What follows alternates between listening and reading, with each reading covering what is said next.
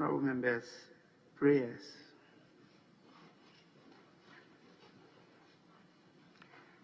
Almighty God, we humbly beseech thee to look with favor upon this Parliament of the Republic of Ghana. Grant that it may perform its high duty as in thy sight. Give divine guidance to the President of the Republic, endowment and ministers of state with discernment and vision, integrity and courage, that through the labors of government, this land and people may be well and truly served, and that good purposes for the common human life be realized in Amen. O God, grant us a vision of our country, fair as it might be, a country of righteousness, where none shall wrong his neighbor, a country of plenty, where evil and poverty shall be done away with, a country of brotherhood, where all success shall be founded on service, and honor shall be given to the deserving. Peace, where government shall rest on the will of the people, and the love for the common good. Bless the efforts of those who struggle to make this vision a living reality. Inspire and strengthen our people, that they may give time, thought, and sacrifice to speed the day of the coming beauty of Ghana and Africa. Amen.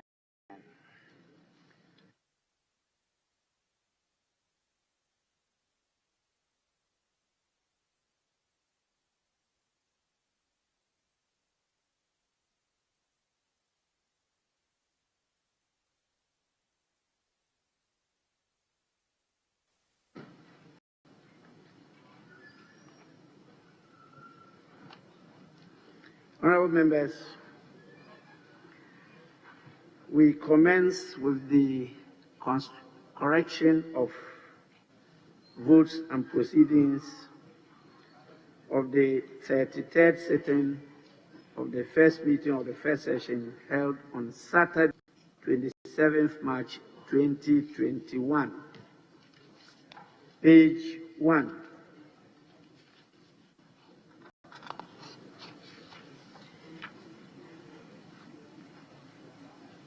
Page 2.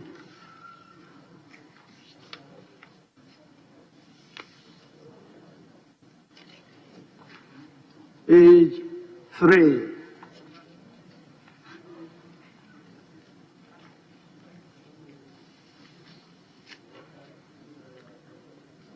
Page 4.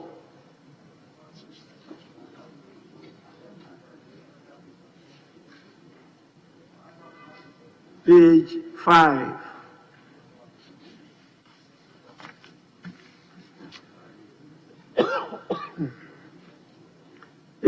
Page 6.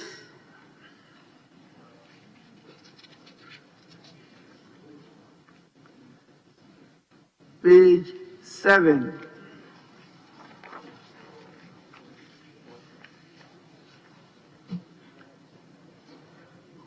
Page 8.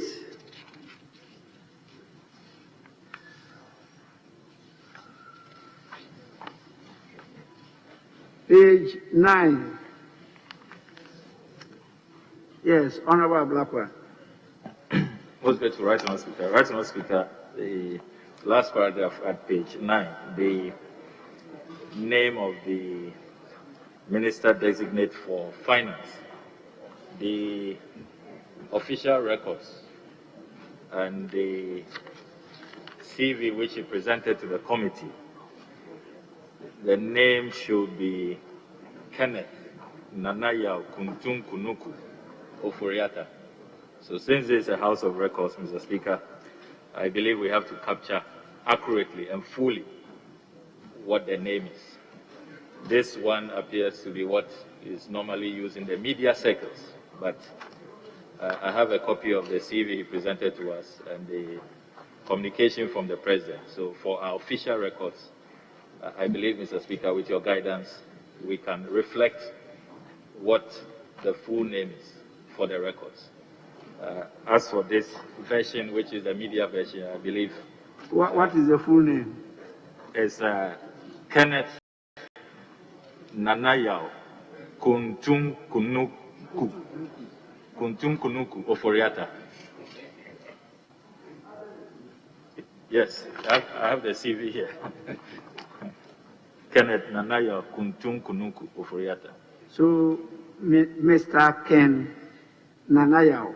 Kenneth Nanayao Kuntum Or Kunuku. we do away with the Mr. Well, the minister can be there, Mr. Speaker. Since I don't see any Kenneth. Mr. Ken Nanayao Kuntum Kunuku. Yes, Oforiata.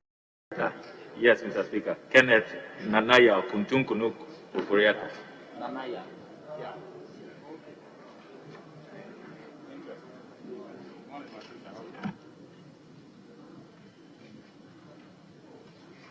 Well, the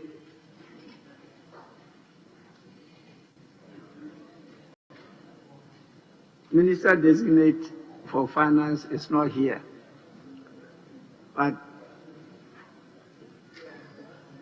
the communication from the presidency did not put all this in there.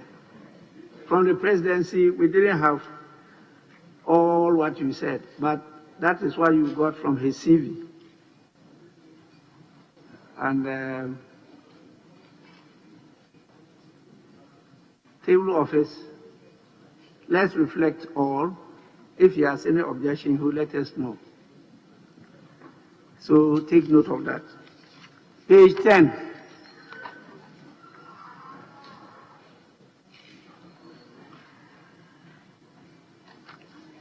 Page 11.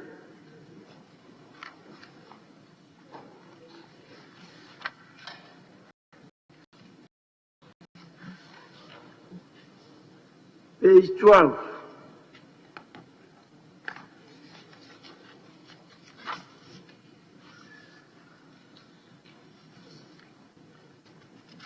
Page 13.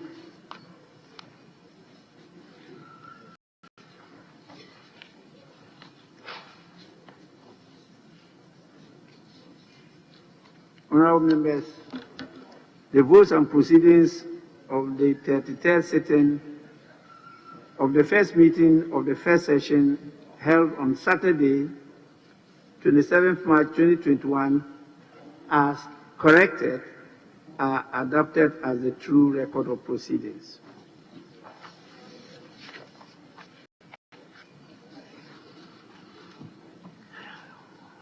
We don't have any copy of any official report, so we move to item 4.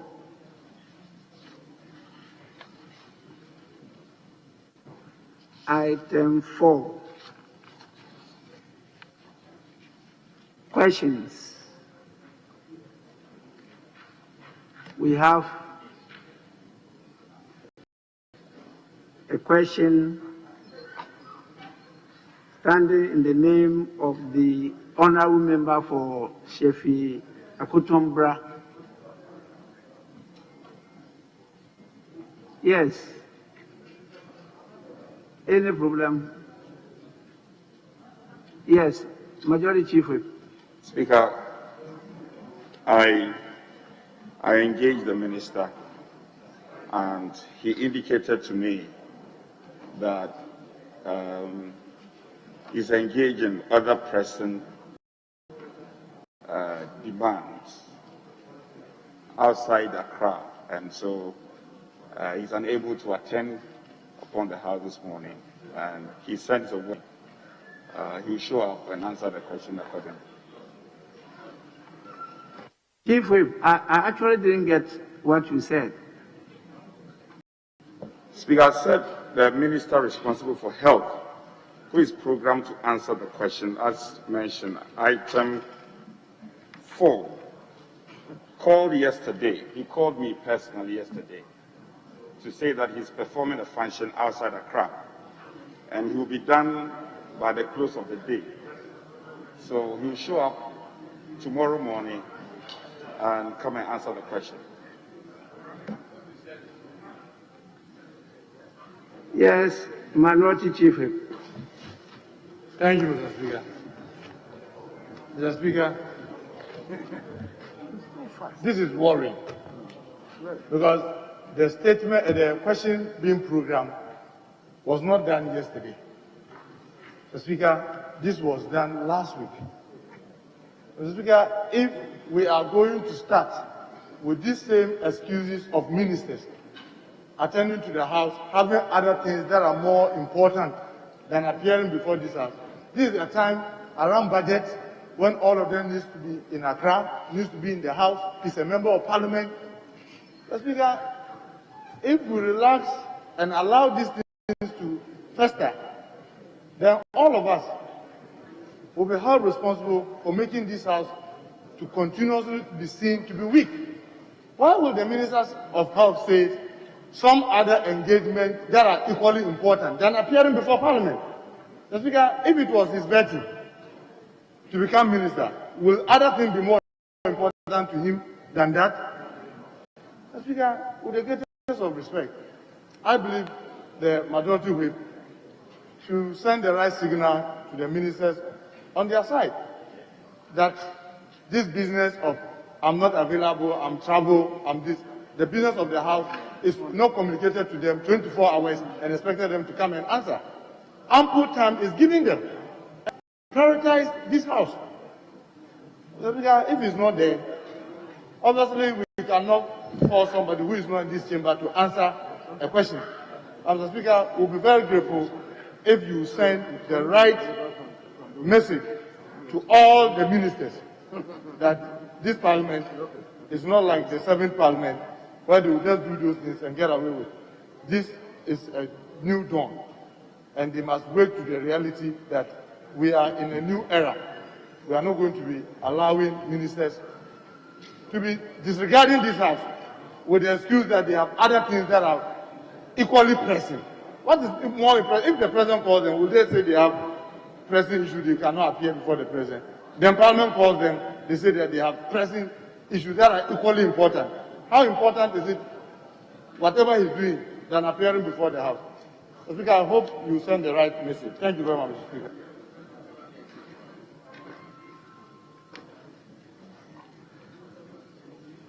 Honorable members, yes, Majority Leader. Mr. Speaker, indeed and in truth, I have not been communicated to by Health. The Chief Whip for the majority is indicating to us that he had communication from the Minister in respect of what he will be doing today. So I'm not able to really articulate on the issue that's keeping him out, except what the Chief Whip has given, the information he supplied to this House. Having said so, when the minority Chief Whip says that this Parliament is not like the 7th Parliament, Speaker, I don't know the import of what he made. What was the 7th? What was wrong with the 7th Parliament? Speaker, Parliaments, as we have known them, have always insisted on the right thing to be done. The 7th Parliament was not in any way different from the 8th Parliament. We are insisting, and we had always been insistent that ministers should appear before this House. In the 7th Parliament, in the 6th Parliament, in the 5th Parliament.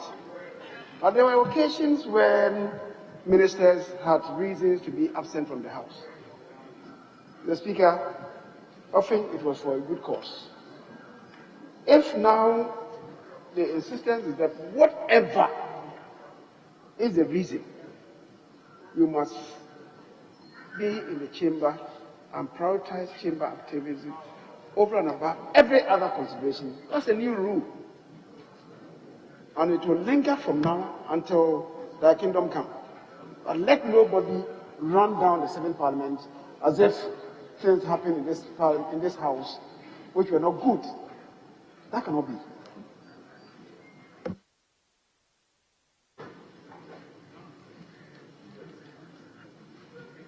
Honorable, question time is not public business. It's a business generated by Parliament. And we don't take any person by surprise.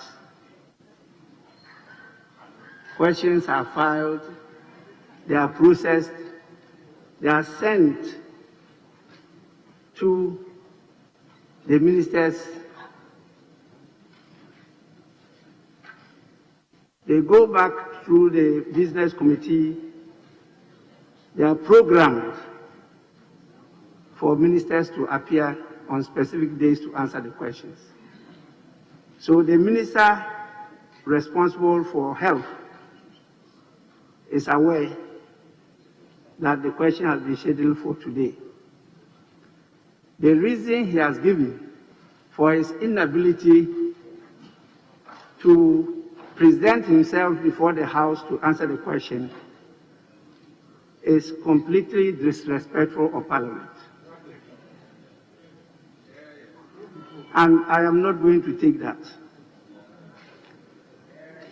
I direct that the minister appears before Parliament within 2 hours to answer the question. Failing to do so, the necessary consequences will apply.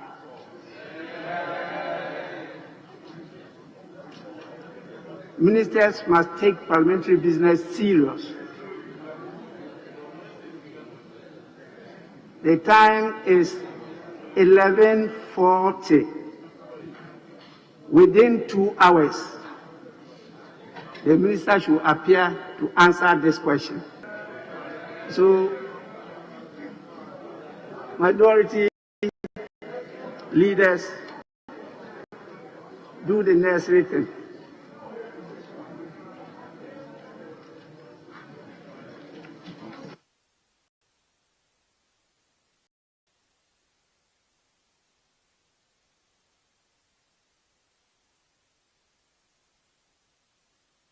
Honorable members, we have a few statements to take. But before we do that, let us start with the commencement of public business, particularly item 6, where a number of papers will be presented to the House, and then we go back to statements. So item 6, at the commencement of public business, presentation of papers. The following papers to be presented. 6A, by the Minister for Trade and Industry.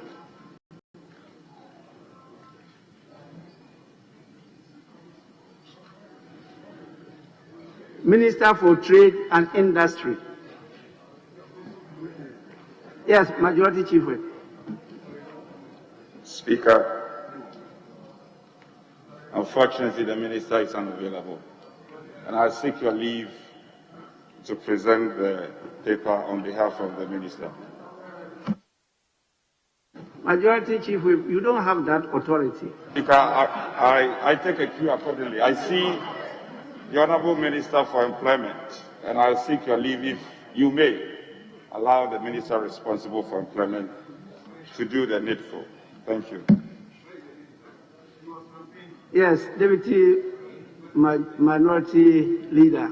Thank you, Mr. Speaker. Mr. Speaker, the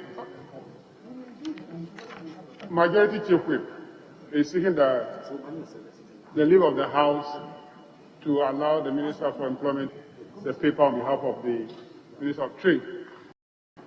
Mr. Speaker, without telling the House the reason why the Minister cannot make himself available to the House.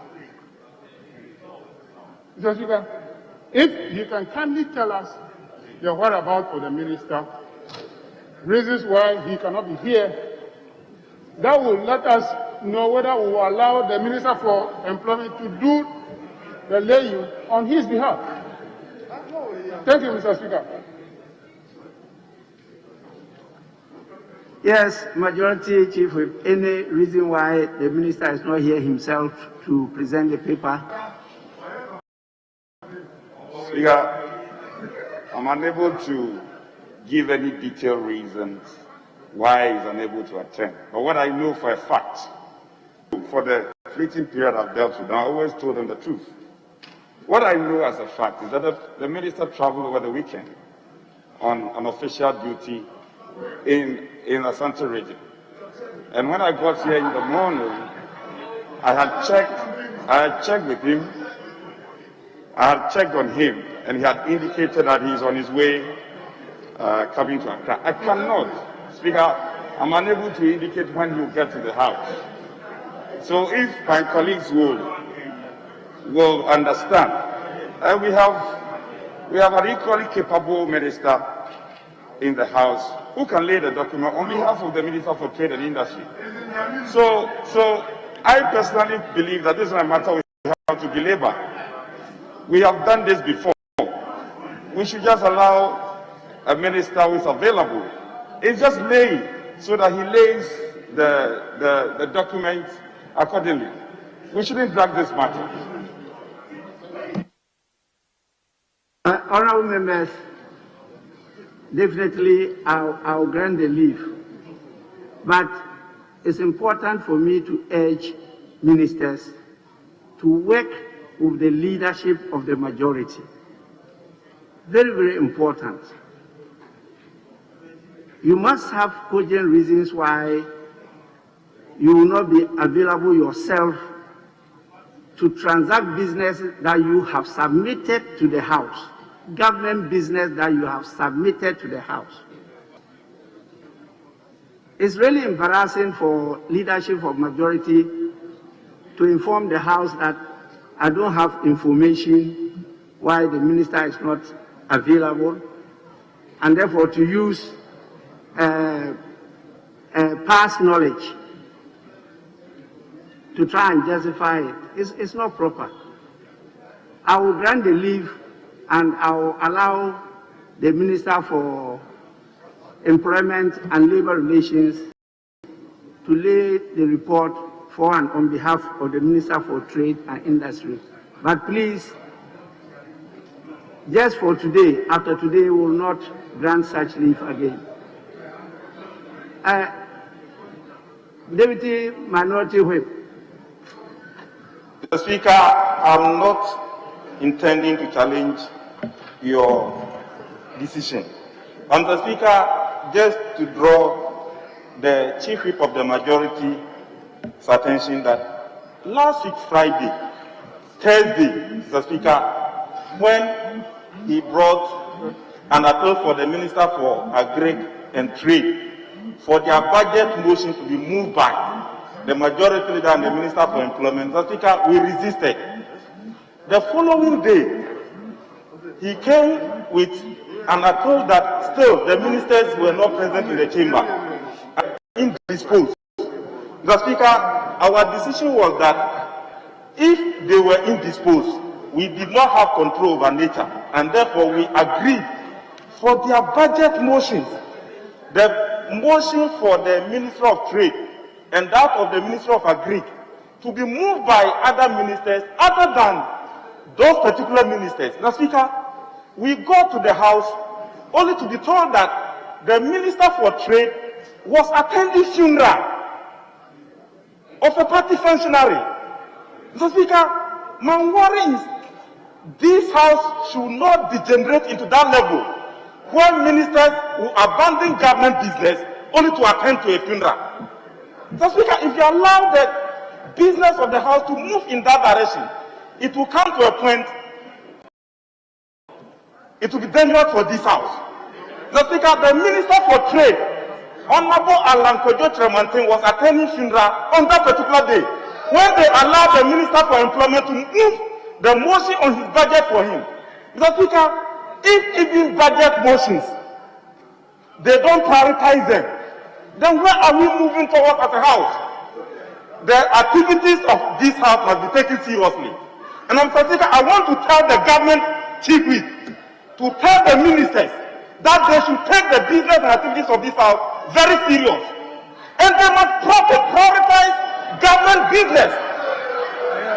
People wanted to be ministers. You were privileged to be given. Come and do the business. You leave it and you are attending to a funeral. If you want to attend to funeral, go and be attending funeral and give that job to somebody to do.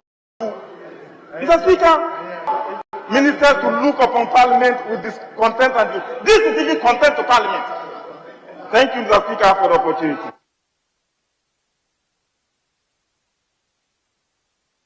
Well, honorable members, let's take note of what the Deputy Minority Whip have stated, and let's go on. We have a lot of business today.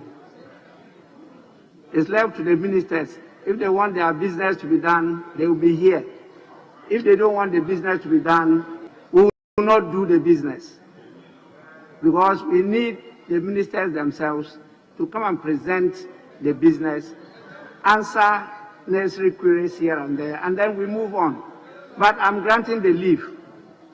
Yes, Majority Chief Whip.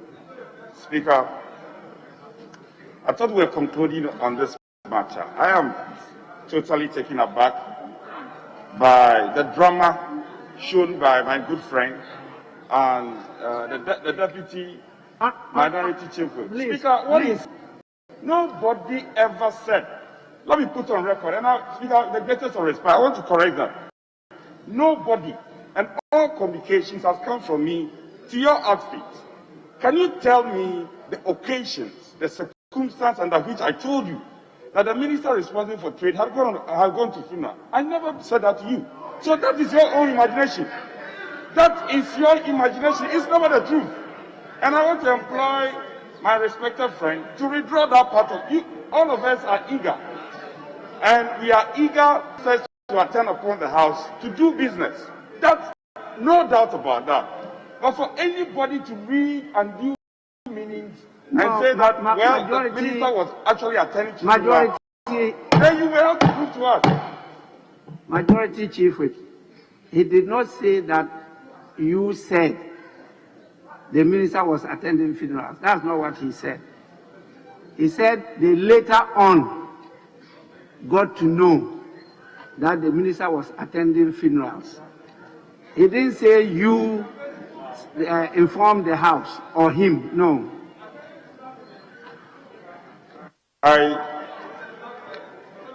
I think we must set the record straight. If you got to know later, after communicating with me, that indeed what I told you was different from what you found out later on, you have a responsibility to tell us how you got to know of that fact. Because I put it to you that indeed the minister never attended any funeral. And we are rather compounding matters. Honorable members, let's move on. Let's move on. Please, Minister for Employment and Labor Relations. Interim trade partnership agreement between the government of Ghana of the one part and the United Kingdom of Great Britain and Northern Ireland of the other part. Honorable members, the paper has been presented to the House.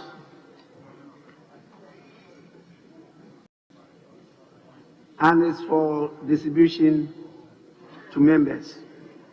We go to item 6B by the Minister for Transport.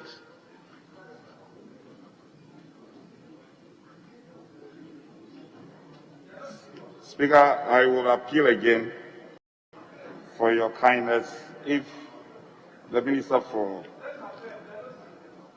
Employment and Labor Relations to take that item for the Minister responsible for Transport. Yes, Minister for Employment and Labor Relations. Annual report of the National Road Safety Authority for the year 2019. The report has been presented and accordingly referred to the Committee on Roads and Transport for consideration and report. Item 6C by the Minister for Finance. Speaker, since we don't have a confirmed Minister for Finance, if you may allow the Minister for Employment and Labour Relations to again do that. Yes, Honourable Minister for Employment and Labour Relations. Budget performance report in respect of the Ministry of Planning for the period January to December 2020. Yes. The report has been presented and accordingly referred to the Finance Committee for consideration and report. 6D.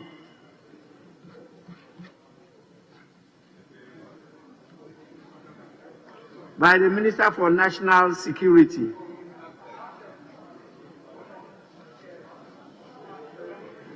Speaker, I plead for your kindness again for the Minister responsible for Defence to do that for us. Again, the reason is that the Minister for Defence. Budget performance report in respect of the Ministry of National Security for the period January to December 2020. The report has been presented and accordingly referred to the Committee on Defence and Interior for consideration and report. 6E. Minister for Roads and Highways. Speaker, the Minister is absent, and I'll plead if the Minister for Defence could do that for us. Your kindness. Minister for Defence. Budget performance report in respect of the Ministry of Roads and Highways for the period January to December 2019. The report has been presented and accordingly referred to the Committee on Roads and Transport for consideration and report. 6F. By the Minister for Local Government, Decentralization and Rural Development.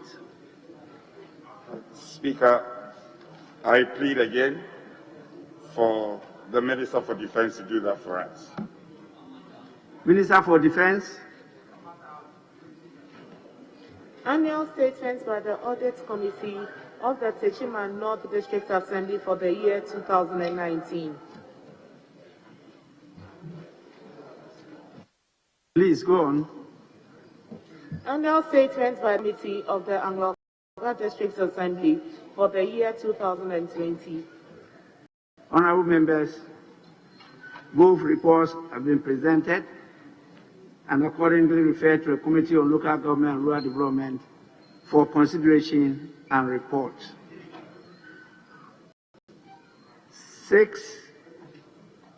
6G. Speaker, I call on you respectfully to allow the Majority Leader to do the laying for us. Speaker, thank you. Is the Minister for the Attorney General and Minister for Justice who is to do that? That is 6G. The Minister is not available. Speaker, the Minister is unavailable. Okay. Majority Leader and Minister for Parliamentary Affairs to lay 6G, Roman 1, Roman 2, Roman 3, Roman 4, Roman 5, Roman 6, Roman 7, and Roman 8. Thank you very much, the Speaker.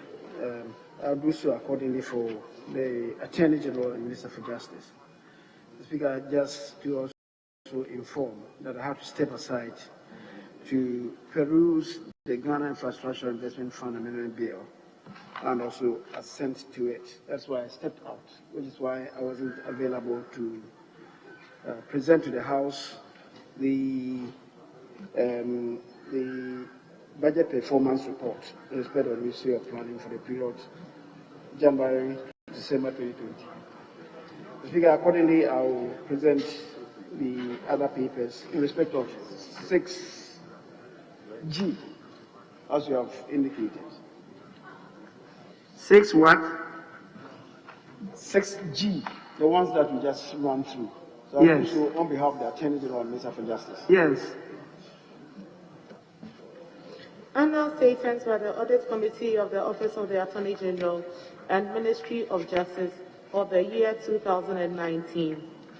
Honourable members, the report has been presented and accordingly referred to the Committee on Constitutional, Legal and Parliamentary Affairs for consideration and report. Yes, please, go on. Annual Statement of the Economic and Organized Crime Office for the year 2018. Honourable members, the report has been presented and it is for distribution to honourable members. Yes, please. Annual Statement by the Audit Committee of the Economic and Organized Crime Office for the year 2019.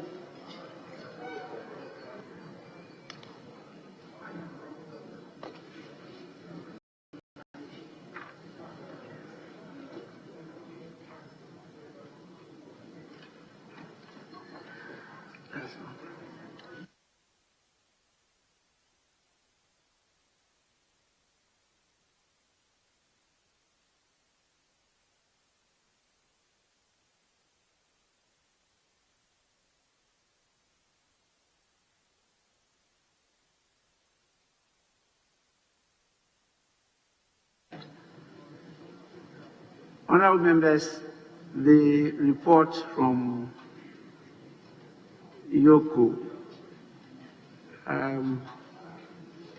is it a Committee on Constitutional, Legal and Parliamentary Affairs or Judiciary? Mr. Speaker, I think it's constitutional legal. Constitutional, Legal. Yes. Honourable members, the report laid and is referred to the Committee on Constitutional, Legal and Parliamentary Affairs for consideration and report. Yes, the next one. Annual Statements by the Audit Committee of the Registrar General's Department for the year 2017. Honourable members, the report has been presented and is referred to the Committee on Finance for Constitutional Legal. Is constitutional legal too? Because it's Audit Committee annual report. But because of the Registrar General, honourable members, is referred to the Committee for Constitutional, Legal and Parliamentary Affairs for consideration and report. Annual Statements by the Audit Committee of the Registrar General's Department for the year 2018. The same is also referred to the Committee on Constitutional, Legal and Parliamentary Affairs for consideration and report to the House. Annual Statements by the Audit Committee of the Registrar General's Department for the year 2019. The same paper is also referred to the Committee on Constitutional, Legal and Parliamentary Affairs for consideration and report.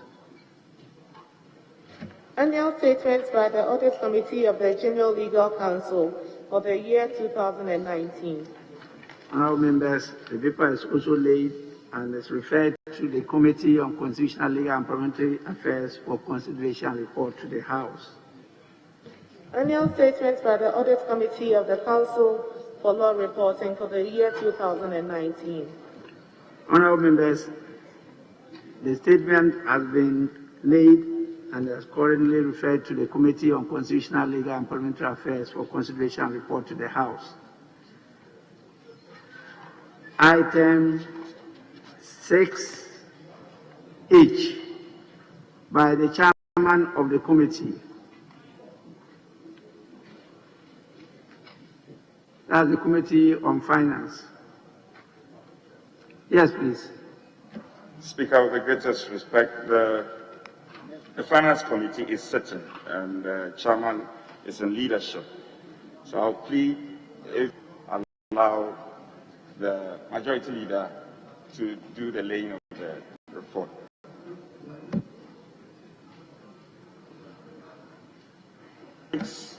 Speaker 6H.I.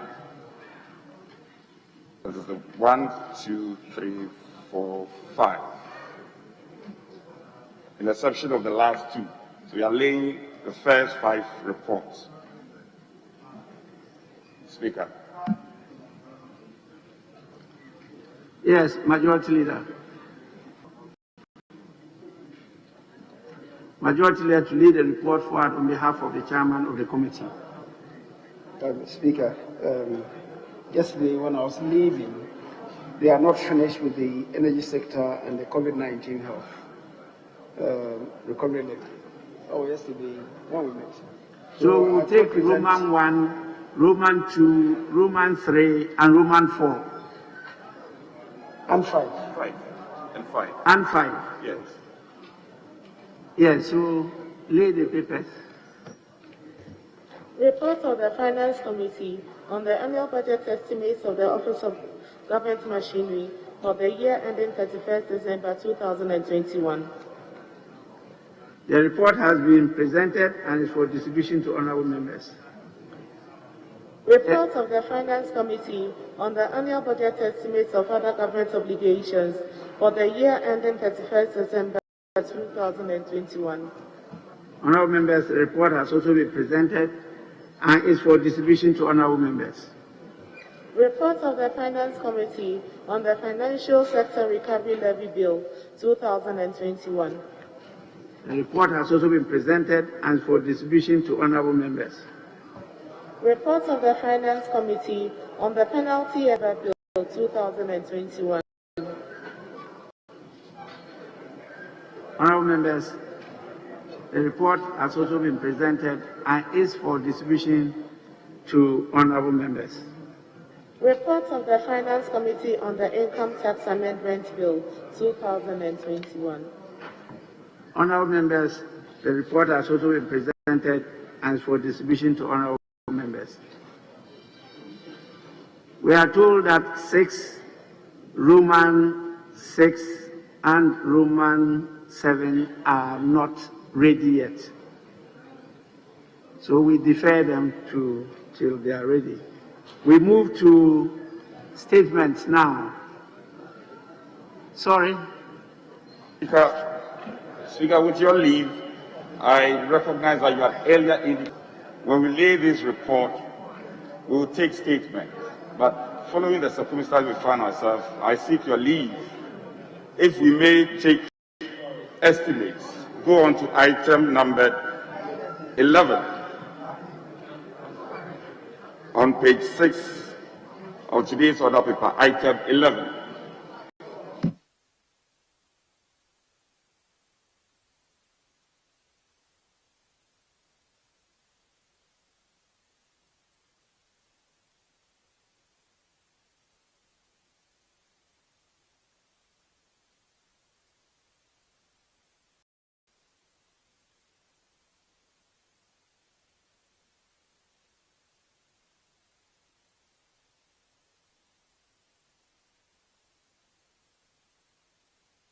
Yes, Majority Leader. The Speaker, I would rather that we take motions listed as items 14 and 16. So we can begin with motion 14.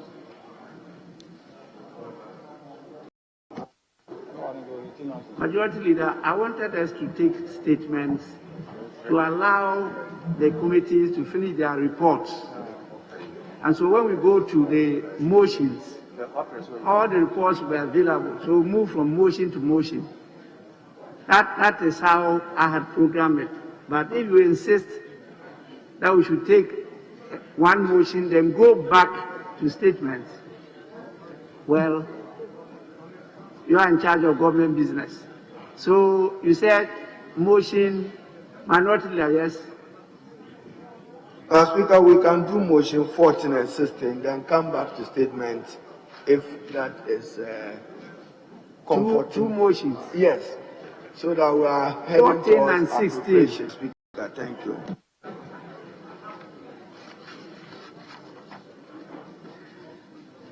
Honorable members, item 14, motion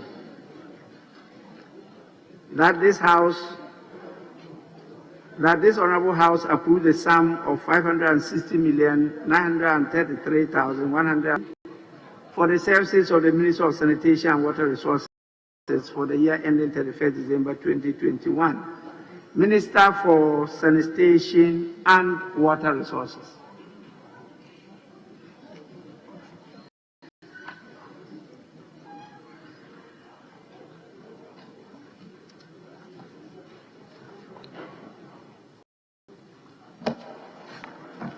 Thank you, Mr. Speaker. I move that this House approves the sum of 560,933,110 Ghana cedis for the operations, projects, and Ministry of Sanitation, Water Resources, and its sector agencies for the 2021 fiscal year. Mr. Speaker, so moved.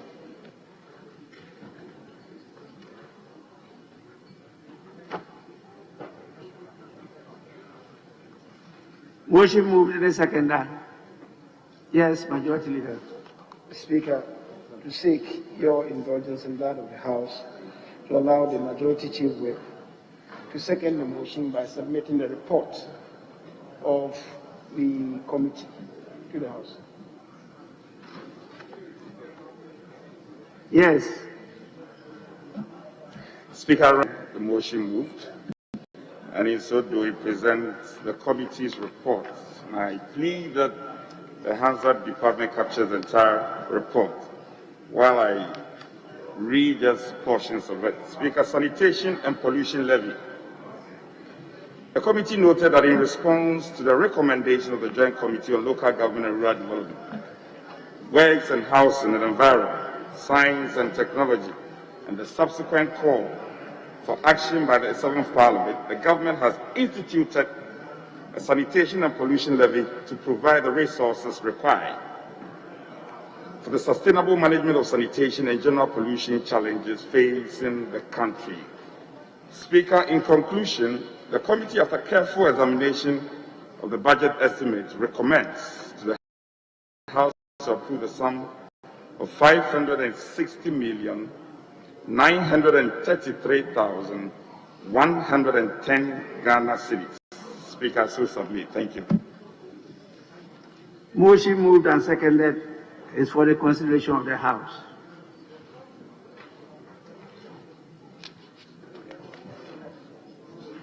Yes, Honorable. Right, Honourable Speaker, I thank you for giving me the opportunity to speak to the motion that this Honourable House approve the sum of 560,933,110 Ghana for the services of the Ministry of Sanitation and Water Resources for the year ending 31st December 2021. Right, Honourable Speaker, it is a fact that water is life. Water saves life, and sanitation as well gives life. And so the Ministry of Sanitation and Water Resources is a very important ministry. And therefore, as members of Parliament, we should all be seen supporting government giving money for the services of this ministry. Mr. Speaker, the whole world is moving and working hard towards the Agenda 2030, especially meeting the SDG 6, which says ensuring quality water and sanitation for all. Mr. Speaker, as a country, we all have to support to ensure that we have water for every individual in Ghana. It is so surprising that MPP government in the second term, we still have many communities that do not have water.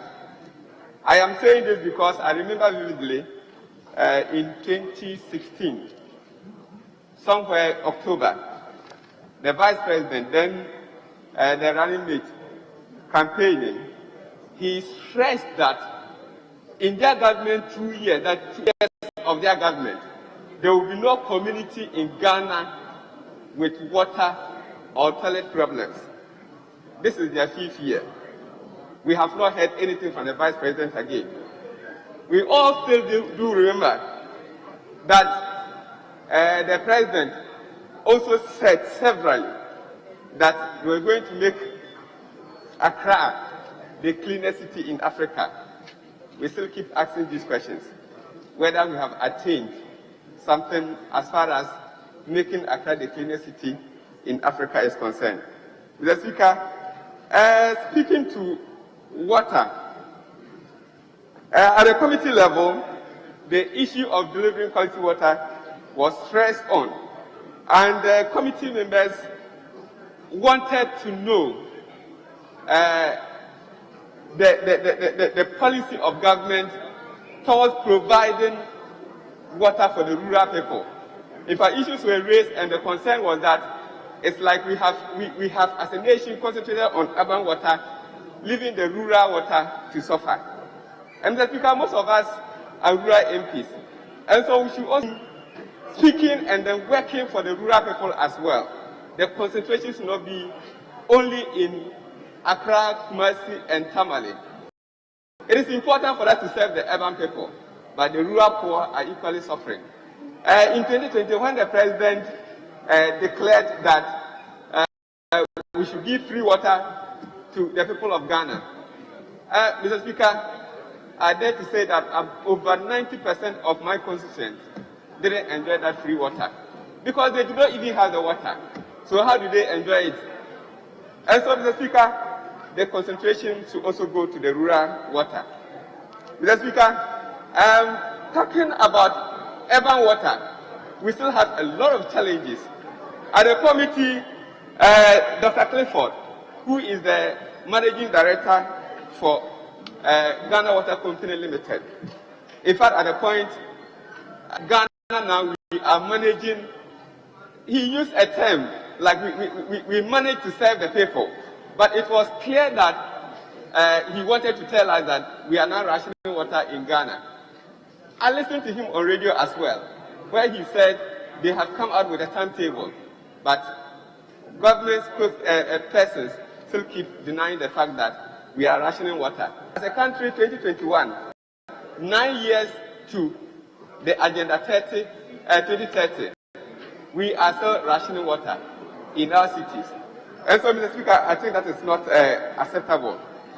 Mr. Speaker, something that came out strongly, which I think we must all speak against, is the way we use our resources. We know as a country we don't have that money. And so the small money that we allocate to ministries must be used and accounted for. The issue of this COVID fund was raised. We called the ministry, the chief director. We wanted to know how the COVID-19 fund was used. Mr. Speaker, as it stands now, a lot of money has been put into items like emergency cleaning. We are not able to tell which companies those monies were paid to. In the report, the indicators are that they did some emergency cleaning. The Speaker, 3 days emergency cleaning, 900,333 cedis for a day. And so just doing cleaning for 3 days, Ghana government paid a company 2,980,790 cedis. Mr. Speaker, in Kumasi, 3 days cleaning cost us 2,765,000 Ghana cedis. Mr. Speaker, cleaning in 14 regions cost us 23 million cedis for 3 days.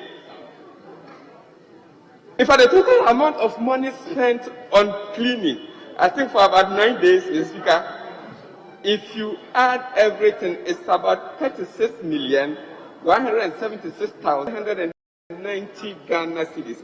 Mr. Speaker, we are asking for sanitation levy. Is that how we're going to be using the money if we get it? If this is how we use Ghana money, Mr. Speaker, then we won't go anywhere. And so, Mr. Speaker, my worry is that as we ask the very poor people in the country to contribute, whatever money they contribute, if it is a peswa, let's use it to the benefit of the people.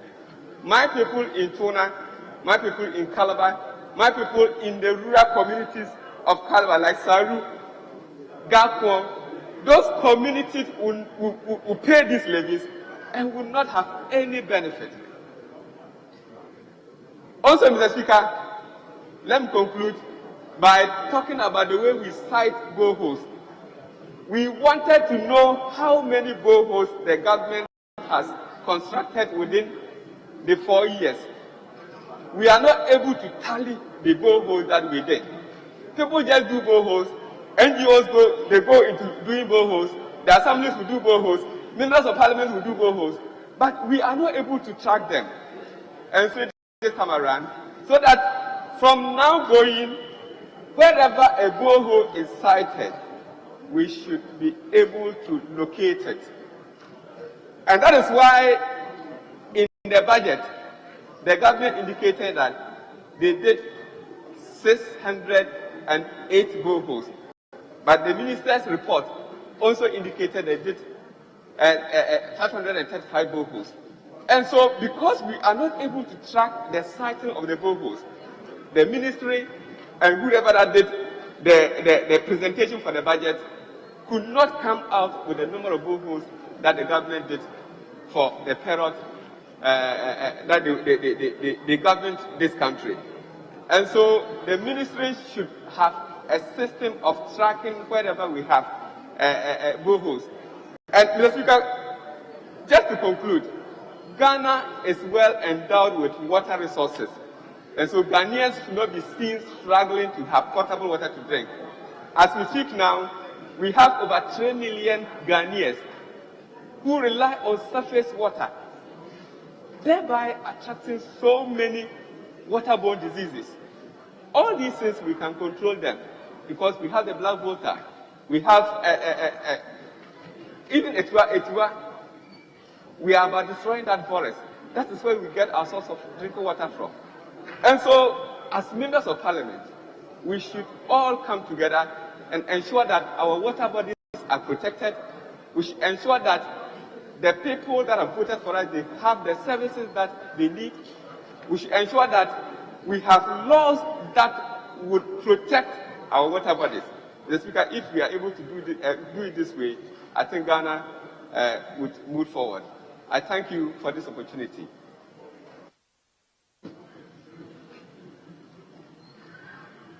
Yes, Honorable Member. Right, Honorable Speaker, thank you to contribute to the statement. The motion moved by the Minister and seconded by my colleague. Mr. Speaker, this ministry's activities are very important to all of us. We all need water.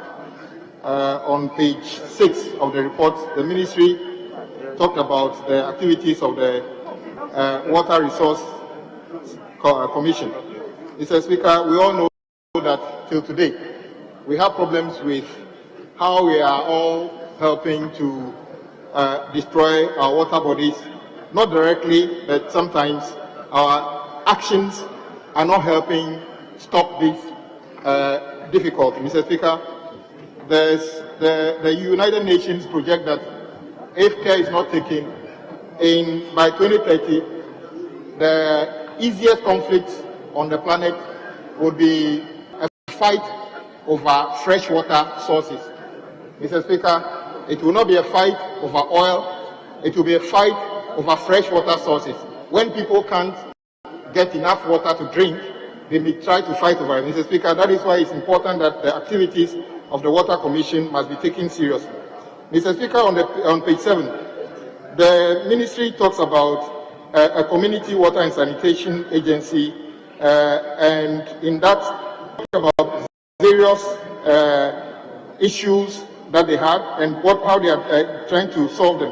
Mr. Speaker, we all know we still have a lot of our compatriots that don't have access to clean water. And indeed, by the time the NDC government left office, we did bring up the number of people who were having access to clean water. And Mr. Speaker, yourselves helped in many ways. But Mr. Speaker, with many of the loan agreements taken by this House to construct water projects are not ongoing, Mr. Speaker. In my own backyard, the President and the Minister came to Adaklu to cut sod for the phase 3 of an existing Shrabak water project. With Minister, the contractor still hasn't come to site. Mr. Speaker, the sad thing is that that site was already on site long ago. So exactly what is the reason that till today the contractor hasn't started digging the hole to bury the pipes? So, Mr. Speaker, we need to pay attention to this. It is not merely this House passing the loan agreement and the President rushing to do short cutting because of elections. We want to see the project being constructed in reality so that the people can get access to water. Mr. Speaker, on page 9, the solid waste management. Mr. Speaker, it is a big issue.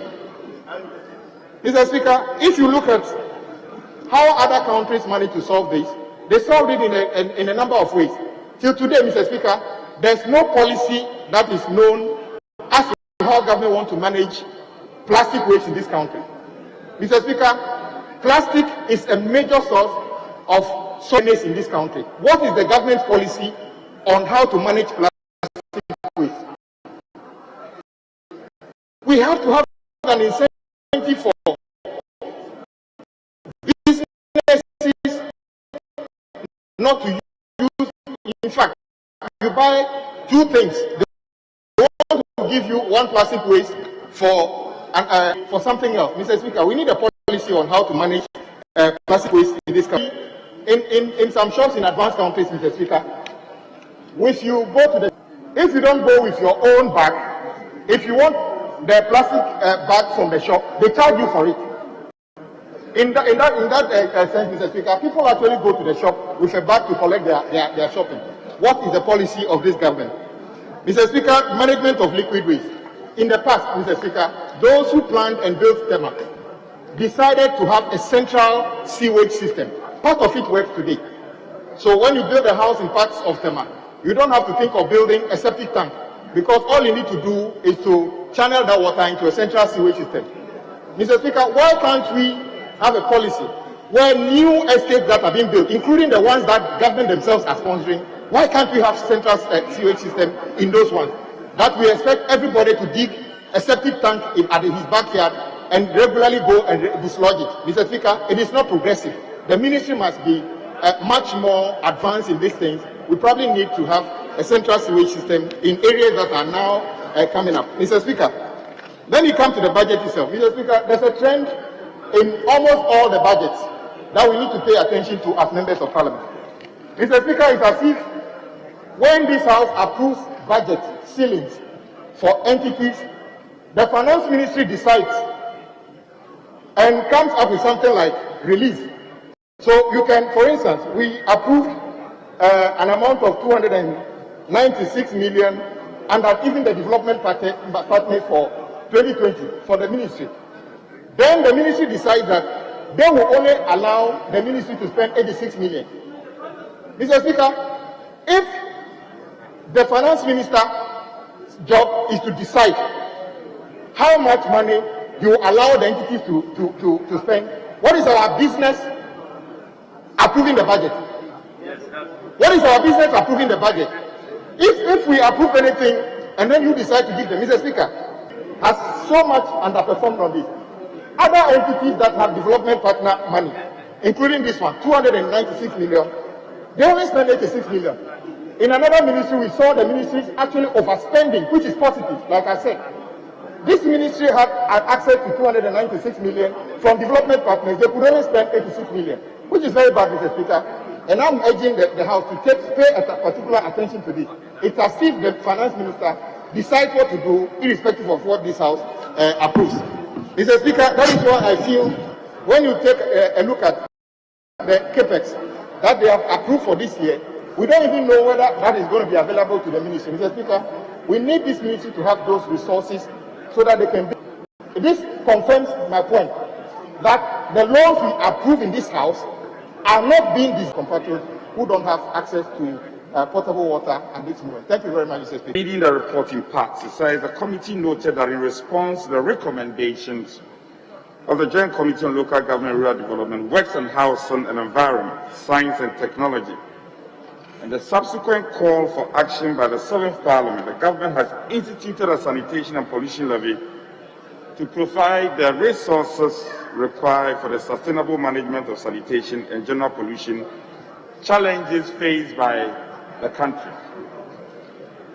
It goes without saying that concerns about pollution and sanitation comes up greatly when the ministry's name is mentioned, and it is gratifying and good enough to know that the recommendation came from a joint committee, about 3 or so committees, and that recommendation even came from the 7th Parliament. I commend the minister to have followed through to that, or with that recommendation, to the extent that now we are seeing the light of day and the enforcement of it. That is very refreshing. Going to page 14, the report captures, I think, item 6.3, captures solid waste management. And the report envisages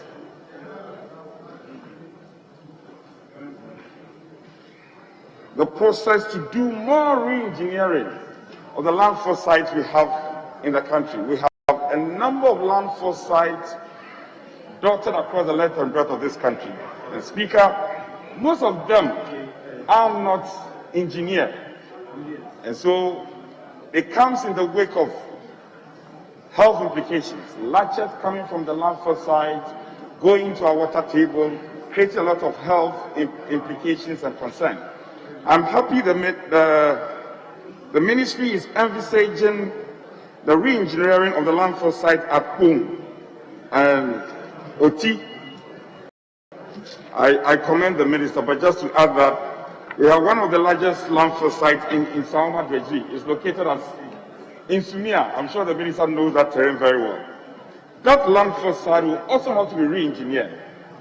I'm making a passionate appeal, even as I support this motion, that the landfill site located as in Sumia in the Saoma Dweji should be given a serious consideration. Speaker, let me conclude on the sanitation, on the School of Hygiene, where the committee was informed that the ministry secured a financial clearance for the recruitment of a School of Hygiene graduates numbering over 1,174.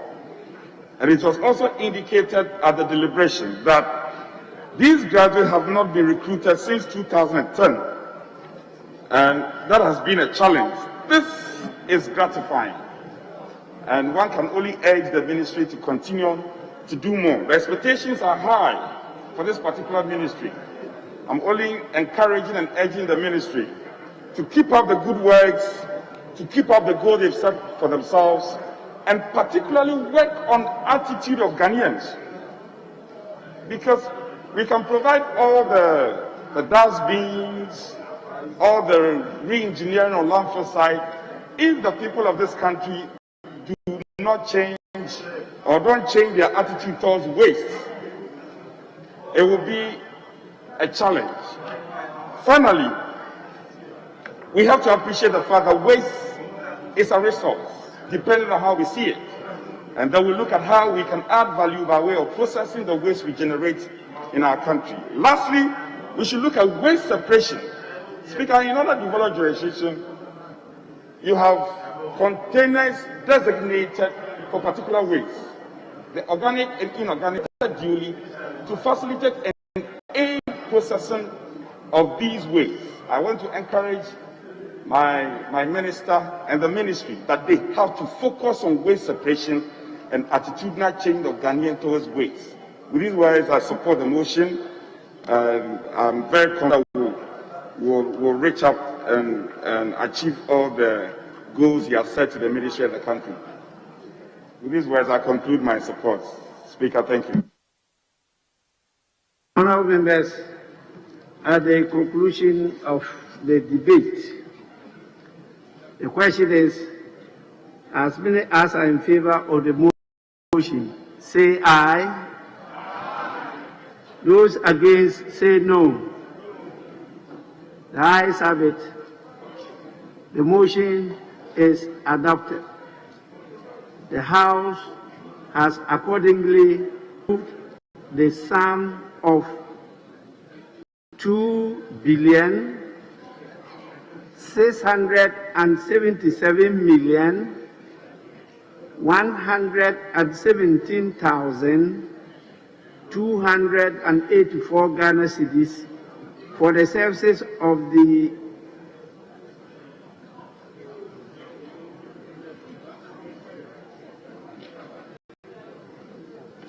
it's rather item 14. The sum approved is 560,933,110 for the services of the Ministry of Sanitation and Water Resources for the year ending 31st December 2021.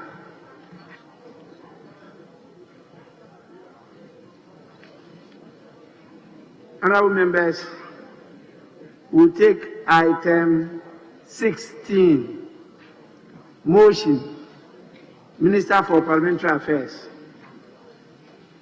Speaker, I beg to move that this Honorable House approve the sum of 15,144,552 Ghana cedis for the services of the Ministry of Parliamentary Affairs for the year ending December 31st, 2021. The Speaker, the Ministry facilitates, coordinates, monitors and evaluates strategies for the execution of government business in Parliament, and also monitors and evaluates the performance of government, the constitutional creatures, and Parliament in public space to guarantee good democratic governance through dialogue and consensus building. Mr. Speaker, it is for this and other reasons that an allocation of 50,144,552 Ghana cedis has been allocated to the Ministry for the discharge of their functions for the 2021 fiscal year. And for this reason, Mr. Speaker, that I implore colleagues to be supportive of this motion to approve of this allocation to the Ministry. I so move and I so submit. Any seconder? Mr. Speaker, I beg to second the motion. And in so doing, I present your committee's report. Is that the entire report be captured by the Hamza Department whilst I read the concluding aspects of the report. Mr. Speaker, the committee commends the Ministry for the achievements in the year 2020 as the nation prepared for the 2020 presidential and parliamentary elections. The committee supports the Ministry's planned program in the ensuing year to build upon the achievements to further enhance the quality of governance of the country, noting that the expansion of the scope of the Ministry and the deployment of human and material resources will significantly enhance its operations. Accordingly, the committee recommends to the House to adopt its report and approve the sum of 15,100,552 Ghana cedis to fund the activities of the Ministry of Parliamentary Affairs for the year 2020. Thank you, Mr. Speaker. Motion moved and seconded is for the consideration of the House. Yes, Honorable. Mr. Speaker, thank you very much for the opportunity to contribute to the motion on the floor that this Honorable House approves the sum of 15,144,552 Ghana cedis for the services of the Ministry of Parliamentary Affairs for the year ending 31st December 2021. Mr. Speaker, as indicated by the report, the Ministry in the year under review performed commendably, and looking at the budget utilization, we realized that the budget was utilized.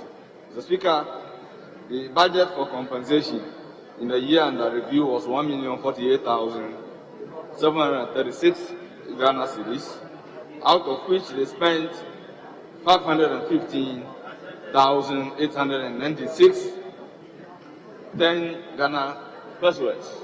Mr. Speaker, if you look at goods and services, the allocation was 2,246,796, out of which they spent 460,417 cedis, 40 pesos. Mr. Speaker, in spite of the budget being underutilized, the ministry performed very creditably. Mr. Speaker, the outlook for 2021, having regard to the programs that the ministry has outlined, is looking very good.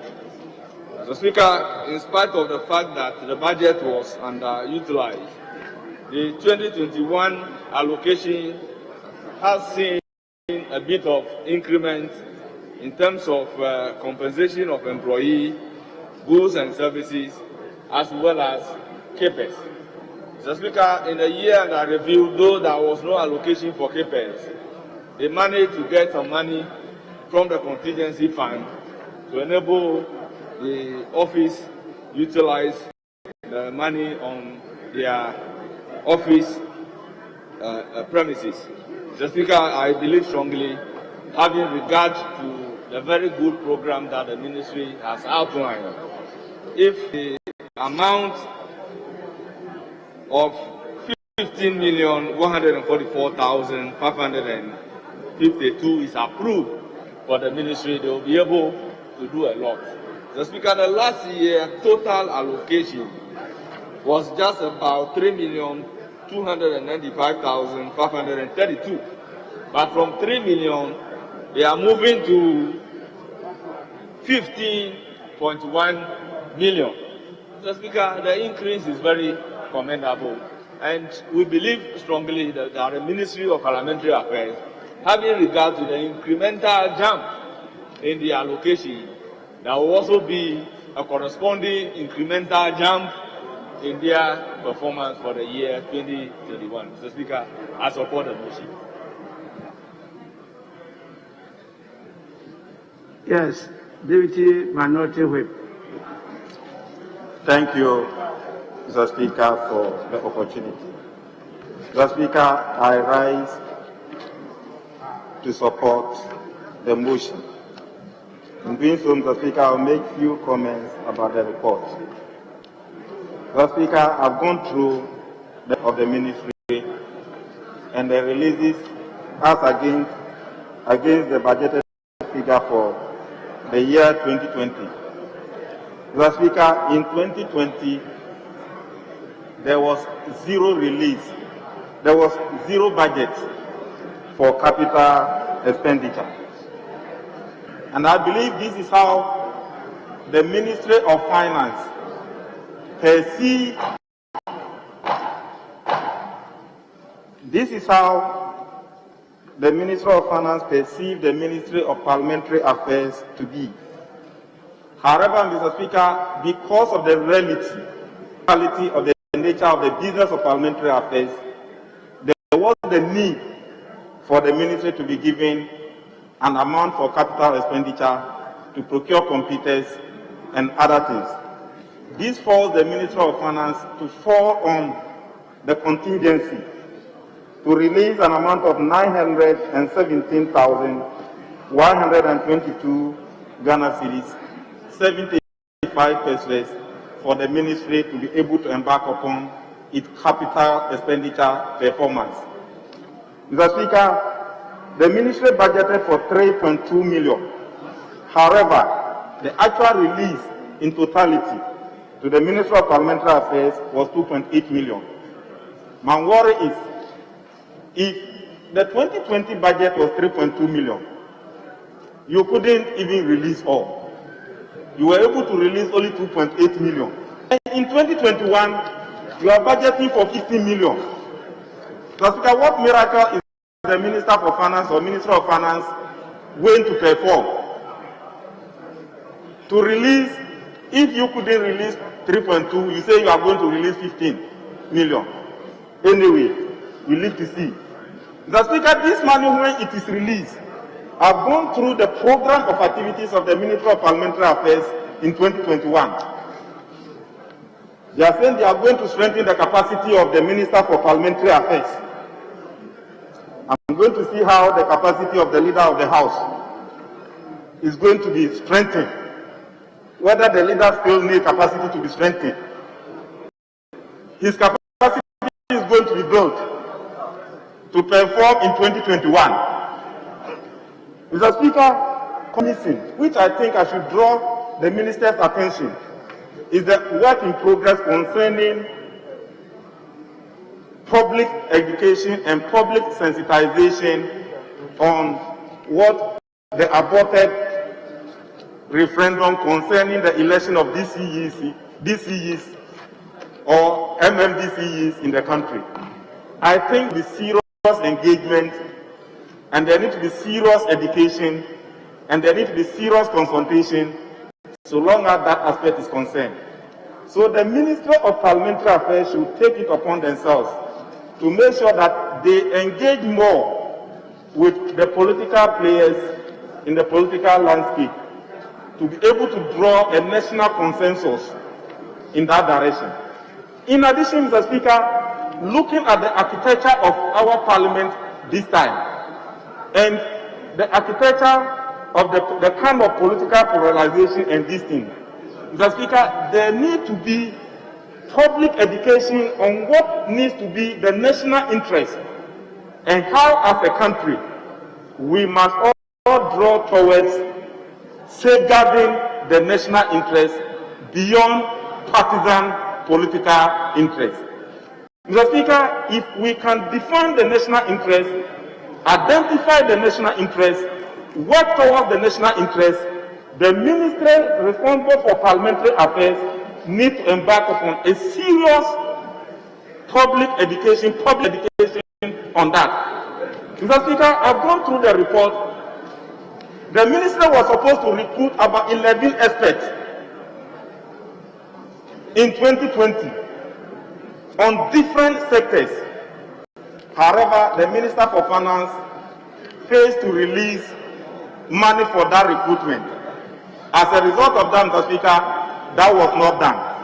I think recruitment of experts or consultants in the Ministry of Parliamentary Affairs help shape the public policy and will help to be able to strengthen the capacity of the ministry and bridge the gap between Parliament and the executive, so that, Mr. Speaker, we can prioritize and engage more to be able to draw the activities of this House better. With this, Mr. Speaker, in conclusion, I still want to tell the Minister for Parliamentary Affairs, Mr. Speaker, in the 7th Parliament, in the 6th Parliament, there used to be leadership retreat, and there is where the leadership of this House used to embark upon a kind of 2 or 3 days retreat. The Speaker, to dialogue and understand each other very well. This held in the 6th Parliament, and that was when the Right Honourable Speaker Do Ejao was the Speaker. I remember there was a retreat in Lansdowne, and there was a number of those retreats in Upper Safari. The Speaker, sometimes we used to argue on certain things, which when we engage, we get to know that, oh, this one, we should have worked together and understand each other simply. This, Mr. Speaker, I think, should be part of the ministry's work plan, so that that cost should not be on only Parliament of Ghana.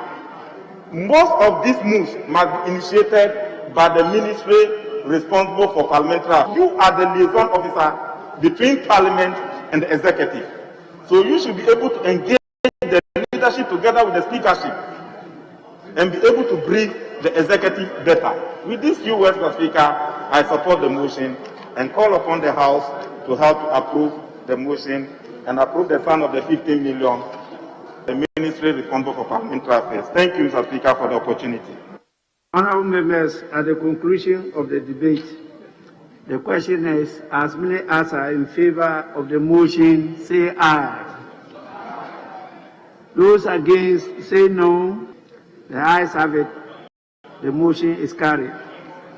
The House has accordingly approved the sum of 50,144,552 Ghana cedis for the services of the Ministry of Parliamentary Affairs for the year ending 31st December 2021. Yes, could we now go back to statements? Mr. Speaker, if I may, so we go to item 11.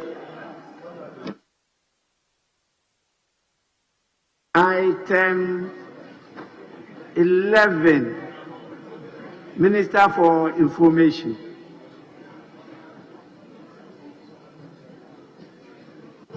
Thank you, Mr. Speaker. Right Honourable Speaker, I beg to move that this Honourable House approves the sum of 125,976,177 Ghana cedis for the services of the Ministry of Information for the year ended 31st December 2021. Mr. Speaker, the Ministry and its agencies this year will be embarking on a number of things. Key among them, the completion of the ISD transformation program, the commencement of the GBC reorganization exercise, media support programs that include the coordinated mechanism for the safety of journalists, as well as the media capacity enhancement program. Also, Mr. Speaker, this year, among other things, we intend to bring the broadcasting bill before this House and hopefully upon its passage, sensitize. I beg to move, Mr. Speaker. Any seconder? Mr. Speaker, I rise to Yes, Honourable Member, yes. I rise to second the motion, and I rise to second the statement, and by doing so, I ask that the Hansa Department capture the report of the Committee of Information as read.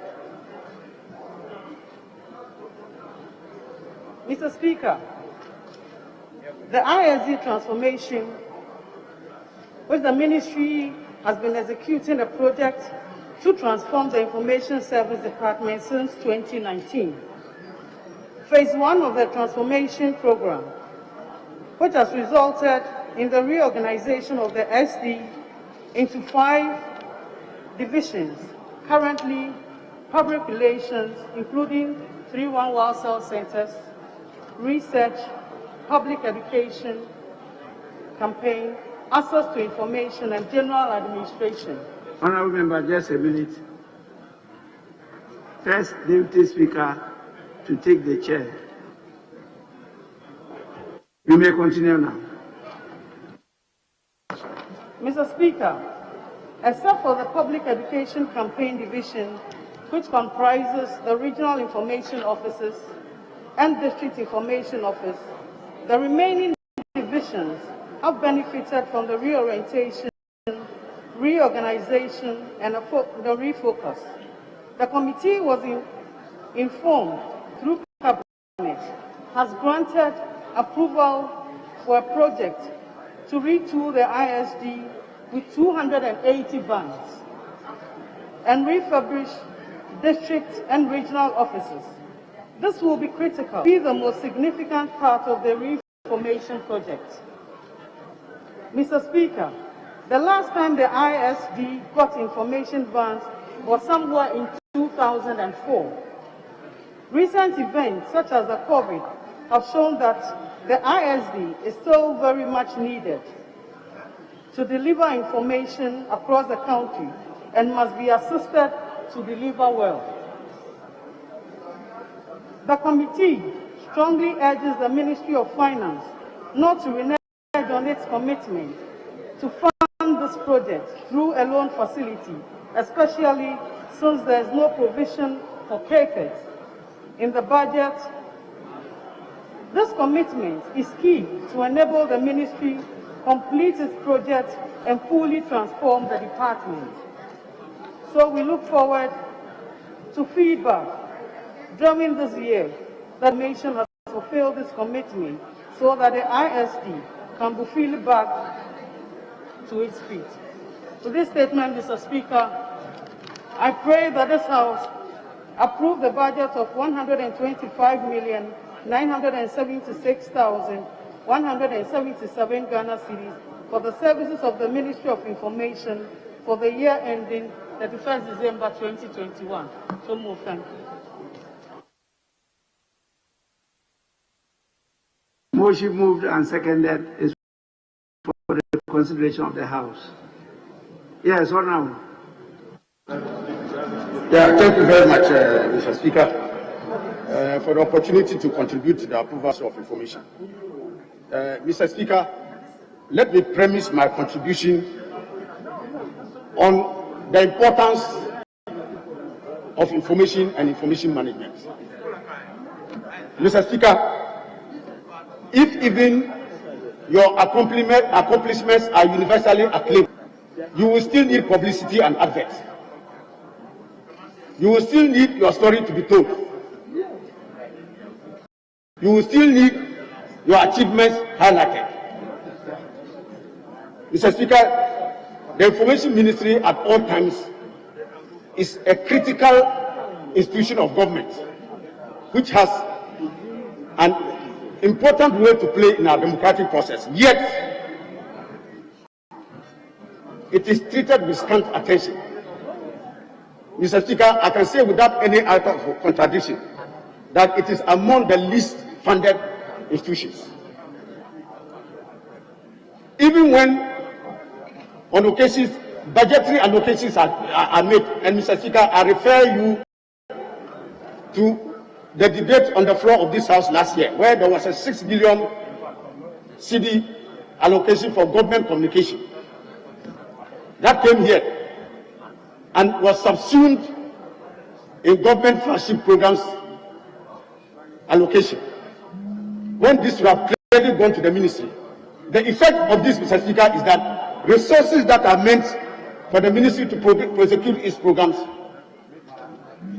don't get there. And I can say without any out of that, maybe the Minister of Information today, having to chase in cabinet, may not even by this time as we speak, be able to get the full amount to prosecute the programs of the ministry. Mr. Speaker, the story of the Ministry of Information and its 3 subvented organizations, that the GNA and Information Services Department, is one of heavily indebted institutions, poverty-stricken institutions, unattractive institutions, Mr. Speaker, grossly underfunded institutions. And Mr. Speaker, I will just to give you an idea of the ministry itself. Mr. Speaker, when your landlord himself is suffering from a cash crisis, his siblings should prepare for starvation. The ministry itself, Mr. Speaker, for the operations of this year, has been given a paltry 2 million Ghana cedis to carry out its operations for its office, for its goods and services. Mr. Speaker, it is no secret that the ministry itself, Mr. Speaker, has had its electricity cut off at some times, where it is not able to pay for the use of electricity. Mr. Speaker, this year, in fact, the implementation of a very important national program, Mr. Speaker, that is the right to information, which this House passed and which was given a green light to operate, and the implementation has started in earnest. Mr. Speaker, out of an amount of 20 million that was made, in fact, and it even took a very long time before even part of the releases are made. As we speak now, Mr. Speaker, an amount of 5 million from that amount is still outstanding and is impacting negatively on the implementation of the right to information. And all of us, Mr. Speaker, are conscious of the fact that this is a very important instrument in our democratic process to enhance the right of our citizens to pursue and get information that will enrich the content of their participation in our democratic process.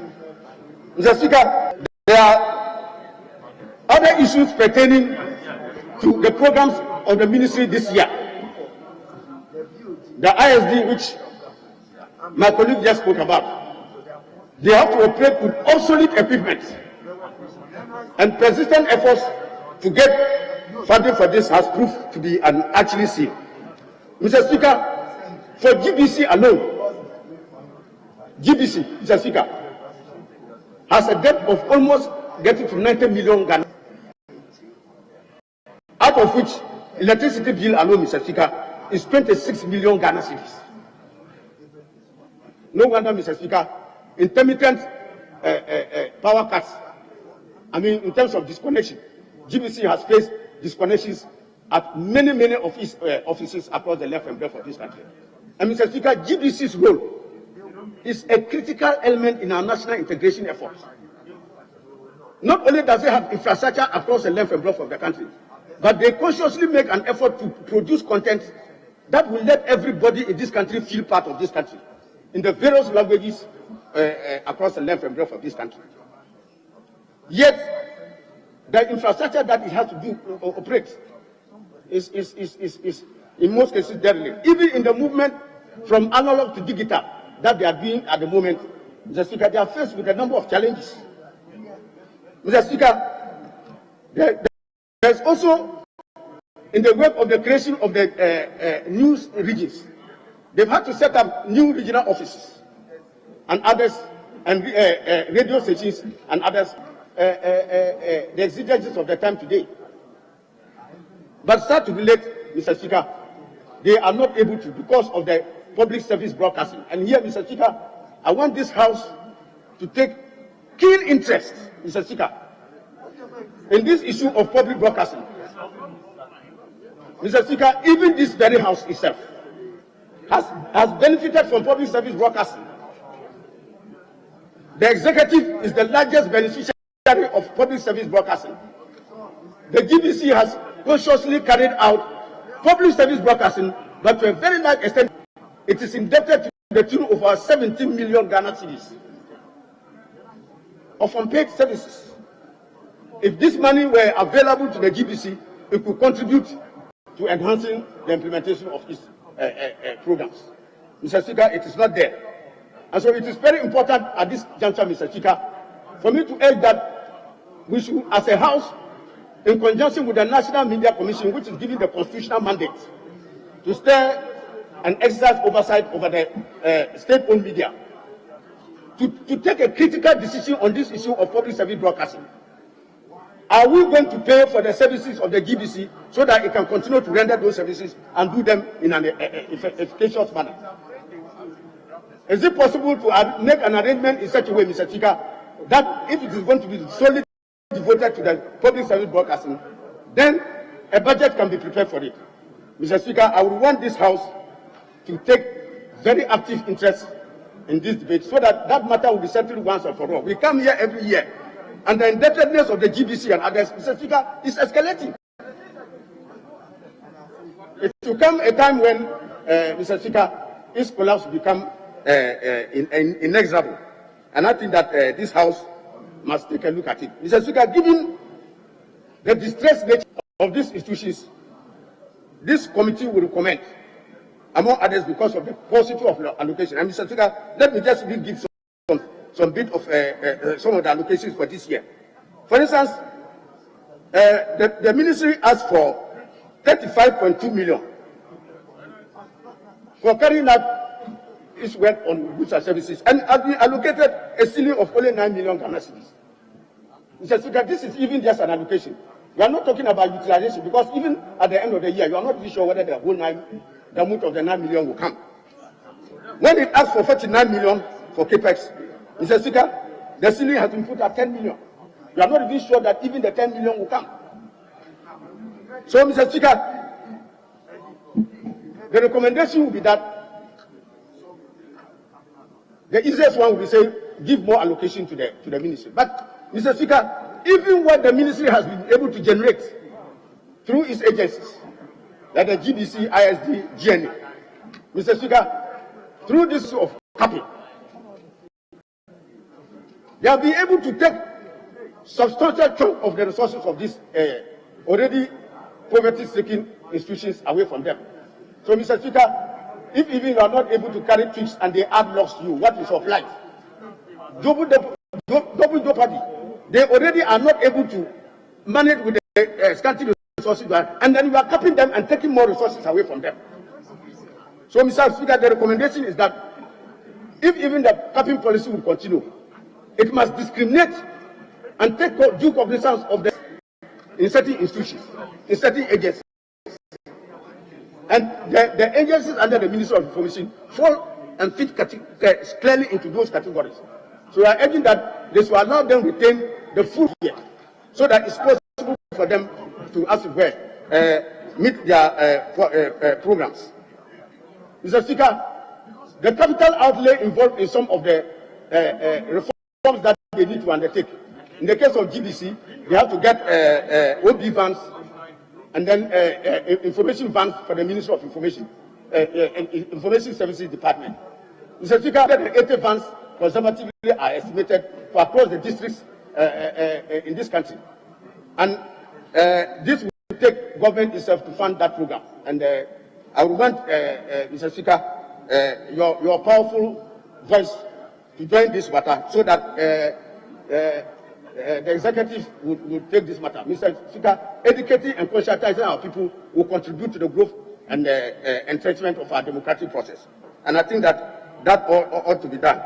Mr. Speaker, I also want to encourage the executive, because they allocate the budget, that in the issue of public services where the debt are accruing, they should make good of those debts in the ensuing year's budget. So it is possible that ministry, department, and agencies that patronizes the services of GDC and are not able to pay, in the ensuing budget, it should be possible for those allocations to be made against those ministries, department, and agencies, so that they can be well funded enough. Mr. Speaker, you cannot be roasting meat and your mouth will be dry. On this occasion, I would want to urge that the approval be given to the Minister of Information. Thank you very much, Mr. Speaker. At the conclusion of the debate, the question. Right, Honourable Speaker, I rise to second the motion that this Honourable House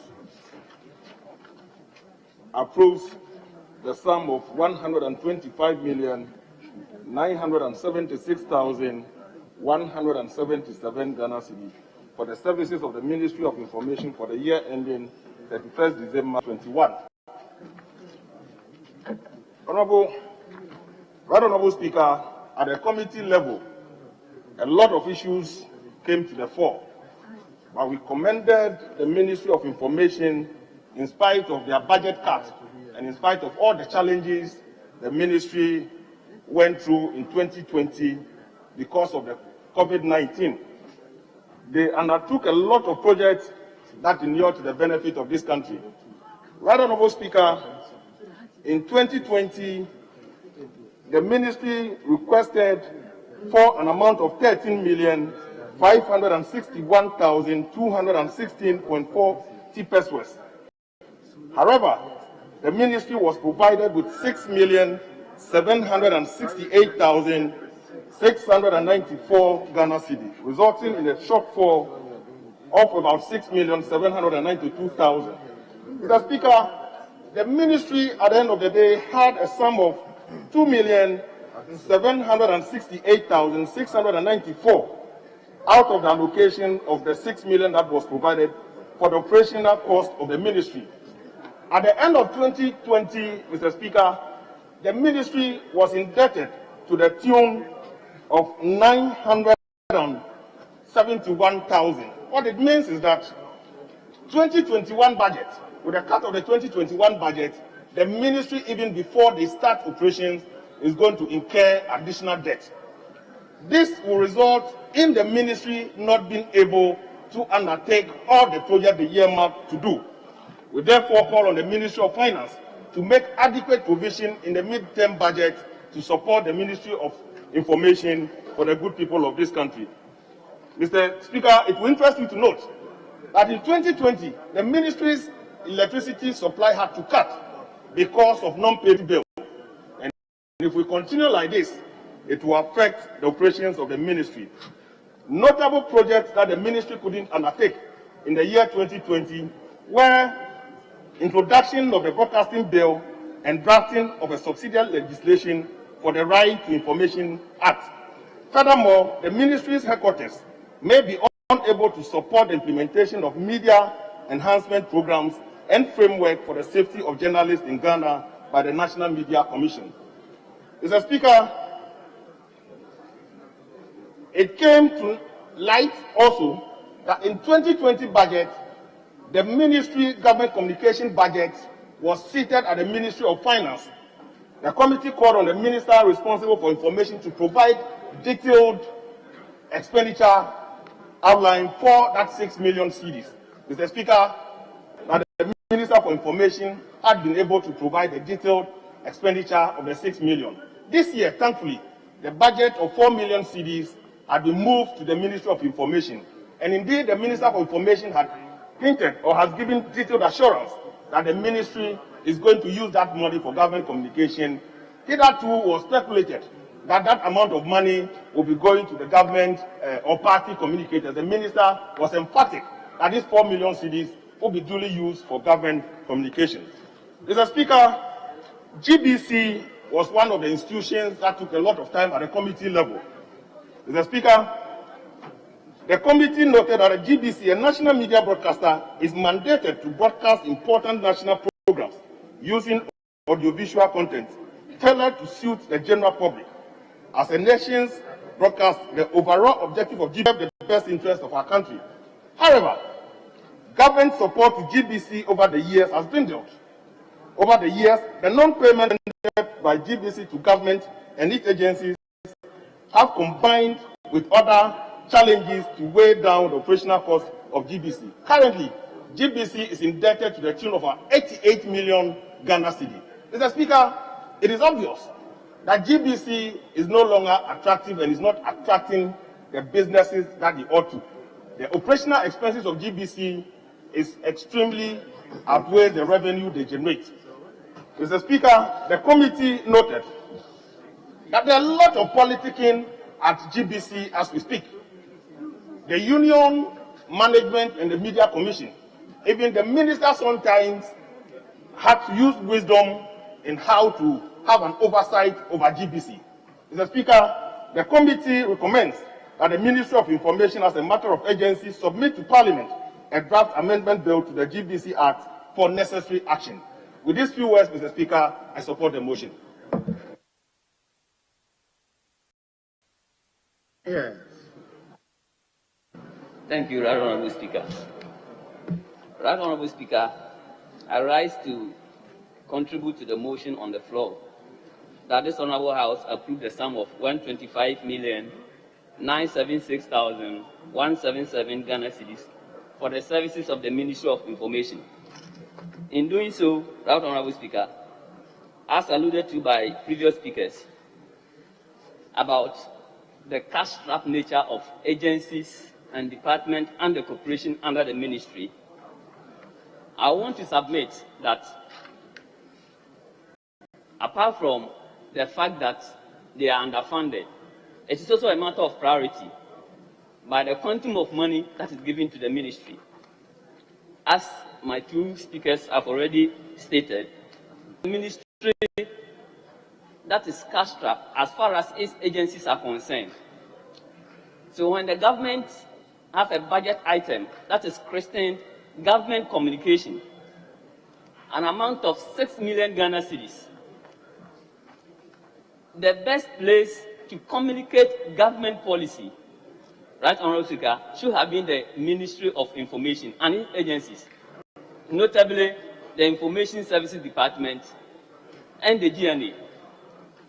But it will interest you to know that the Minister of Information in answering questions at the committee, alluded that, yes, that money was released, but the money was given to government flagship programs. So the money did not come to the ministry. We are only consoled by the assurances of the minister that the 4 million Ghana cedis will not go to the government agencies, but it will come to the ministry. We were further given assurances by the minister.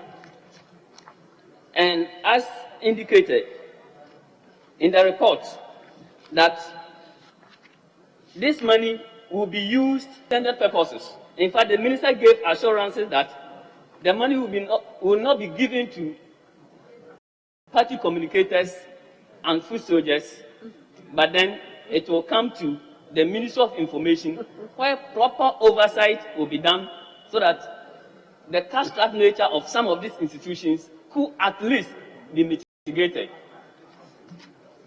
With this, I support the motion and hope that when we come here to review the 2021 budget, at least that item called government communication will be rightly accounted for. In the report, the minister has stated that that report about how the 2021 was utilized has been given. I have the report here. I don't know where it is, but I'm very sure the chairman of the committee may have answers for us later on. With this, I support this motion for us to approve the estimate for the Ministry of Information. Thank you, Right Honourable Speaker. At the conclusion of the debate, the question is all in favor of the motion, say aye. All against, say no. The ayes of it, the House has approved the sum of 1,976,177 Ghana cedis for the services of the Ministry of Information for the year ending 31st December 2021.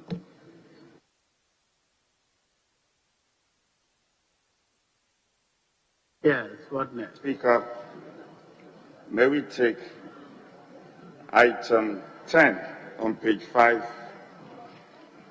of today's order paper. And Speaker, I seek your leave to move the motion while the chairman is unavailable. Yes. Minority leadership, you want to move the motion on behalf of the chairman. Yes, Speaker, I'm expecting the two leaders to be here. I don't know where I'm trying to get the minority leader, because if maybe you could start whilst we try to get the two of them to be here. Very well. Yes, you may proceed. Speaker, thank you for your kindness. Speaker, I rise to move that this Honorable House adopt the four reports of the Appointment Committee on the President's nomination of Mr. Ken Oforiatta for appointment as Minister of Finance. Speaker, in so doing, I present the committee's report and I invite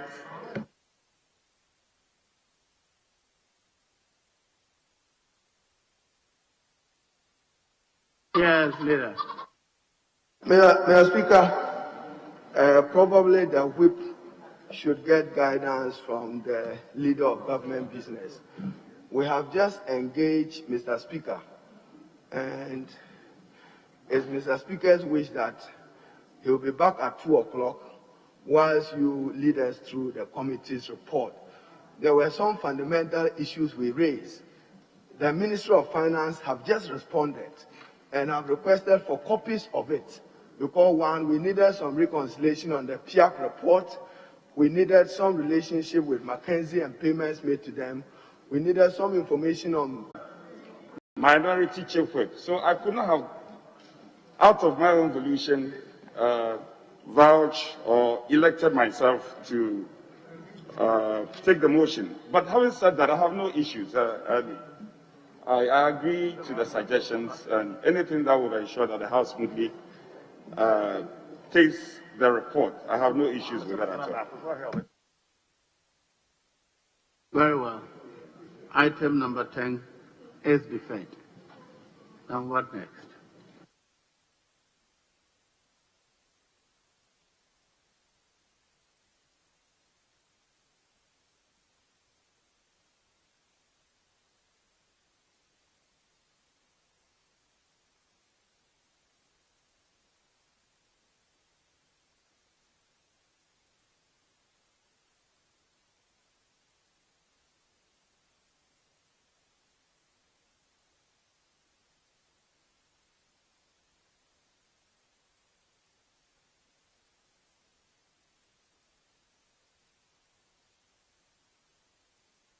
Honorable Majority Leader, item number 10 has been deferred. So if I may be guided, what next? What next?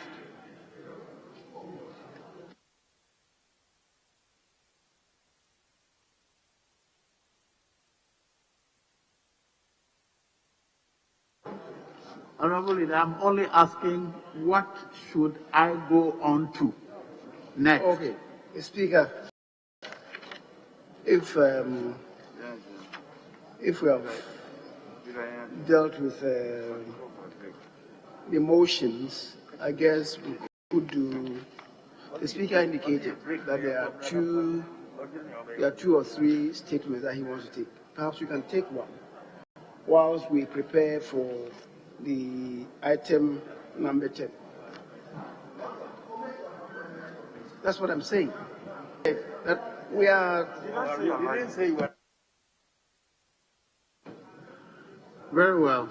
I'm aware that Right Honorable Speaker was talking about statements.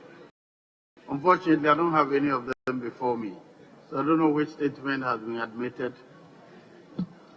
I'm saying that I'm aware that the Right Honorable Speaker had earlier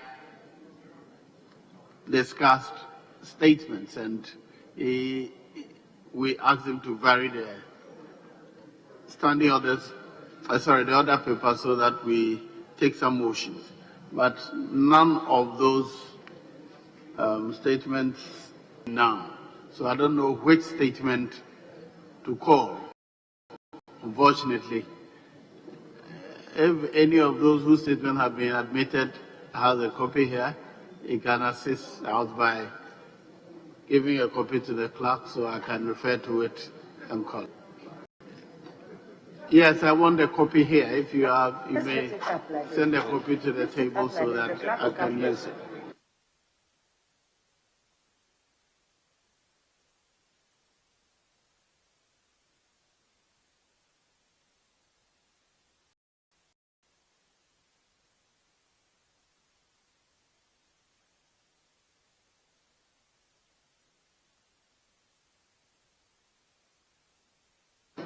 Very well. Honourable members, the Right Honourable Speaker has admitted a statement on the state of basic school buildings in the Sisala West District in the name of Adam Sakparu, MP for Sisala West constituency. You may read the statement now. Thank you, Right Honourable Speaker. Mr. Speaker, I am very grateful for the opportunity to speak briefly on the mediocre state of basic school buildings in the Sisala West District. My statement is occasioned by the alarming revelation by my District Director of Education in an interview with Ghana Web, published on Friday, 22nd January 2021, who said that 50% of basic schools in the Sisala West District study under dilapidated structures. Mr. Speaker, the population of Sisala West, according to the Sisala West District Assembly, is 62,958. Out of this figure, a total of 28,457 are below age 15, representing nearly 50% of my constituents. What this means then is that almost half of the entire population in the district attends basic schools without access to decent basic school infrastructure.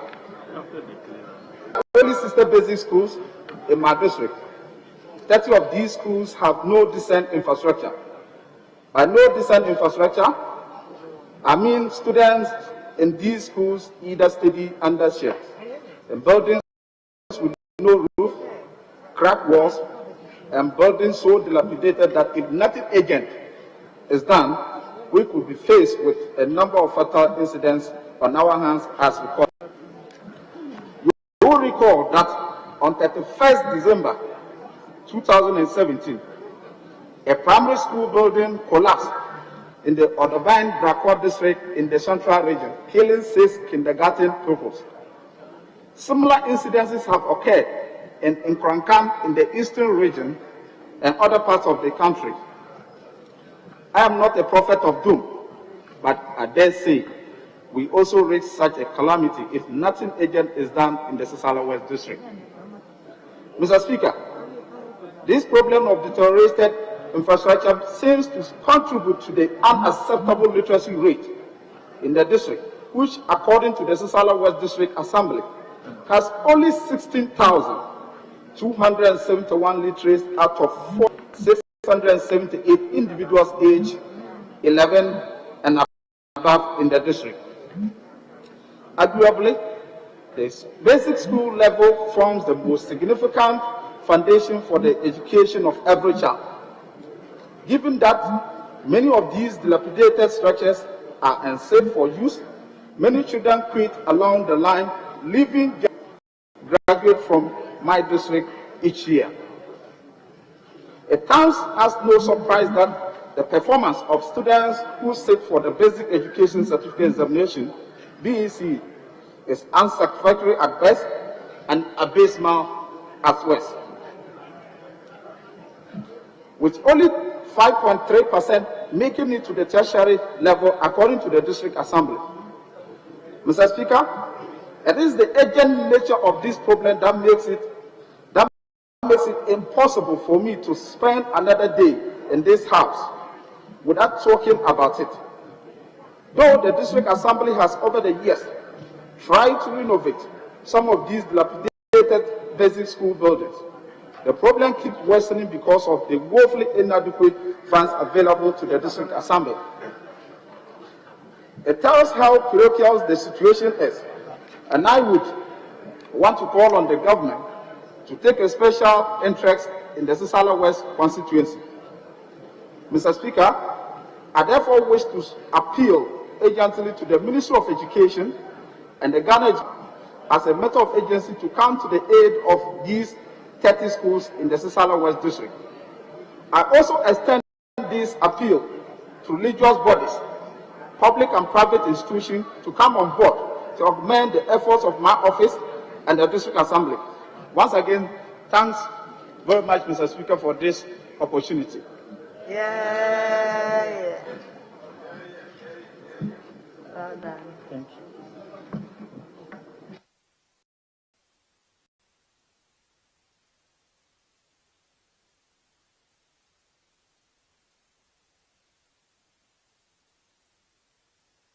Yes.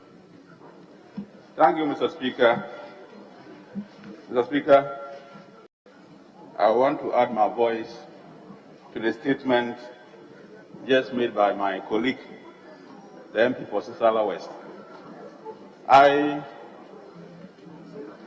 constituency that is just next to his constituency and very much aware of the circumstances and the challenges that confront education in the Sisala area. Mr. Speaker, I just had a look at the statement and I want to make reference to a statement that he made, or sentence that he made in the statement. And I quote, "There are only 60 basic schools in my district. 30 of these schools have no decent infrastructure." Mr. Speaker, I doubt the basis of this statement because I have traversed the entire Sisala West as a professional teacher, I have taught there before. And I don't think there is any basis for this statement, even though I agree that the infrastructure situation of education in the Sisala West and of course across the whole of country is something that we need to do something about. But my colleague, in fact, has no basis to suggest that 30 out of the 60 basic schools in the Sisala West do not have decent accommodation. I know that in the last 4 years, as Honorable member, hold on. Yes, Honorable Speaker. Right, Honorable Speaker, I am listening to the Honorable member making the submission, and a member has made a statement admitted by the Speaker, and he says that he thinks that the statement should not have been made and that it does not reflect the situation. Is he challenging the Speaker's decision to have admitted the statement, and is he debating the statement or contributing to the statement? Right, Honorable Speaker, he must withdraw that comment. And he must check the standing orders and get used to the order and practice of this House. I think the basis of your objection rather you have a point, but you're approaching it the wrong way. So, Honorable Member, you are contributing to his statement. I think that you should not be contravening the facts he has made. So, if you can't support his statement, then you may withdraw from contributing. Thank you, Mr. Speaker. Mr. Speaker, I'll take guidance from your direction, except to say that when making statements, the Speaker certainly is not a resident of the constituency and is not addressed. And yes, the statement must contain facts and not inaccuracies. So I'm glad, Mr. Speaker. Mr. Speaker, I think that education is a priority. Education in any part of the country should be supported. So my colleague for bringing this information to the fore and appealing to the Minister of Education to come to the aid of his constituency. For us to develop as a country, we need to develop the human resource base.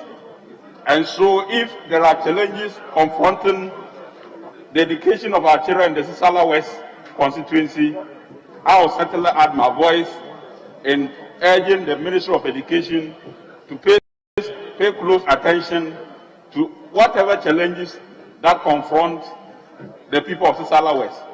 Mr. Speaker, it's also important for me to add that the challenges that confront education in the Sisala West goes beyond infrastructure. The attitude of parents, the children themselves, are issues that we need to look at closely. We need to encourage parents to be more responsible in supporting and making sure that the interest of their children is taken care of. They are given the needed support so that they can do well. Yes, Tamaleno. Mr. Speaker, the honourable member is out of order. Order 72 talks about how, or guides on how to contribute to statements. And the statement, first of all, should not provoke debate. And any member may also comment briefly, subject to the same limitations. But clearly, the honourable member seems to be debating the statement that was made instead of contributing to the statement. And I think that, Mr. Speaker, with your guidance, it will be right for him to, get himself educated on the standing orders and understand how to contribute to statements on the floor of the House instead of debating the statements, Mr. Speaker. Thank you. Yes, Honorable. Thank you, Mr. Speaker. Mr. Speaker, I rise to seek your direction on a small matter. If a statement admitted by the Speaker is, in the opinion of some members of the House, containing some inaccuracies, and this is also a House of record, can the member in contributing to the statement not take steps to correct the inaccuracies? The inaccuracies, yes. Even though the statement has been properly admitted by the Speaker. Honourable members, this is a constituency-specific statement. The honourable member contributing said he has taught in that district before, and that in his view, the figures are not quite as he says. Indeed, I would have used another word. I would have said the figures have been exaggerated and left it there. But I guided him to support the motion, the statement, and I think he followed it up, except that members wanted us to go back to the same issue.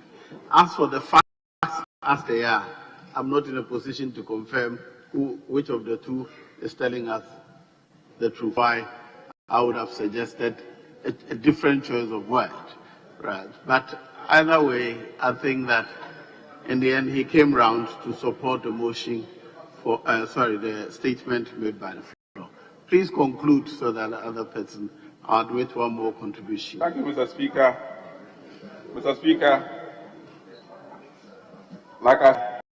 education everywhere in Ghana is very important, and so I agree with my colleague on the other side that the Ministry of Education and Ghana Education Service should take appropriate steps to ensure that the trend in the Sisala West is reversed. It is in the interest of the nation. With these few words, I thank you, Mr. Speaker. Yeah.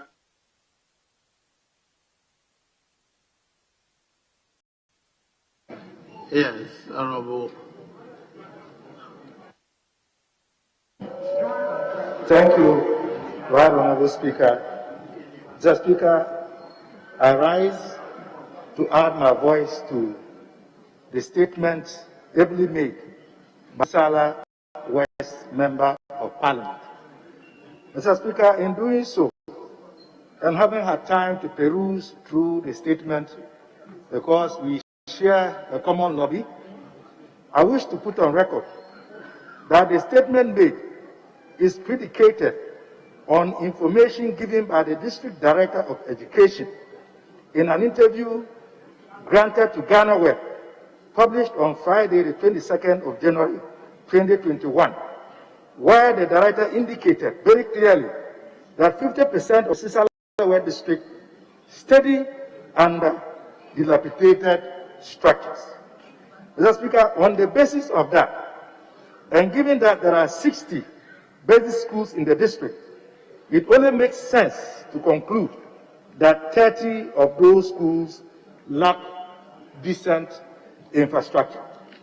Mr. Speaker, having said so, and as somebody who also shares boundary with the maker of the statement, I wish to indicate that I have also had the chance to traverse that constituency, and I know for a fact that this that has been stated by the district director and as captured in the said statement are nothing but the truth.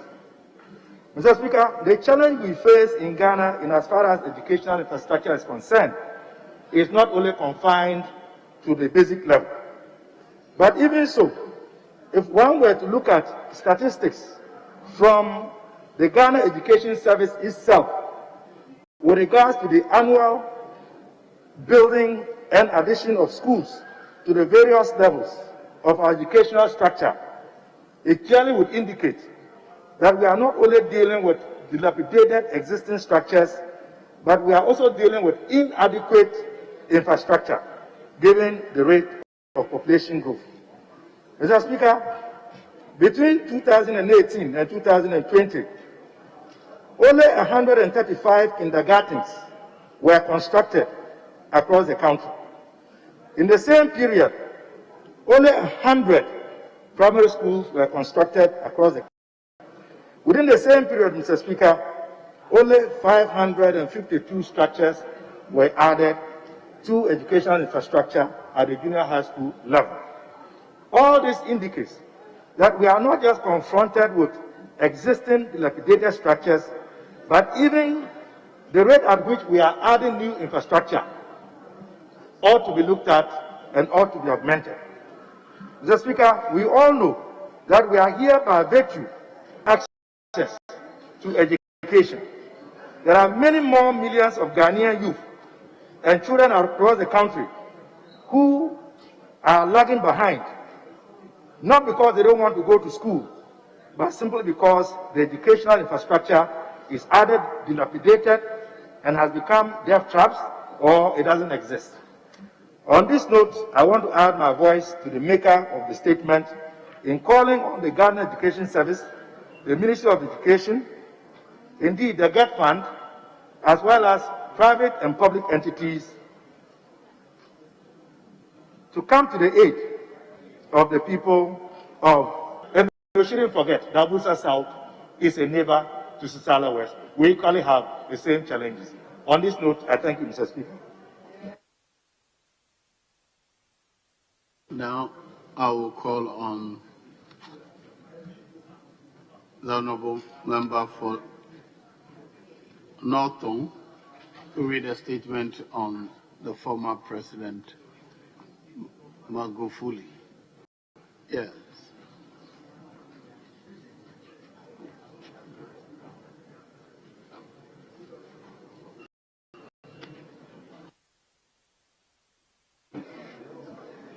Mr. Speaker, for the honor and privilege to pay this solemn tribute in honor of the memory of His Excellency John Pombe Magufuli, who was serving his second term as the 5th President of the Republic of Tanzania until his sudden demise on 17th March 2021 at age 61.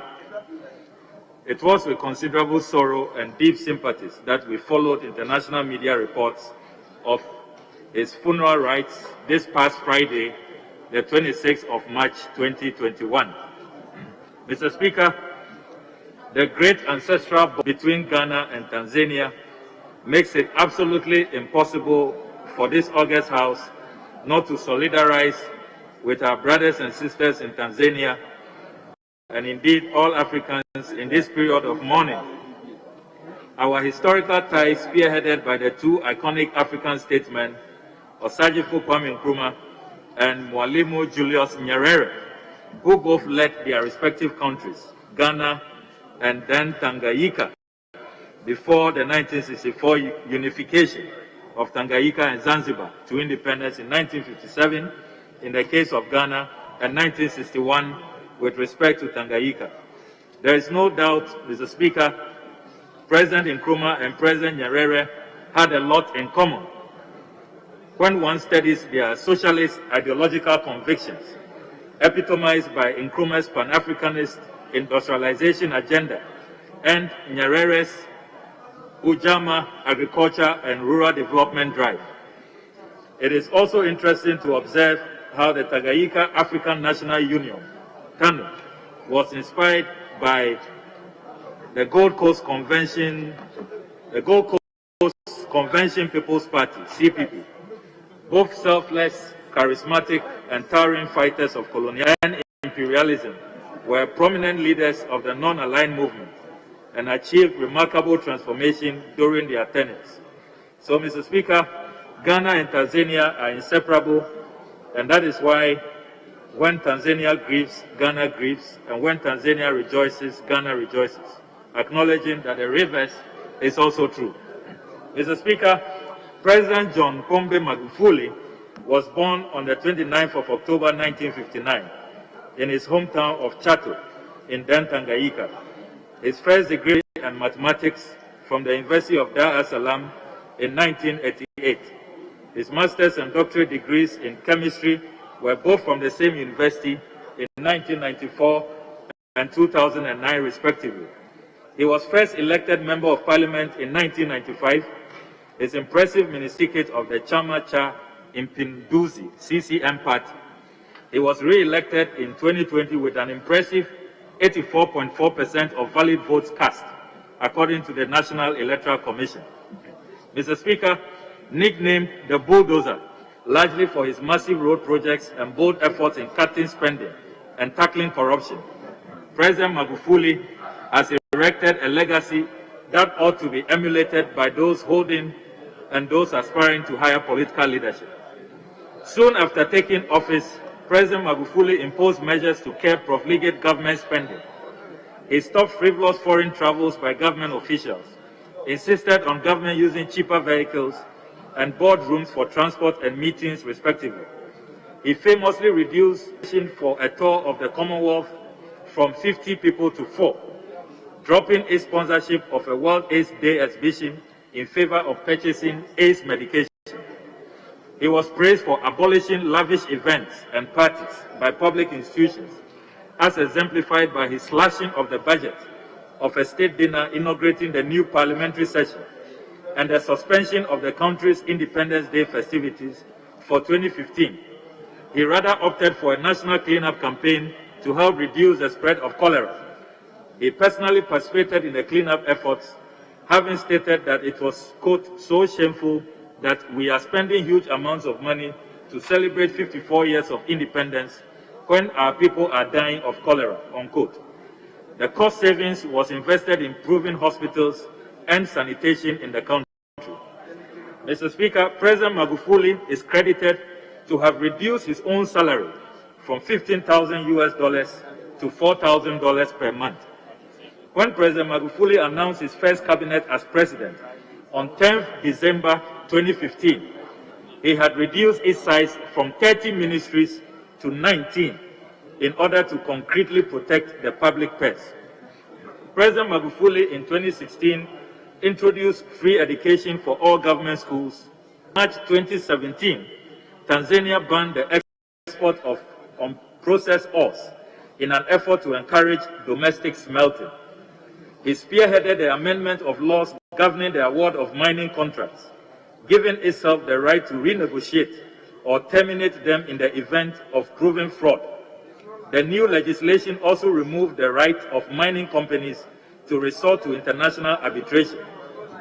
The tax dispute with Acacia Mining, accused of having significantly undervalued its gold production for years, was boldly resolved, leading to Tanzania obtaining 16% of the shares in the mines held by the multinational. Mr. Speaker, in May 2020, Acacia Mining paid $100 million to the government to end the dispute as the first tranche of $300 million it owed the Tanzanian government.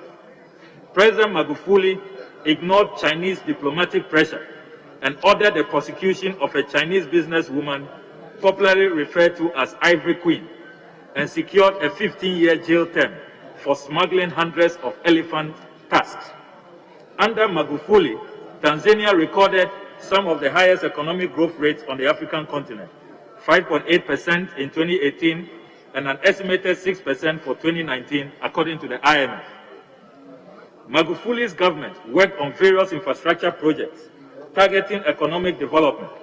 For example, the Bagamoyo fishing port, to which 10 investment was allocated, is expected to become the largest port in Africa by 2030.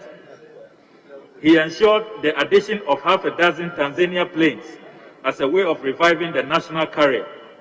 The expansion of Terminal 3 of Julius Nyerere International Airport, construction of Tanzania Standard Gauge Railway, Mfugale Flyover, Julius Nyerere Hydropower Station, Ubungo Interchange, New Silanda Bridge, Kigongo Busisi Bridge, and many other accomplishments.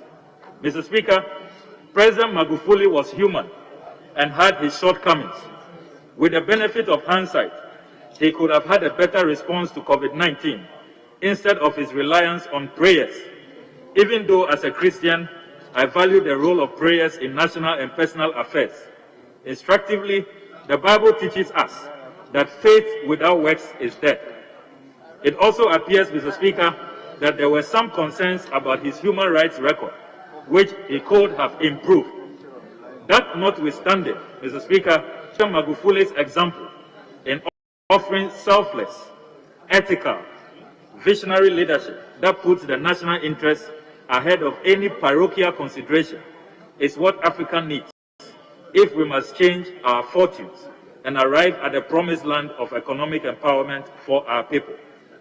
I take the considered view that Magufuli's success in a relatively short time should teach us that Africa needs both strong institutions and strong men defined by their grit, determination, and conviction to offer radical transformational leadership.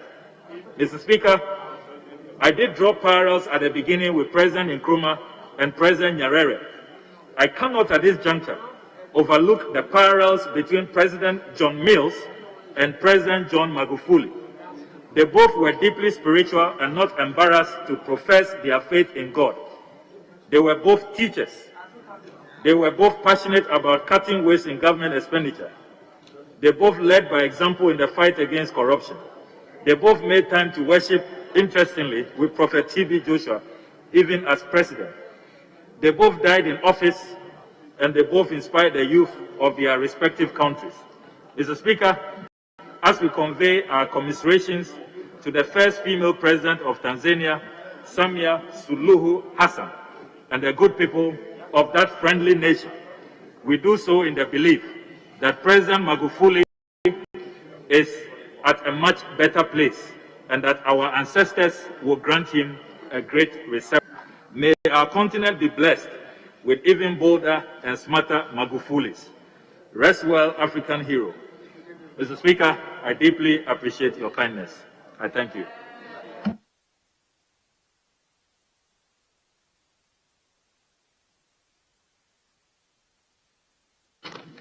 Yeah. Yes. Thank you, Mr. Speaker, for the opportunity to contribute to this very important statement. Mr. Speaker, the former president of Tanzania is known by the austerity measures he undertook whilst he was president. He professed very earnestly to reduce the investment costs in the public purse.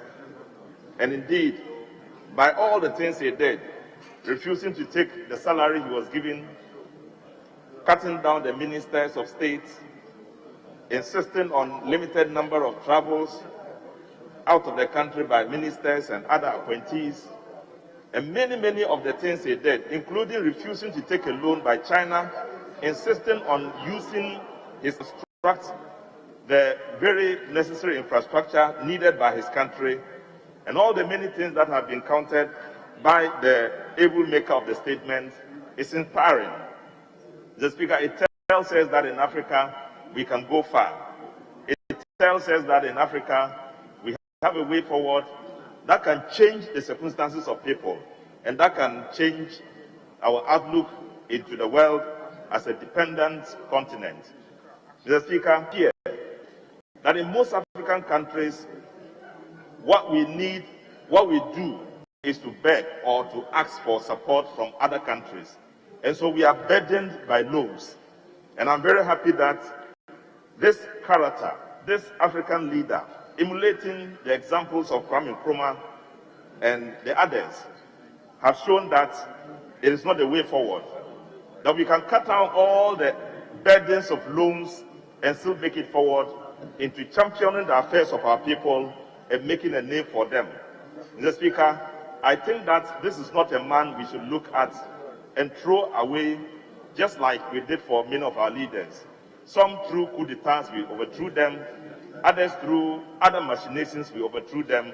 But this man who died because God wanted him to go at this appointed time has left for us a mark that we, and this is not something we can read here and contribute to and leave to go. We must begin to emulate the character of this gentleman. We must make sure that these characters are taken into a device of understanding of the character of a person who defines a state and who leads the state into victory. Mr. Speaker, he has been accused severally by many of his contemporaries and obstructors of being an authoritarian, of being a person who insisted on one state, and that it happened indeed in his country that after a term of office and in the second term, the opposition did not get even one seat in his government. Mr. Speaker, it became a pain in Africa that we move towards a democracy that will allow us to have maximum contribution by members, and eventually you have one person who will take power and repress opposition. He did that for a reason. He did that not because he necessarily wanted to do so. He convinced his people that it was the way to go, and they went along with him. And I know that without necessarily directly oppressing the people, when we expose them to the greatness of life, a way by which we can demonstrate to them that we sacrifice for them, we can change their circumstances. Mr. Speaker, I believe that Ghana can make a difference. I believe that Africa has a future, a great future that can change our circumstance. And I know this Tanzanian leader can be a clear example for us. And I call on every one of us that leadership emerges everywhere else. Leadership of this country can emerge out of this parliament. It has happened in 2 occasions in the recent past.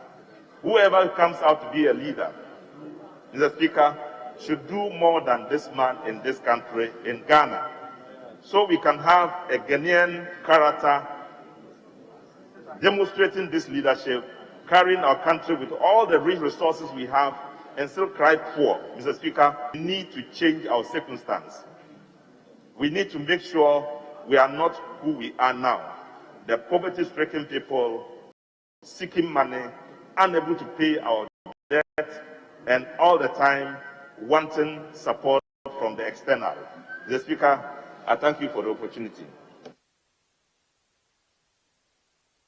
Yes, Honorable Leader.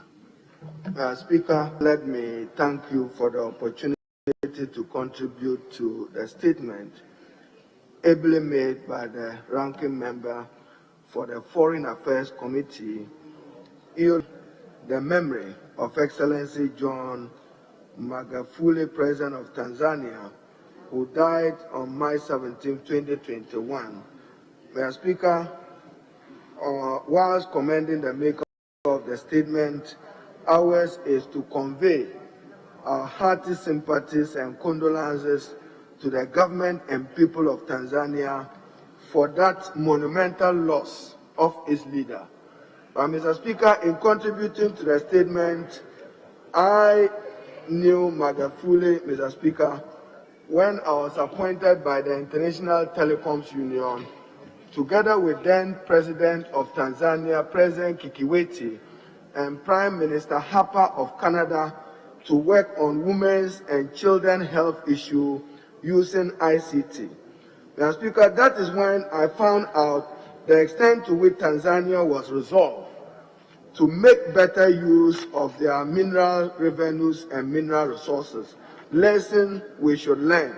And Mr. Speaker, just to refer to page 3, a paragraph quoted by the Honorable Ablakwa, when Magufuli helped to increase shares in the mines held by multinational companies.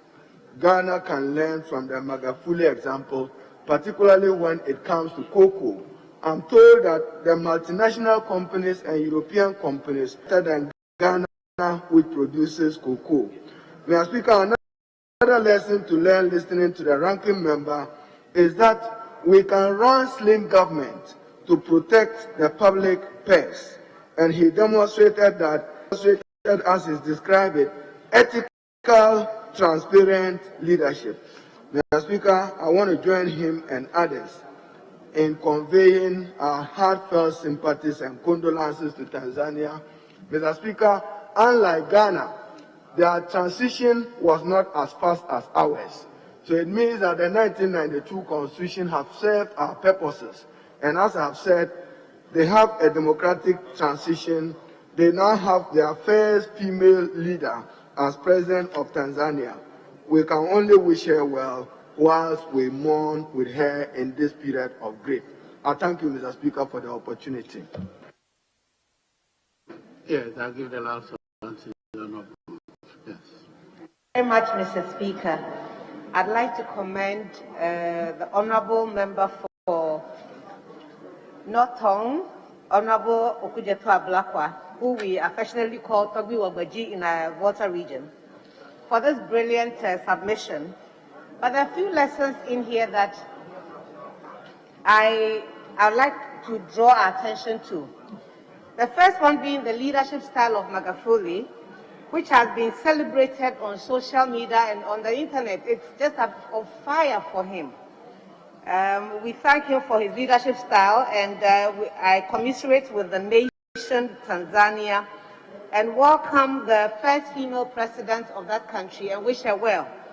But, Mr. Speaker, most importantly for me this morning is the reference to the fact that he chose prayer over science and paid the price for it. Perhaps it is important that we do same in this country and use his experience to teach and to continue the conversation on the need for us to continue upholding the convention. Many of our people still believe that prayer can indeed keep them safe, and so people are not adhering to the protocols. I'd like to use your office, Mr. Speaker, to request that the NCCE is empowered to continue vigorously continuous education on how we can save our people from the devastation that COVID-19 can bring to us. One life death is too many. And I thank you, Mr. Speaker, for the opportunity to add my voice to this brilliantly submitted statement. Thank you. Very well. I'll move on to the next statement. It's in the name of the honourable member for Nadoli Kaleo, Anthony Muinkara Suma. Yes. Thank you, Mr. Speaker, for the opportunity to make this statement. Due to time constraint, may I plead that Honourable members, before we proceed to the state of the business of the House, I direct that the House sits outside the regular sitting hours.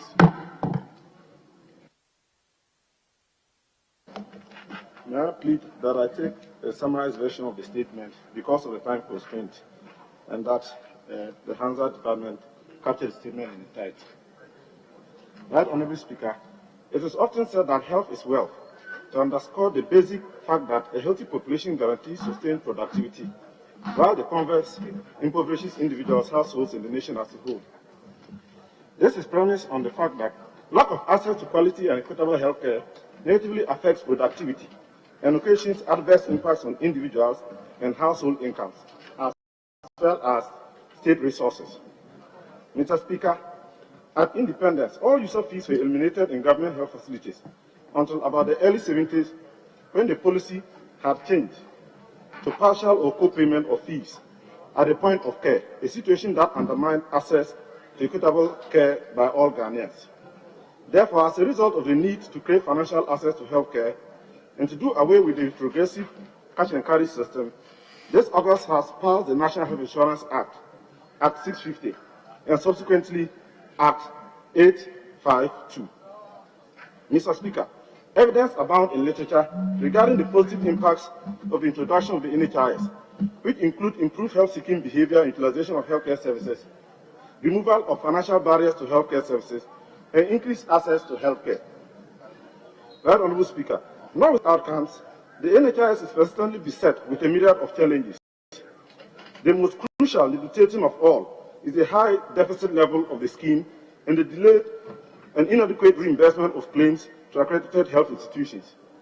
Unquestionably, this has affected negatively the ability of these facilities to provide to the citizenry.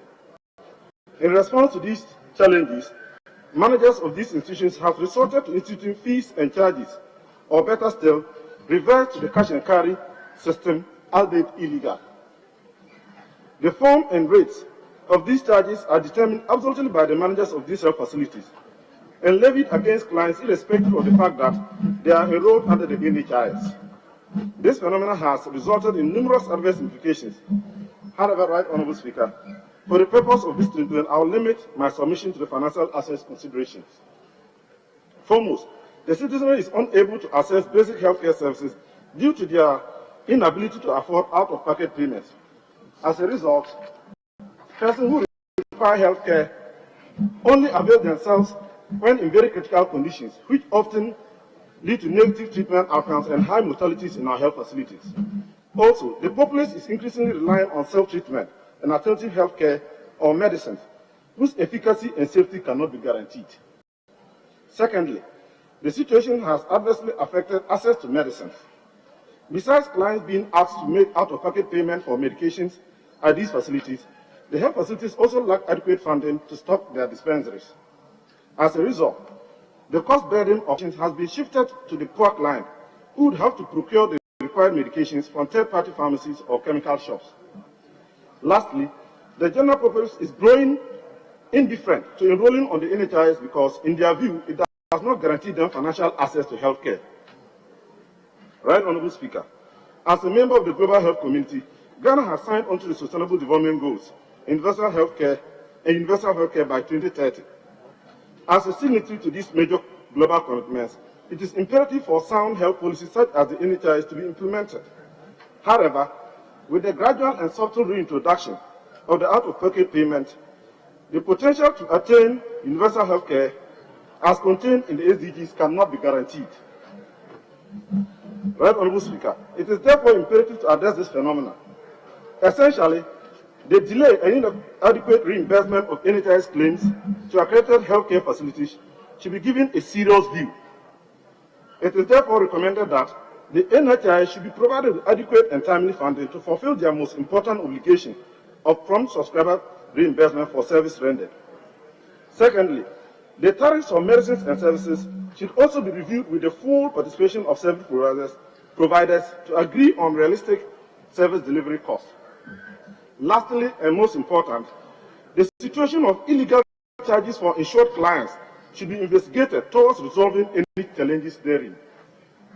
In conclusion, Right Honourable Speaker, we need to remind ourselves that access to healthcare is a fundamental and an inalienable right to every Ghanaian, and we are obliged as the representatives of the people to take necessary steps to guarantee the realization of this right.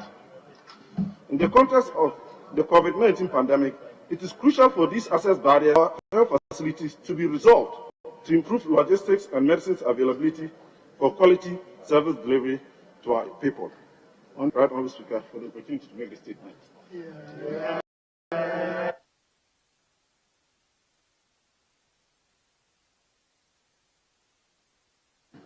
Yes, Doctor.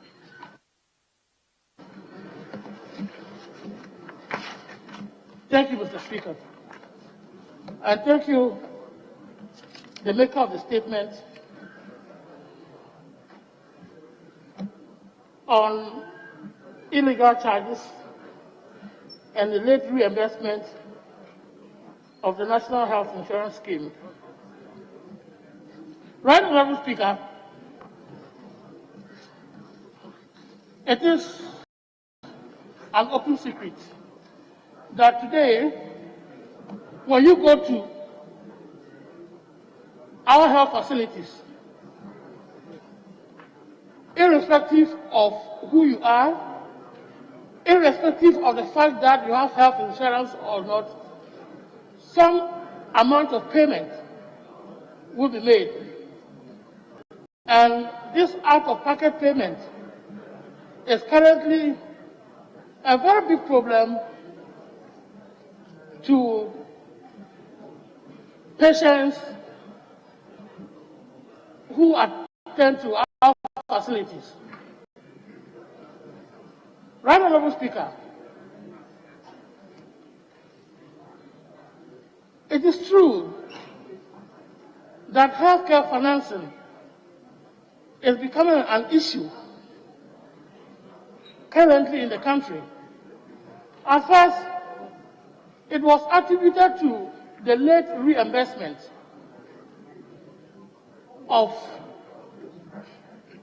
from the health insurance to service providers. But now it is beyond that. Currently, as we speak, they are owing health facilities just about 3 to 4 months.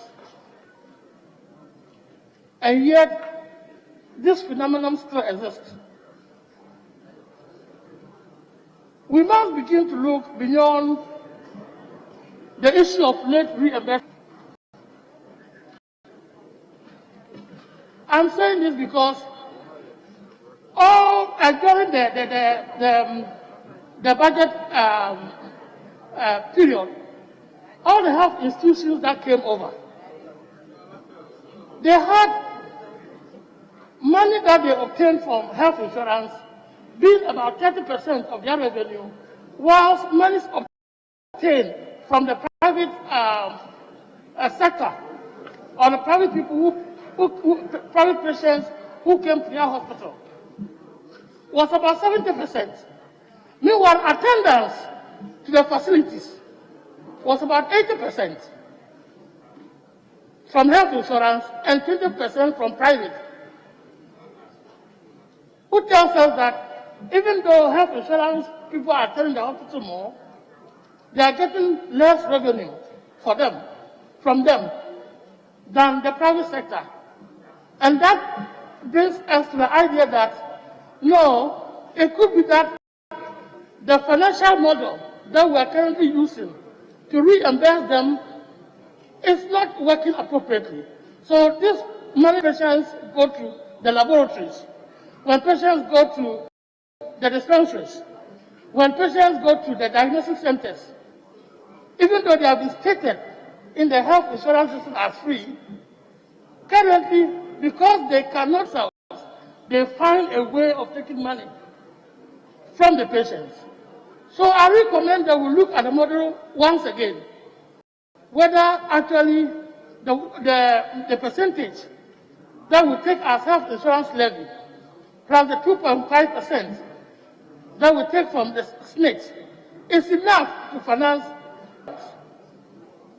We also have to consider the diagnostic tariffs that currently health insurance is paying to service providers. Everybody is pretending that it is enough. Nobody is complaining. And yet the amount appears not to be enough for the health facilities to operate.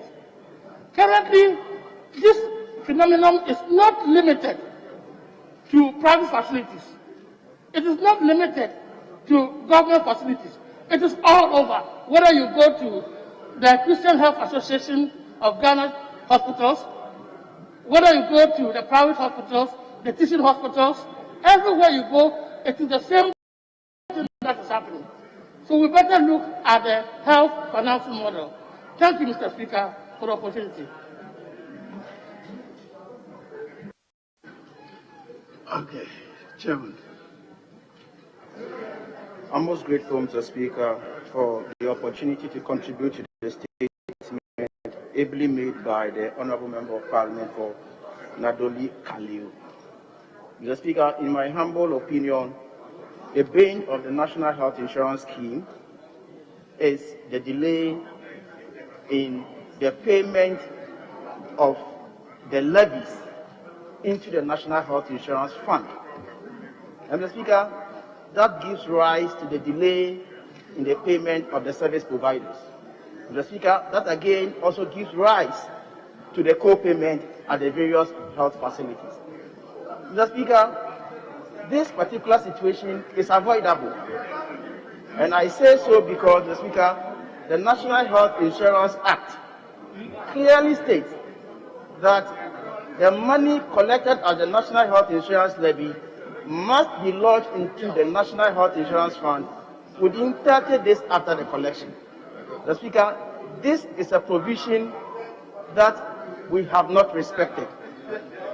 Mr. Speaker, I think that we must begin to respect that provision, and that would probably lessen the challenges in the National Health Insurance Scheme. Mr. Speaker, sometimes the scheme owes National Health Insurance service providers as many as 12 months, 13 months, and over. Mr. Speaker, this is clearly a disincentive to the National Health Insurance subscribers. It's clearly a disincentive to the National Health Insurance subscribers. Mr. Speaker, if indeed we are ready and willing to attain the universal health coverage, the National Health Insurance Scheme is a contributing factor to attaining the universal health. And therefore, delaying the payment of the service providers, which of course has been the news, they are always up in arms because their payments have always been delayed. Mr. Speaker, what worsens the situation is the capping of the National Health Insurance Fund. Mr. Speaker, with all respect, the 2021 budget is seeking to cap the National Health Insurance Fund not less than 1.1 billion. Already, the scheme is struggling. Mr. Speaker, with these few words, I thank the maker of the statement. Thank you. I'll take one more from ahead of me. And I thank you very much, Mr. Speaker, for giving the opportunity to build to this statement. Mr. Speaker, I want to also thank the maker of the statement for bringing our attention to this important topic. Mr. Speaker, until we had the Act 852, 2012, the Act 650, 203, gave us the district insurance schemes. This wise house saw that the district-wide schemes could not help our people much, and I believe that was why the house, in its own wisdom, came out with the Act 852 to allow every individual in Ghana to access health care wherever he or she finds herself. Mr. Speaker, a very good idea. Mr. Speaker, the health insurance is supposed to safeguard the poor in our communities. But the challenges the scheme is facing now is just as a result of government's inability to settle claims of service providers, especially service providers. Sometimes when I visit some of them in my constituencies, I empathize with them because they depend on payment of claims to take care of their facilities. They depend on payments of claims to pay their workers. They depend on payments of claims to settle their indebtedness. Mr. Speaker, as I speak with you, this is a statement made by a colleague, but a private facility, Donald Richard Memorial Health Center in Nakwabe, a village just by Sola, they are about shutting down because they can no longer pay the services of their workers. We owe them claims 2018, 15,000 cedis, 2019, 6,000 cedis, 2020, all amounting to 64,000 plus. Mr. Speaker, this is a small private facility. 4 years, we have not paid their claims, and so they are struggling to survive. They are compelled to do co-payment. The aims of bringing about the health insurance is undermined. And so, Mr. Speaker, it is a very important statement. Let us look at this statement critically and do proper investigating. Ensure that claims are paid promptly. Ensure that people who do co-payment, they are dealt with, because the law does not allow co-payment in our system. And so, Mr. Speaker, I'll thank the maker of the statement and urge that we should consider the statement seriously, so that when we are able to sort out all these things, we can even decide to include family planning in the health insurance scheme. We can decide to even include, especially anti-snake venom, which is so expensive. And that is what most of the people in our constituencies are suffering. But because the health insurance is not safeguarded well, we are unable to add all these costs onto the health insurance scheme. I thank you once again for the opportunity, and I thank the honourable member for bringing us up to date with what is happening as far as the health insurance is concerned. Thank you so much, Mr. Speaker. the last of the statements submitted by Mr. Speaker. It's in the name of Honorable Ahalsan Kobina Gansa, Honorable Member for Sikuma Adobing Brakwa.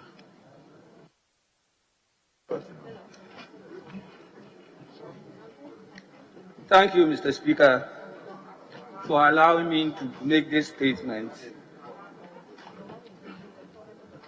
on the important situation and problem confronting the people of Esikuma Odobing Brakwa,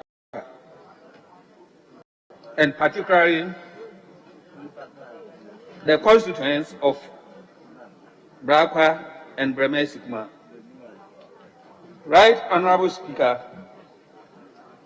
fire outbreaks over the years have caused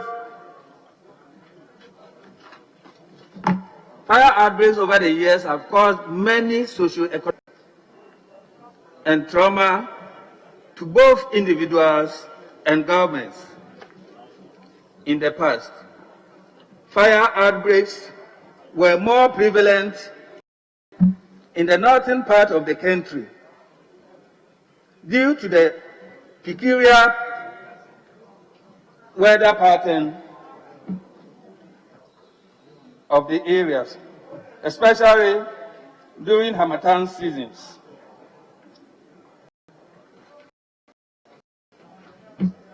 Many towns and villages have suffered severe outbreaks in the past. Mr. Speaker, fire disasters in recent times have become a common phenomenon in the southern sector of the country as a result of several reasons such as electrical faults, gas explosions, and human errors, resulting in many domestic and market fires such as those experienced at Kaneshi, Kumasi Central, Agbogbloshie, and Odoona markets, just to mention but a few. Mr. Speaker, my constituency has 3 major cities, namely Esikuma, Odobing, and Brakwa, and has Breme Esikuma as the district capital. There are also several other towns and villages in the constituency, such as Kontanase, Beidum, Supun, and Ahiem. In fact, my constituency is well scattered, spanning over an area of about 765 square kilometers. Mr. Speaker, the entire constituency can boast of a fire tender with a capacity of 3,000 liters. And it seems to me that anytime there's any fire outbreak in the central region and other adjoining regions, it is the only fire tender which is relied on. Mr. Speaker, reference can be made to the effect that recently on the 4th of February 2021, in a letter signed by Mr. John Amakai Amakte, Assistant Chief Fire Officer, Regional Fire Officer, the only fire tender serving my constituency was taken to the COVID-19 treatment center at Kaswa with a promise that it will be returned after 1 month. But, Mr. Speaker, the period has elapsed with no sign of the return of the fire tender. Right, Honorable Speaker, this same fire tender was sent to APAM last year for close to 6 months, while serious issues of firefighting were recorded in the communities and towns earlier mentioned, and the results very devastating. Mr. Speaker, some few days ago, we have had to endure 2 major fire outbreaks in my constituency. The first one was at Brakwa, where the fire razed down the entire 7-day Adventist temple. The second was also at the maternity ward of Our Lady of Grace Hospital at Breme Esikuma, and during the pandemonium, lactating mothers had to run with their day-old and infant babies. And Mr. Speaker, You can imagine the trauma that they went through. Mr. Speaker, I must say that investigations are ongoing to unravel the various causes of these fire outbreaks at both facilities. Thus, the Bracca SDA and the maternity ward of Our Lady of Grace Hospital. But by the grace of Allah, no casualties or lives were lost. Right, Honorable Speaker, the situation as it stands now is that a Sikuma of the Bracca has no fire tender. I wish to pray, Mr. Speaker, to use your good office to urge the minister to, as a matter of urgency, make adequate arrangements to return the fire tender to Esikuma, and also humbly suggest the procurement of new ones for the service in the central region. Mr. Speaker, let me finally use this medium to express my proposal to the personnel of the Ghana Fire Service, the Ghana Police Service, and especially the youth in my constituency who helped in bringing the situation under control. I'm grateful to them all. Thank you, Mr. Speaker, for the opportunity. Yeah. Will the Honourable Minister for Interior like to say something to this statement?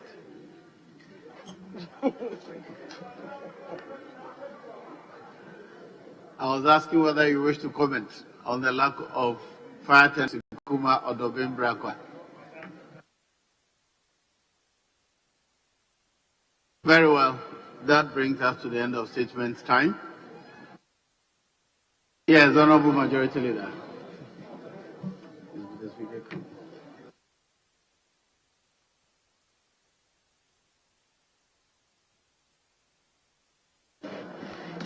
Mr. Speaker, I believe we can now take item number 10. Item 10. Very well. Item number 10 was deferred.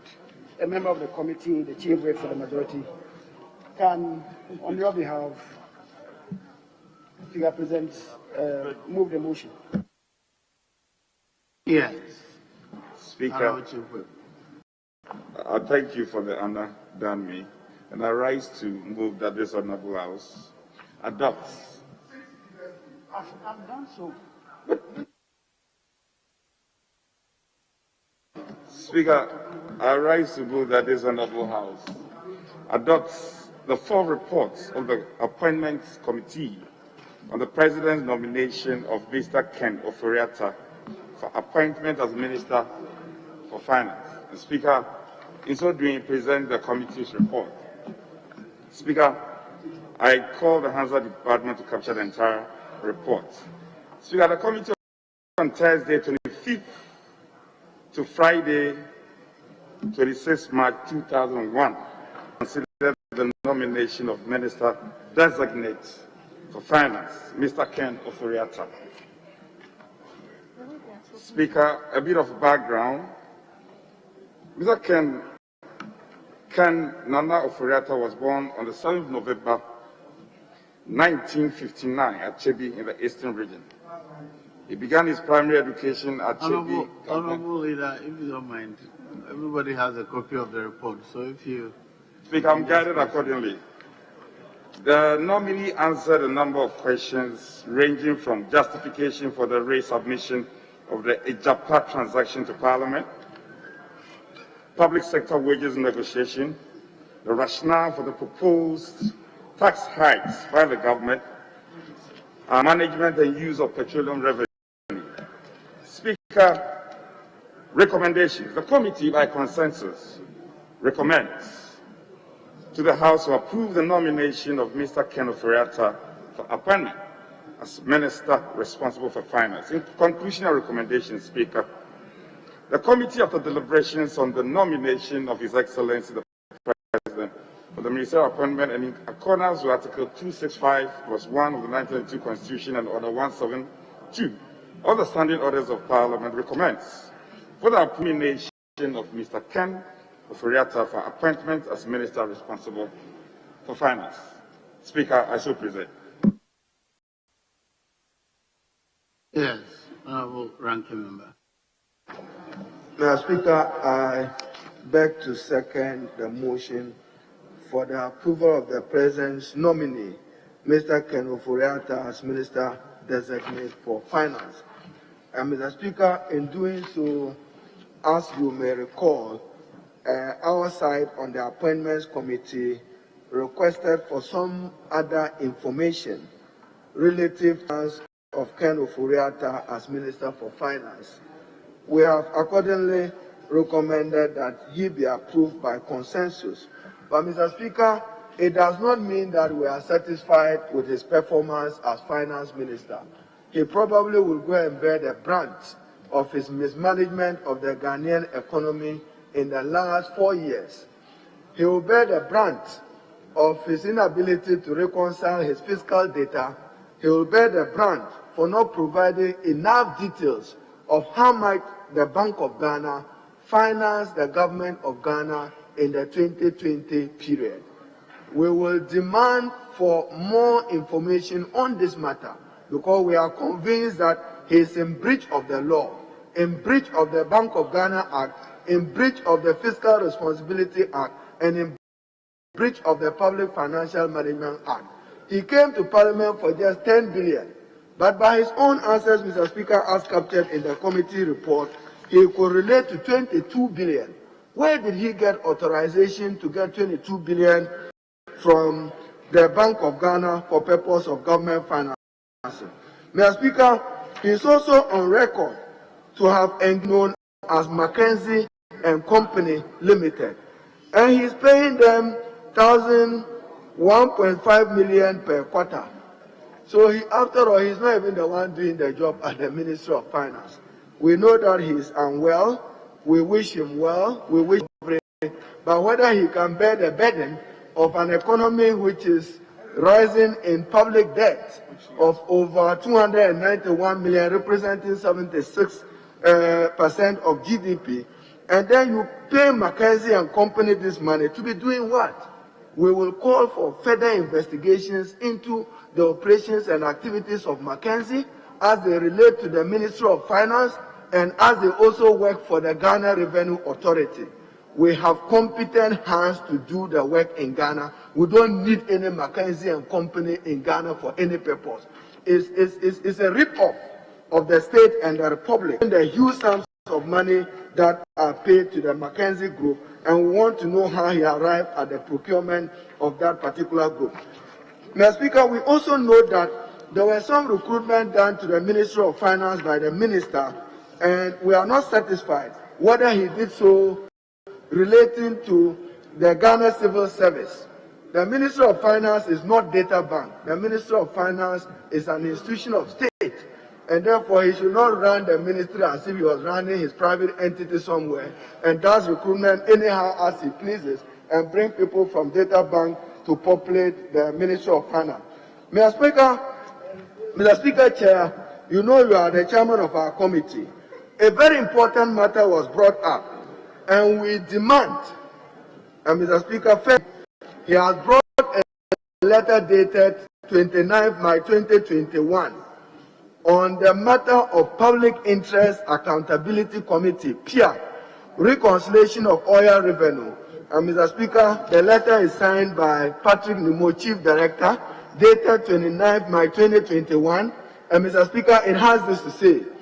The Ministry of Finance has engaged with the chairman of PIA, Professor Kwame Adum Frimpong, for a meeting on Wednesday, 7th April 2021 to reconcile outstanding issues. An amount of 2.4 billion Ghana cedis of oil still remains a mystery. We need to resolve the puzzle and find adequate and satisfactory explanations as to the whereabouts of this money in order that we justify optimum and prudent use of our oil resources as a country. Mr. Speaker, you also related to matters of PPA when you referred to him about savings, which is reported to have made. The fact that this administration, when they were sitting this side, bastardized soul sourcing. Today, soul sourcing everywhere. And you say there is value for money. Value for what? At the Ministry of Finance. And then, Mr. Speaker, that reminds me, Ministry of Education, get fund. Again, again, Mr. Speaker.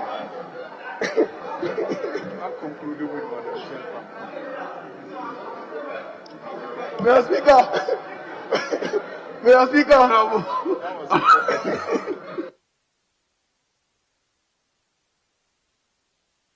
How does the Minister of Education come into this one? Mr. Speaker, you know, his intervention just held the management of my thoughts. Because, Mr. Speaker, Ken Oforiatta will go in history as the most irresponsible finance minister when it comes to what? When it comes to the management of the statutory funds. Get fund. 1.5 billion. He came to this house. Mr. Speaker, I withdrawn the word irresponsible. So, for the record, withdrawn. Mr. Speaker, get fund is withdrawn. Get fund. He's not managing it responsibly. 1.5 billion. Get fund has difficulty accessing their own money. Yet they have earmarked resources of VAT, a percentage of VAT, that ought to be dedicated to them for their own purposes. He has gone to create some other vehicle to be a liaison between Get Fund and the payments of their money. That is wrong. Contractors of Get Fund need their money and need immediate payments of their money. And I think that the earlier, the better. Today, National Health Insurance is operating on a bond, also borrowed money. His physicals, he is not reporting accurately. Fiscal deficit as a percentage of GDP because he doesn't want us to censor him under the fiscal responsibility. I understand that post-COVID, he is not liable to it. So, Mr. Speaker, we are particular about the PIAC report and we will follow through a reconciliation of the account with PIAC. And he must submit a report to this August House as to the outcome of his engagement with the reconciliation of this PIAC matter and the resolution of matters that are related to it. Mr. Speaker, he has assured this committee that he has declared his assets, he has paid his taxes in accordance with law. But, Mr. Speaker, on Ajapa, he intimated that he will any lack. We are not convinced that we need to scrutinize our mineral resources for purpose of borrowing, particularly that in the 2020 period, some 230 million was realized as windfall from royalties from our mineral resources. Mr. Speaker, he spoke about establishment of a national bank. We think that he must capitalize the National Investment Bank and capitalize the Agricultural Development Bank, ADB, so that they can play their functional role. We also think that, Mr. Speaker, in the allocation of the District Assembly Common Fund, he must respect the Supreme Court ruling on Kodo versus Attorney General and others in ensuring that 5%, indeed 5% of total revenue is allocated for that particular purpose. Mr. Speaker, as I've indicated, we think he has created a mess as finance minister and he must carry the cost as finance minister. I beg to second the motion. Thank you. Yes, Honorable. Thank you very much, Mr. Speaker, for the opportunity to support the motion.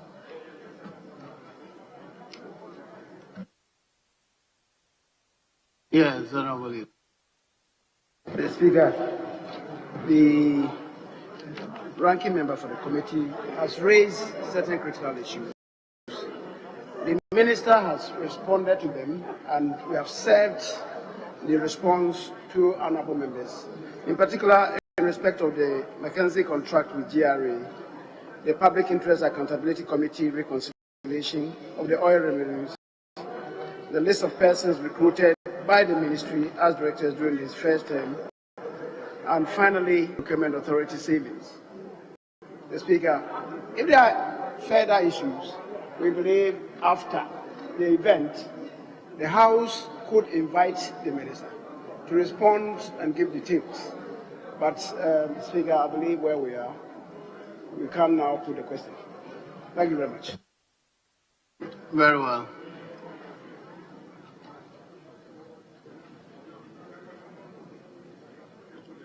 At the conclusion of the debate, the question is, all in favor of the motion, say aye. Aye. All against, say no. The ayes have it. The motion is carried. This House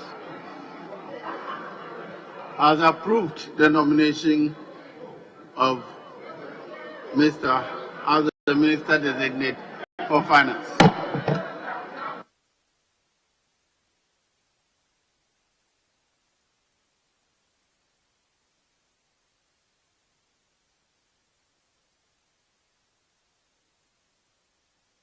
Yes, Honorable Leader. Mr. Speaker, I believe we can take a suspension. We can take a suspension for 1 hour. You can do what? We suspend for 1 hour. 1 hour.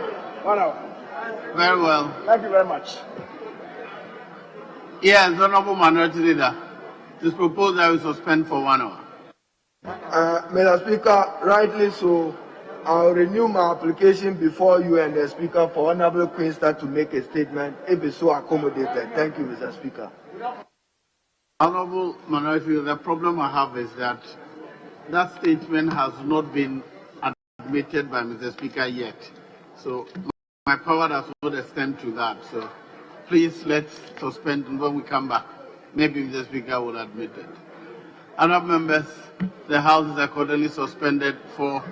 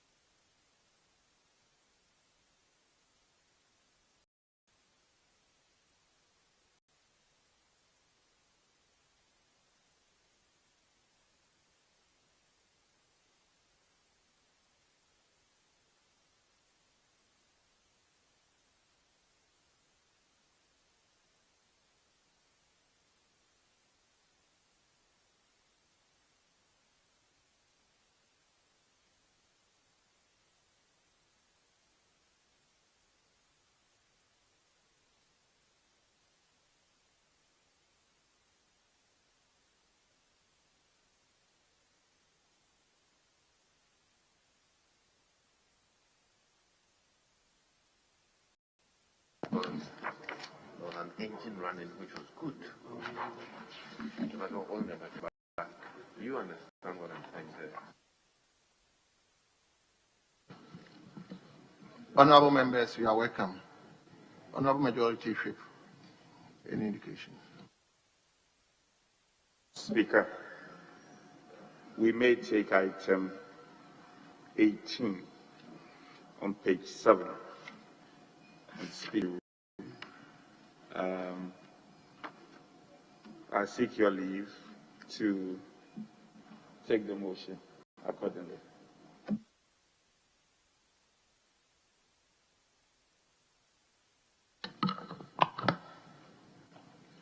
Item motion 18, page 7. Chief Whip, are you taking? Rally, so Speaker. Speaker, I rise to move that this Honorable has approved the sum amount advertised for the services of the judiciary and the judicial service for 31st December 2001. Speaker, so move. Any seconder? Thank you, Mr. Speaker. Mr. Speaker, on Friday, the committee met. Mr. Speaker, I rise to second the motion. On Friday, the committee met with the Judicial Service representatives and Minister of Finance to deliberate on the annual budget estimates for that sector. Mr. Speaker, in 2020, the Judicial Service came to this House to seek for an approval of 356,743,410 Ghana cedis to deliver justice in this country. They were able to achieve following. They were able to improve case management. Mr. Speaker, out of 108,231 cases that were filed, 98,199 cases were successfully tried and adjudicated upon. Reduced backlog of cases through AGR. Out of 5,455 referrals were made with 139 mediations by AGR. That constituted 40% of total settlements. Again, Mr. Speaker, for the improvement of justice, the number of cases were 131, and the total number of cases in court stood at 375. Again, Mr. Speaker, out of the 37 Superior Court judges that were appointed, 19 circuit court judges, 20 district court magistrates, and 502 other staff of the Judicial Service were also appointed. Lastly, Mr. Speaker, 378 judges and magistrates, 553 mediators, and 562 other staff of the Judicial Service were trained. Mr. Speaker, these were the achievements for 2020.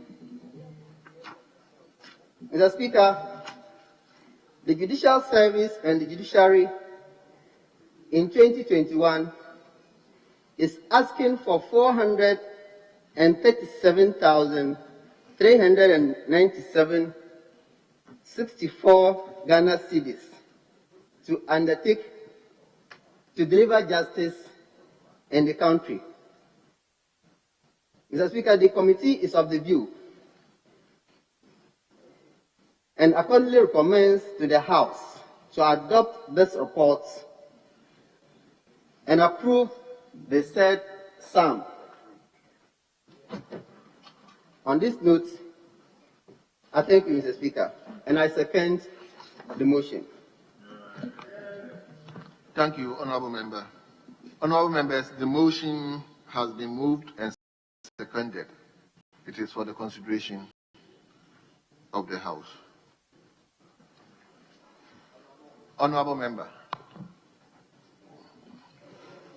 Thank you, Mr. Speaker.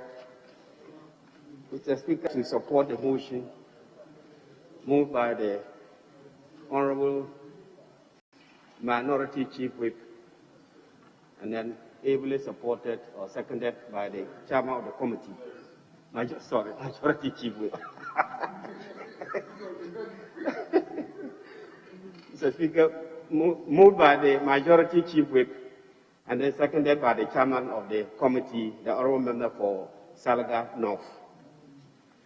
In doing so, Mr. Speaker, I want to reiterate the position of this House that having regard to the constitutional provision, Article 127 of the Constitution, the judiciary should normally submit two separate estimates, one for the Judicial Service and one for the judiciary. The Constitution provides that as far as the judiciary is concerned, the President need only make recommendations to the House, but should not tamper with the estimates. Now with the Judicial Service, it can be treated like any of the other organizations. So I think it is imperative that in the interest of the judiciary, for them to be able to handle their core functions, this aspect of the constitutional provision be honored both in spirit and in letter. Mr. Speaker, it is very trite knowledge that judiciary is a very key, if not a very sensitive organ of government. It is the institution that delivers justice. And it is important that the citizens have the confidence and the trust and the faith in the judiciary so that they can respect the justice that they can deliver. So access to courts is very, very important, and then quality of service by the courts is equally important. It is critical that estimates that are normally given to this House for the judiciary, we should treat it with the dispatch that it deserves. And then note that it's a sensitive arm of government, and therefore we ought to take care of them so that they can deliver the service that the citizens so much desire. Mr. Speaker,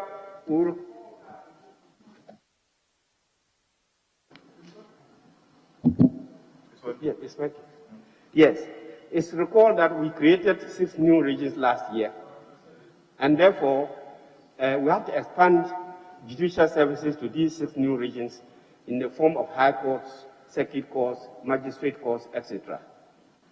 The judicial service cannot perform these functions if their budget is not well taken care of. I recall that some of the new high courts, some of the new regions do not have high courts, even though 1 or 2 of them may have. So it is very, very imperative that for us, the citizens of that area, to have access to justice, rather than move from one region to another to the high court or circuit court. The central government should be able to complement the work of the judicial service by providing the high court structures, while the judicial service will provide the administration of it. Mr. Speaker, it's also important to note that the judicial service can only attract quality personnel in the form of lawyers for magistrates and then other circuit and then the superior courts, if they are able to take good care of them and motivate them. It is also important to note that they can also attract other personnel to work in the judicial service if their conditions of service is good. And that is why it is imperative that this August House takes note of these things and approve the budget estimates as indicated in the motion, and the Honorable Chairman who supported it. Mr. Speaker, with these few remarks, I support the motion and pray that we endorse him and adopt it. Thank you. Thank you, Honorable Member. Honorable Member for South Dai. Mr. Speaker, thank you for the opportunity to add my voice for the call that an amount of 437,397,064 Ghana cedis be approved for the implementation of the programs and activities of the judiciary and the judicial service for the 2021 financial year. Mr. Speaker,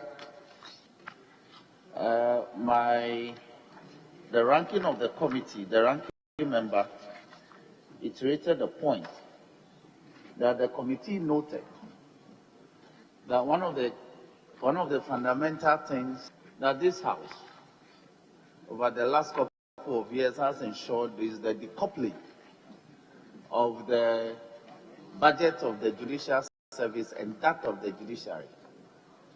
And more importantly, because the constitutional imperative that of the judiciary cannot be tinkered with. But Mr. Speaker, if you look at the letter from the Office of the President attached to the report, it was detected that of the budget of that of the judiciary, because it was submitted in a composite manner, it was tinkered with as well. and that we want to urge the judicial service that we are rather ensuring that the necessary allocations that will help them to function effectively as the judiciary will not be reviewed to their detriment. And so they should try and follow that formula going forward. Mr. Speaker, if I may refer you paragraph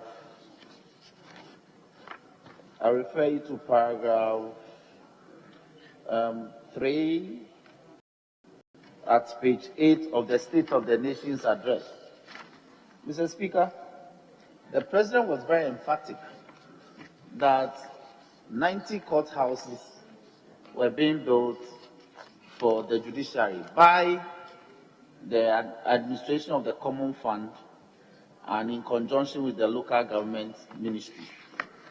Mr. Speaker, but if you look at the formula that we approved for the disbursement of the Common Fund for 2020, they were actually building 50 courthouses, 50. And the budgetary allocation that the committee came to was about 80 million. So I was of the opinion that in dealing with the estimates for this year, the judiciary, the estimates would have been referred jointly for the Judiciary Committee as well. Because we should be interested in how much budgetary allocation the Ministry of Local Government via the Common Fund will be making towards the completion of those projects this year. Because it will be worthwhile if those projects can indeed be completed this financial year. Mr. Speaker, it also came to light that the activities promised by the Judicial Service and the judiciary last year to be undertaken for 2020, which, Mr. Speaker, if I may refer the House to page 4 of report. Mr. Speaker, it says in part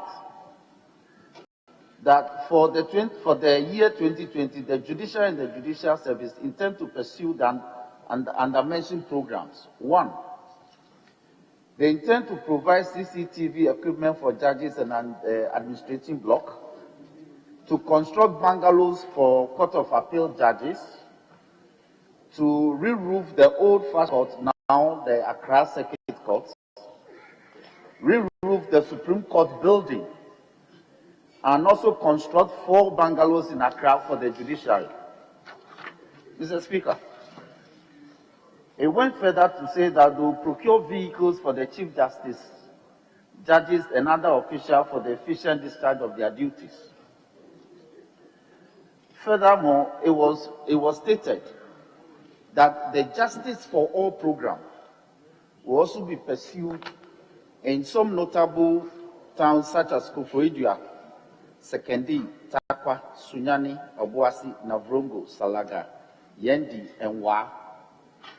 Mr. Speaker, I was therefore hoping that for reviewing the performance for 2020 for purposes of approving the 2021 budget, the judiciary would have said something about these 2020 activities that they outlined in 2019 when we were approving the 2020 budget. But for instance, I didn't see anything on Justice for All, which is a very, very important activity for lawyers and the judicial service that we undertake each year. I was also hoping that they will explain why the purchase of vehicle for the Chief Justice for the effective performance of his functions of office in 2020 couldn't be done. And now it has been shifted to 2021. Then, last year, an issue cropped up, and that was in respect of the conditions of service of career magistrates vis-a-vis that of professional magistrates. Mr. Speaker, the point is very simple. The Constitution is very clear as regards equal pay for equal work, or equal work for equal pay, if placed in a converse. But the evidence is that career magistrates who are not professional lawyers who join the bench at the magisterial level do not have the same conditions of service. And it's a matter that they have an association. It's a matter that they are pursuing forcefully, and we should be concerned. Because at the magisterial level, the volume of work that the professional magistrates perform vis-a-vis those performed by the career magistrates, there's no distinction. Because they also do relieving duties in other courts.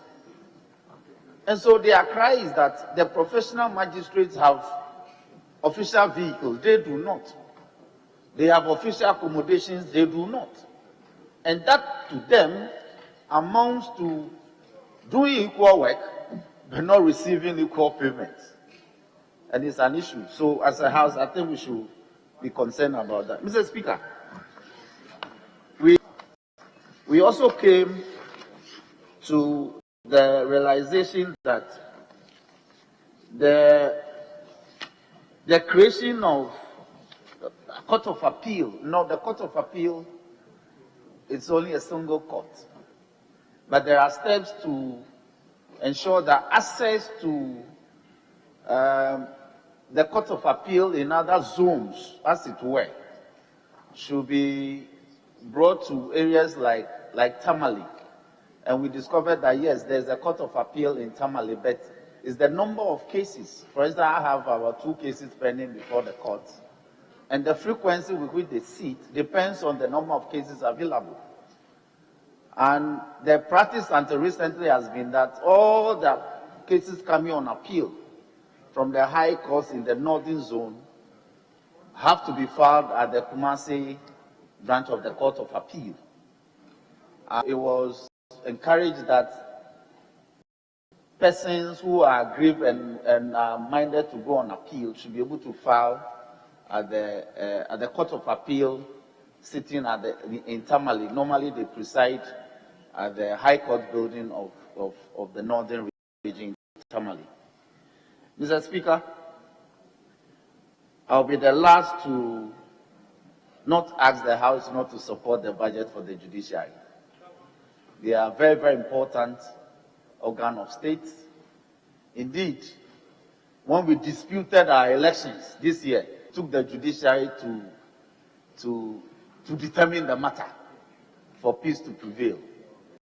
And so I am of the opinion that we need to approve the budget, particularly for the judiciary, and also look at the budget estimates for the judicial service, which consists of the staff of the judiciary as well as staff of judicial service, including registrars, court clerks, the ancillary staff that make courts tick.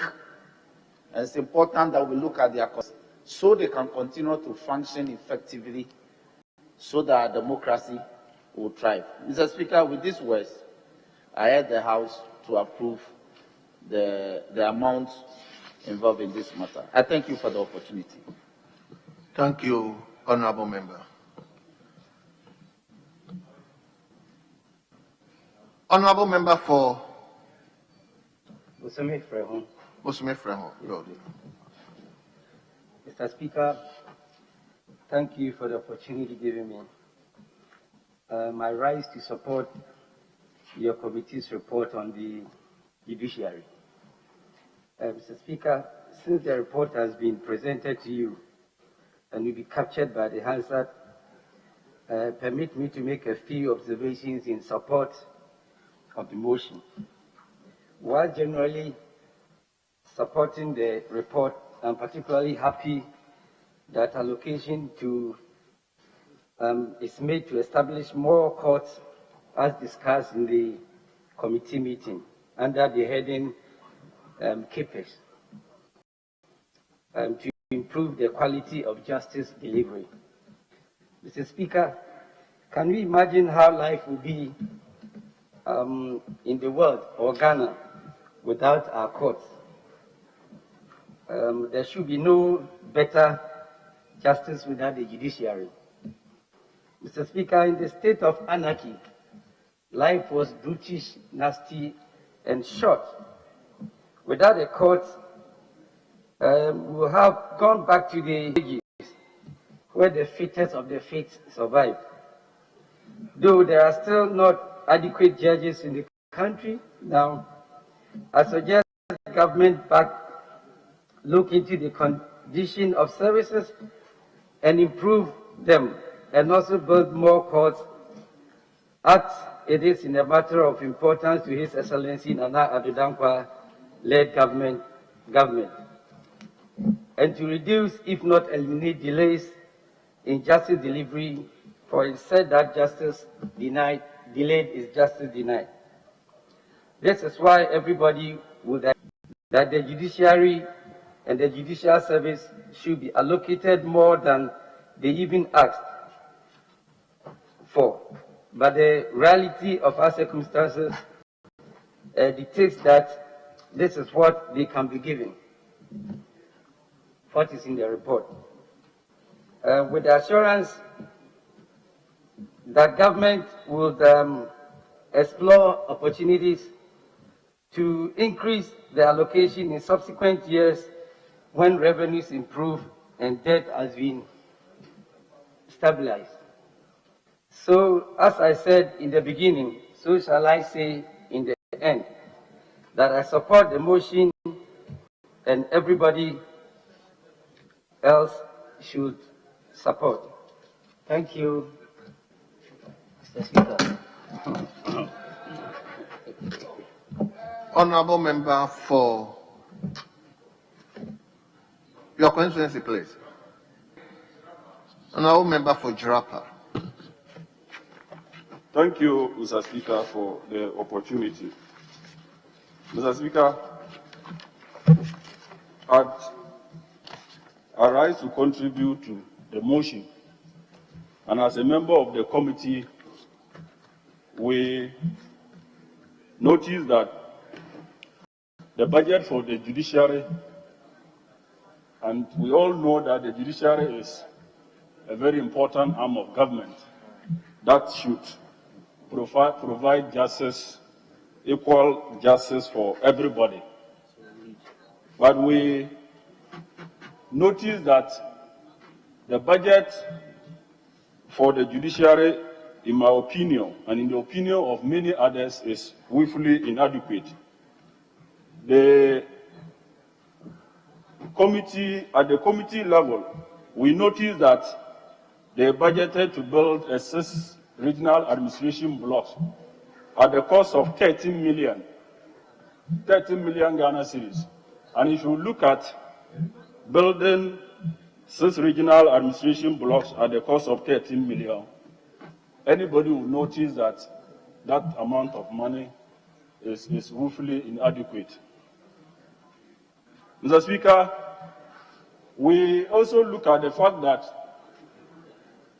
most of the districts or the courts are very the courts are very depleted. They are not, the courts are so bad. So what we also notice is that the money provided for the judiciary budget cannot actually ensure that we have good office structures or court buildings in the various districts and regions. If you move around the country, you will notice that many of the courts, magistrate courts, district courts, high courts, you will notice that the courts are so bad. So, Mr. Speaker, we also notice that many of the staff, especially the judges or magistrates, they are in short in many of the courts. So you see one judge managing many courts. With these few words, Mr. Speaker, I support the motion that the budget should be approved. Thank you. Honorable members, the Honorable Deputy Leader.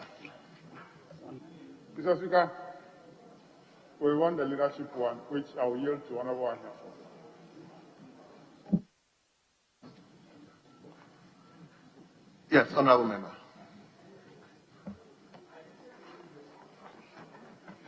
Mr. Speaker, thank you very much for the opportunity to contribute to the floor. Mr. Speaker,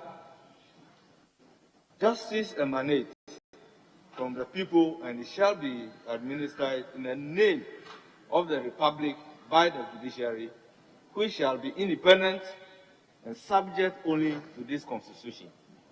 Article 125 of the 1992 Constitution.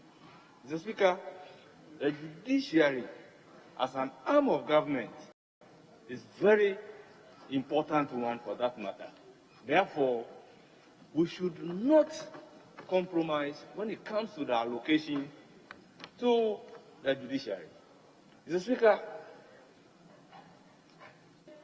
the Constitution makes provision in Article 179 of the 1992 Constitution, and reading 179 together with 127, it is clear that the budget of the judiciary 2 months before the end of the financial year must be submitted to the executives. And the executives will have to submit that estimate of the judiciary as an arm of government to Parliament without the President having the right to revise. That was why when the President submitted the budget of the judiciary with a ceiling, accordingly, the Speaker wrote to the President, and the right thing was done by the President by resubmission of the estimate to the House. Mr. Speaker, I have been the advocate that we have the judiciary and the judicial service, but it is the judiciary whose estimate will have to be submitted to the House under that constitutional. Judicial service is under the public services governed by Article 190 of the Constitution. And in a situation where they will put the budget of the judiciary as an arm of government and the judicial service as a public service together and treated under the same constitutional constraint is not the best, and it amounts to a violation of Article 179, 3, 4, and 5 of the 1992 Constitution. Mr. Speaker, I have been arguing this point to the effect that the budget of the judiciary and the judicial service must be last year, they did decouple the budget of the judiciary and the judicial service.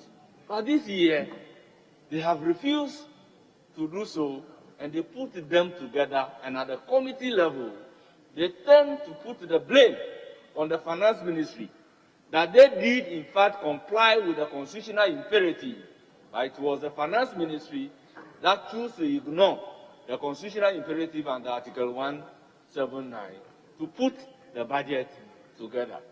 And this is contrary to the directive given by this particular House, that henceforth the budget of the judiciary and the judicial service should be decoupled.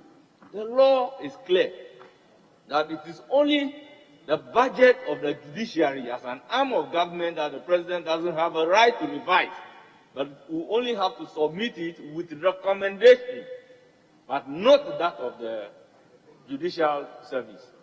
The Speaker, a situation where the judicial service will find comfort in hiding behind the constitutional imperative of the judiciary as an arm of government, Mr. Speaker, is not the best.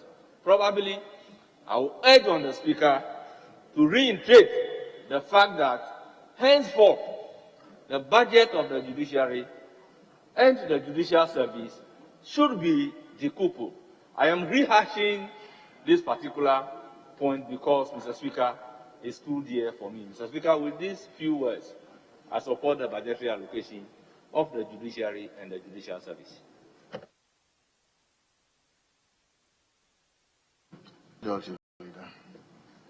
Speaker, I think it's important to state that there's no record since this Fourth Republic that any request from Parliament or the judiciary to the President has been met fully. There's no record. Anytime requests have been made, the Presidents have engaged and they have agreed mutually on the appropriate amounts to allocate to the judiciary. Lately, of course, also Parliament. Speaker, I think that we should find a way to process of engagement. And it's not as if any president or government finds pleasure in truncating or providing ceilings to Parliament or the judiciary. Speaker, truth, however, is you can't give what you don't have. However, it's important that we streamline the process of engagement so that what is due the judiciary, what is due Parliament, would accordingly be offered Parliament. If you agree with the last contributor who indicated that there should be a distinction between the allocation to the judiciary and that of the judicial service. The judicial service is part of the public service. It's just like Parliament. The parliamentary service is part of the public service. They are not part of Parliament. And yet, when we make any request, they float on the wings of Parliament. That is what they have been doing. The judicial service has also been doing. They float on the wings of the judiciary. But going forward, as I'm saying, if we have to streamline the process and the procedures, I guess the proper thing going forward will have to be done. It's a difficult enterprise when you say that let's decouple parliamentary service, their allocations from that of Parliament House. Indeed, they are only to service, to lubricate what we do in the chamber. And so we work in tandem. The difficulty, however, which we must also recognize is that parliamentary service is part of public service. And they are not, strictly speaking, an arm of government.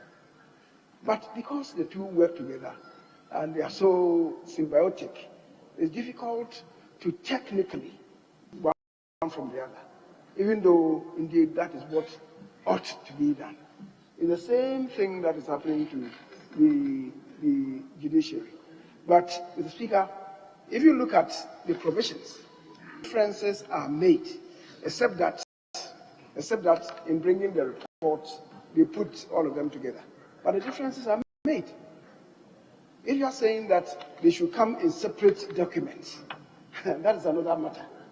But the differences exist, that this is for the judicial service, this is for the judiciary, just as it's done for Parliament. This is for Parliament, this is for... And when they are bringing them, they put the two together.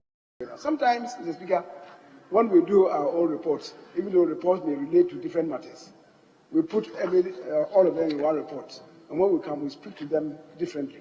So, but if you want to make it very tidy, perhaps as the Honorable Ahiafo is saying, we may have to decouple it. But decoupling it strictly and compartmentalizing it is a real difficulty because they are symbiotic. Having said that, I think the other thing that should concern us is, as far as is concerned, the Speaker, the more elderly ones in this House would recollect, and I believe my colleague, the Honorable Avoka, would recollect that somewhere in 1999, the current president, when he was the ranking member for Constitutional, Legal and Parliamentary Affairs, moved a motion which had the effect of calling for the abolition of the regional tribunals. Happily, Mr. Speaker, do not form part of the entrenched provisions in the Constitution. Parliament upheld that. I don't recollect whether we went forward to do what was required of the House to do by exorcising it from the Constitution. I don't remember. But in all practical terms, the regional tribunals no longer exist. What do we do going forward with that? I think that is something that should engage our attention. Because, Mr. Speaker, apart from the fact that they don't exist, in many of the statutory bodies, the regional tribunal chairmen are supposed to be part of those statutory bodies. What do we do? And I think that it should engage our attention. So if we have to really take them out of the Constitution, and as I said, fortunately, they are not the provisions in respect of it. That is, I think, Article 142, 143, 144, 145. All of them are not entrenched. But the others, like the bodies that they should form part of, what do we do with them? Mr. Speaker, as I said, it should engage our attention, and perhaps going forward, the House should come together on that. Mr. Speaker, I thank you very much. Thank you, Honorable Leader. Mr. Speaker, thank you very much.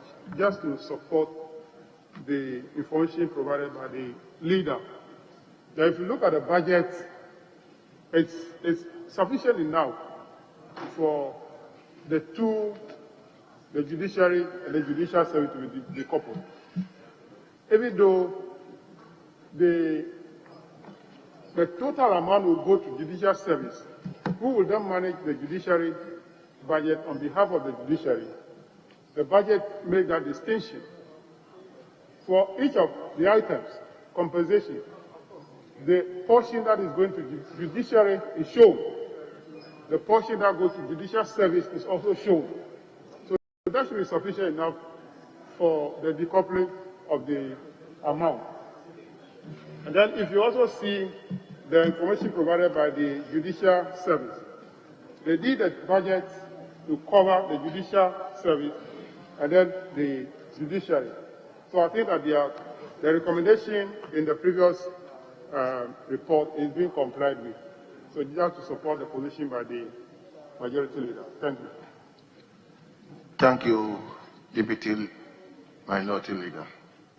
Honorable members, at the conclusion of the debate, the question is, those in favor of the motion say aye. Those against the motion say no. Honorable members, the ayes have it. The motion is adopted. This House, therefore, has accordingly approved a sum of 437,397,064 Ghana cedis for the services of the judiciary and the judicial service for the year ending 31st December 2021.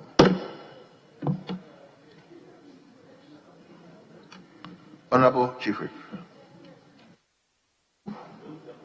Speaker, may we take item number 6H, vein I, or page 4. Vein I and vein II, all on page 4, Speaker.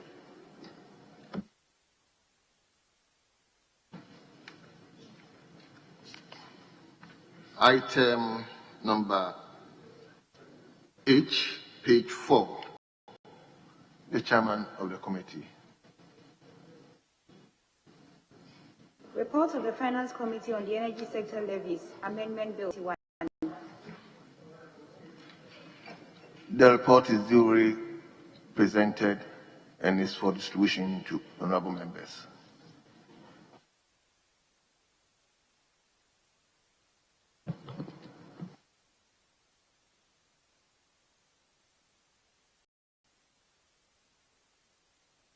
Speaker, we can go ahead and take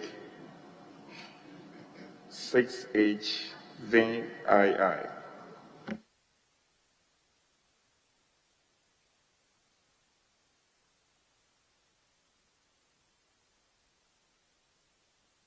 Report of the Finance Committee on the COVID-19 Health Recovery Levy Bill 2021.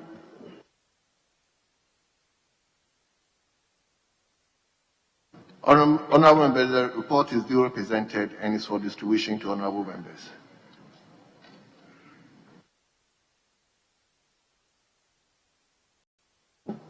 Speaker, I may have to seek your guidance here. Ordinarily, we should be taking item number 15, page 6. I've just been informed that the report is just ready and it's been brought to the chamber. So, I don't know if we may have to.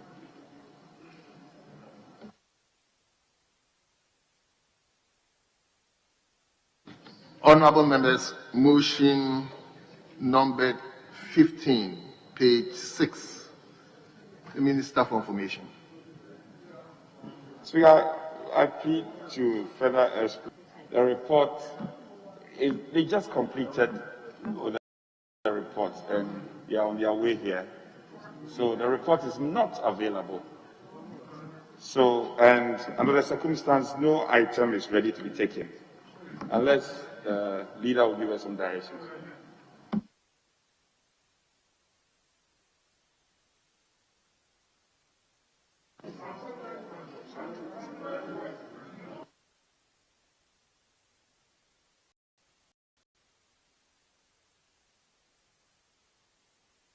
Mr. Speaker, if we may lay these documents, the other people didn't do.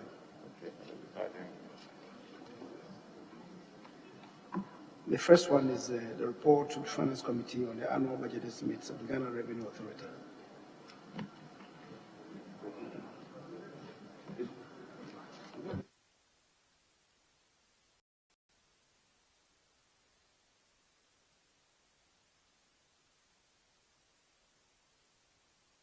The Speaker, the chairman of the committee is here, so he could lay the first one. The Ghana Revenue Authority annual budget estimates.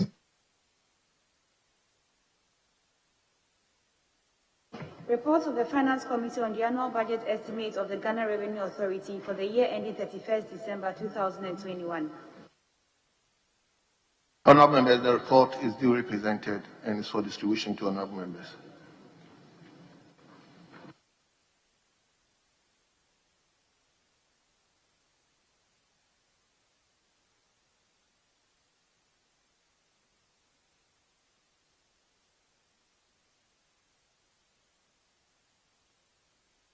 Speaker, still on other paper addendum, if we may take item number 2.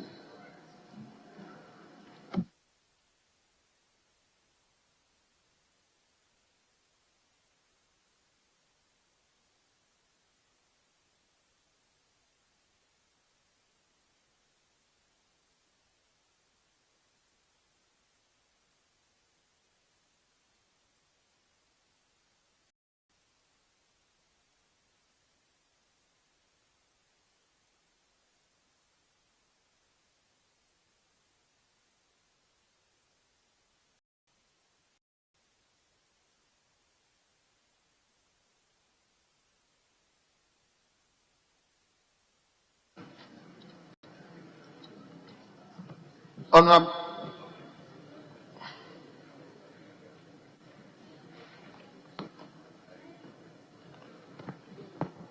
members, on the addendum paper, item number 2, presentation and first reading of bills.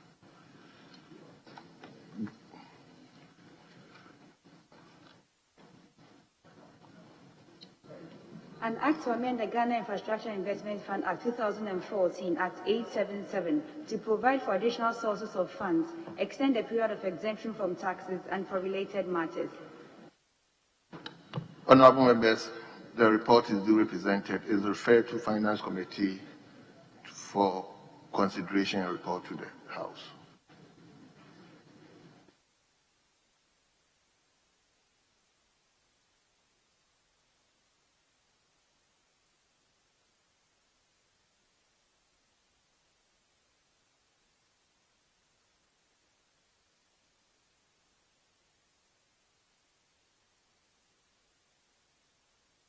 Mr. Speaker, I think we can take motion numbered as item 15.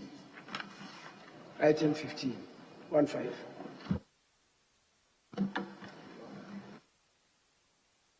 Honorable members, motion numbered 15, page 6. Minister for Information. Thank you, Mr. Speaker.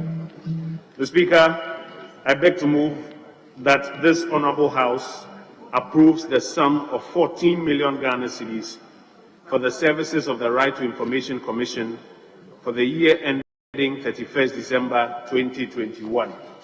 Mr. Speaker, the RTI Act was passed in 2019, but its full implementation was deferred to 2020. The Commission was established as a product of the Act and was sworn in October 2020. Speaker, this is the first budget of the Commission, which it hopes to establish itself with and commence its programs with.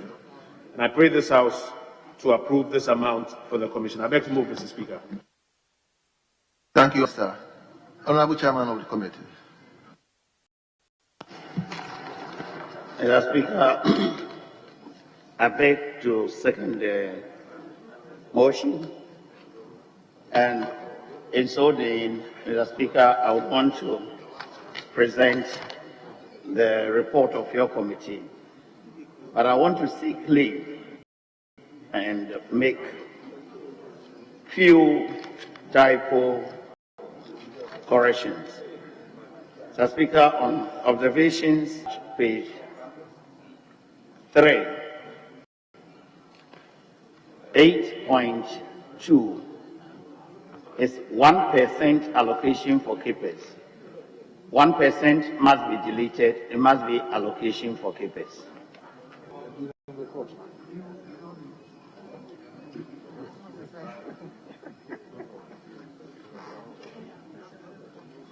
And then the content of it, that is 1, 2, 3, 4th line. The third word is 34. That 34 must be deleted. It must be purchase of motorcycles. Mr. Speaker, with that, these are the only corrections I would want to make. Mr. Speaker, I pray that the Hansard Department captures the entire report whilst I read the recommendation of the report. The committee acknowledges the importance of the right to information in ensuring transparency, accountability, and contribution towards the fight against corruption. In considering the maiden budget estimates of the Right to Information Commission, the committee was mindful of the overwhelming expectations of the general public for the full implementation of the Right to Information Act, Act 968. The committee was also mindful of new entity with immense accommodation and logistical requirements. There is therefore the urgent need to adequately resource the Commission to become fully operational this year. With this view in mind, the committee recommends to the House a request to the Ministry of Finance to consider in a supplementary budget an amount of 5,153,200 for keepers and 5 million cedis for goods and services to enable a rollout of some of the critical program of the Commission for the 2021 financial year. subject to the assurance by the Minister of Finance on the above request. The committee recommends to the House to adopt this report and approve the sum of 14 million Ghana cedis for the implementation of the programs and activities of the Right to Information Commission. For respect, I submit same. Thank you.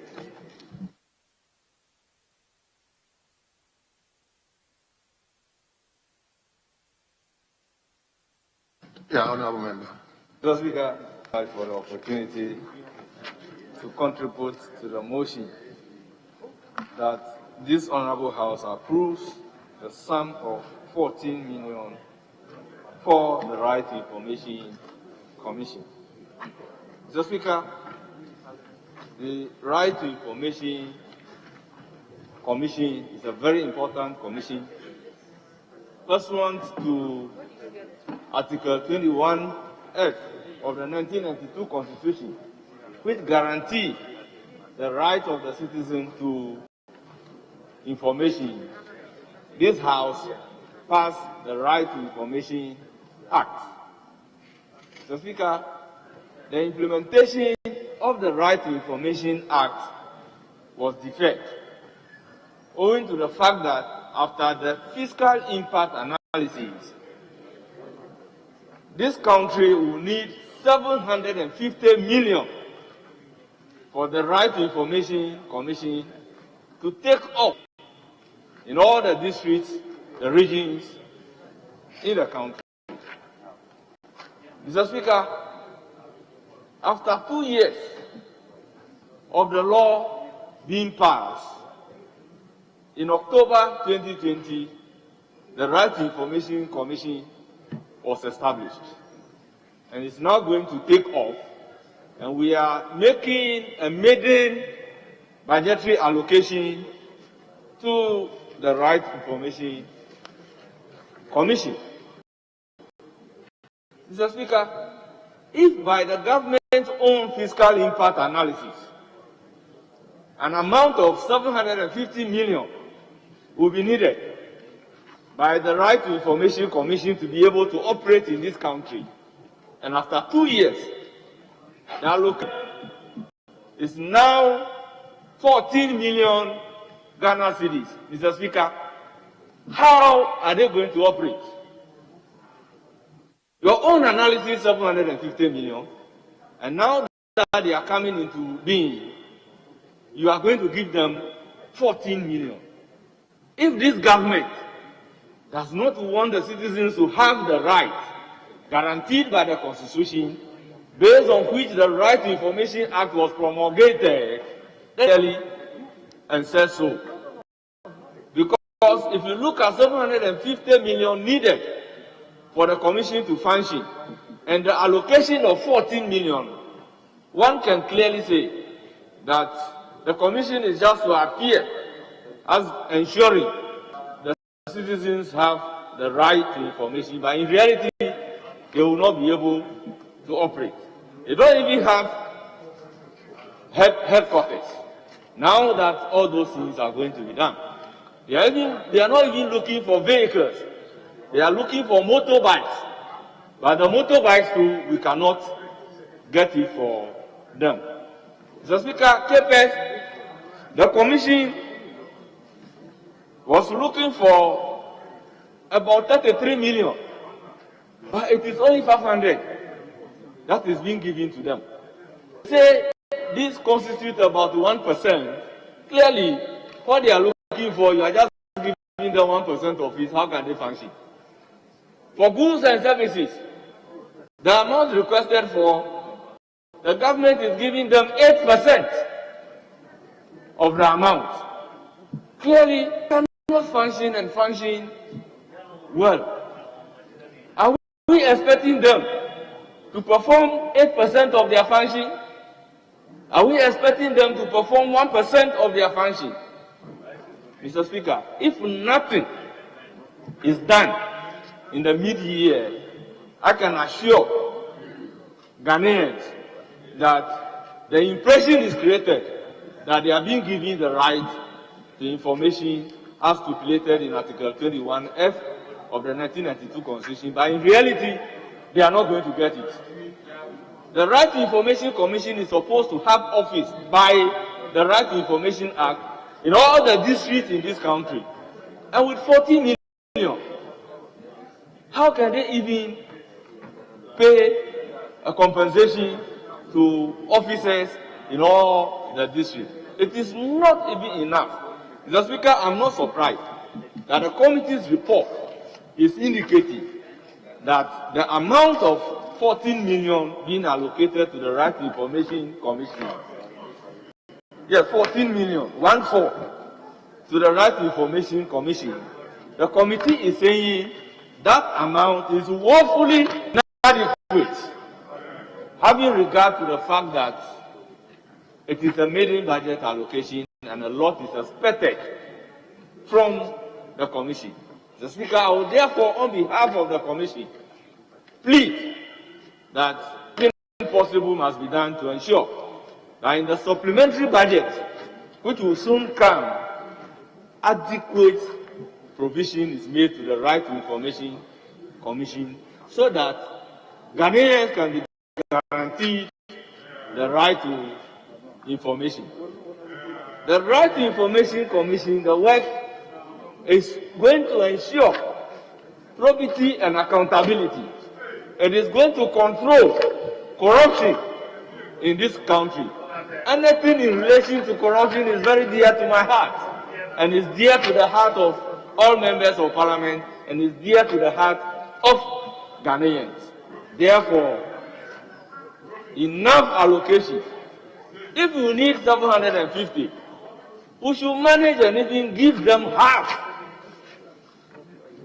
Mr. Speaker, I would recommend that in the mid-year, as a supplementary budget, we try as much as possible to allocate at least 400 million out of the 750 million for the work of the Right to Information Commission, so that they can work across the length and breadth of this country.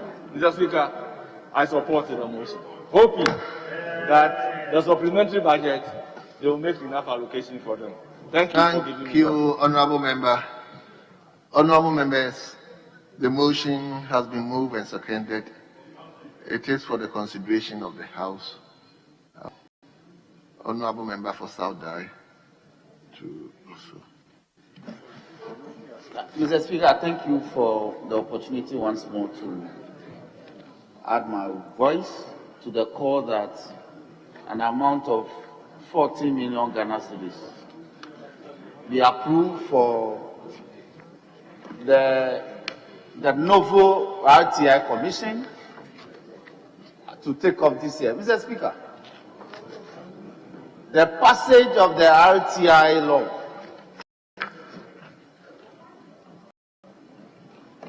was a big political issue in this country. The government took political capital out of this. And Mr. Speaker, I recall that this House, it got to a stage that the then Honorable Member for Suhum, the Honorable Pariansa, has to move the House for deferment of the law just because that analysis that was conducted was in the region of 750 million. So the government has always been on notice as to how much the commission needed to be able to function. Mr. Speaker, the board of the commission was sworn in sometime in October last year. And so, Mr. Speaker, for 6 months, according to the Executive Secretary, they've been operating from his private office.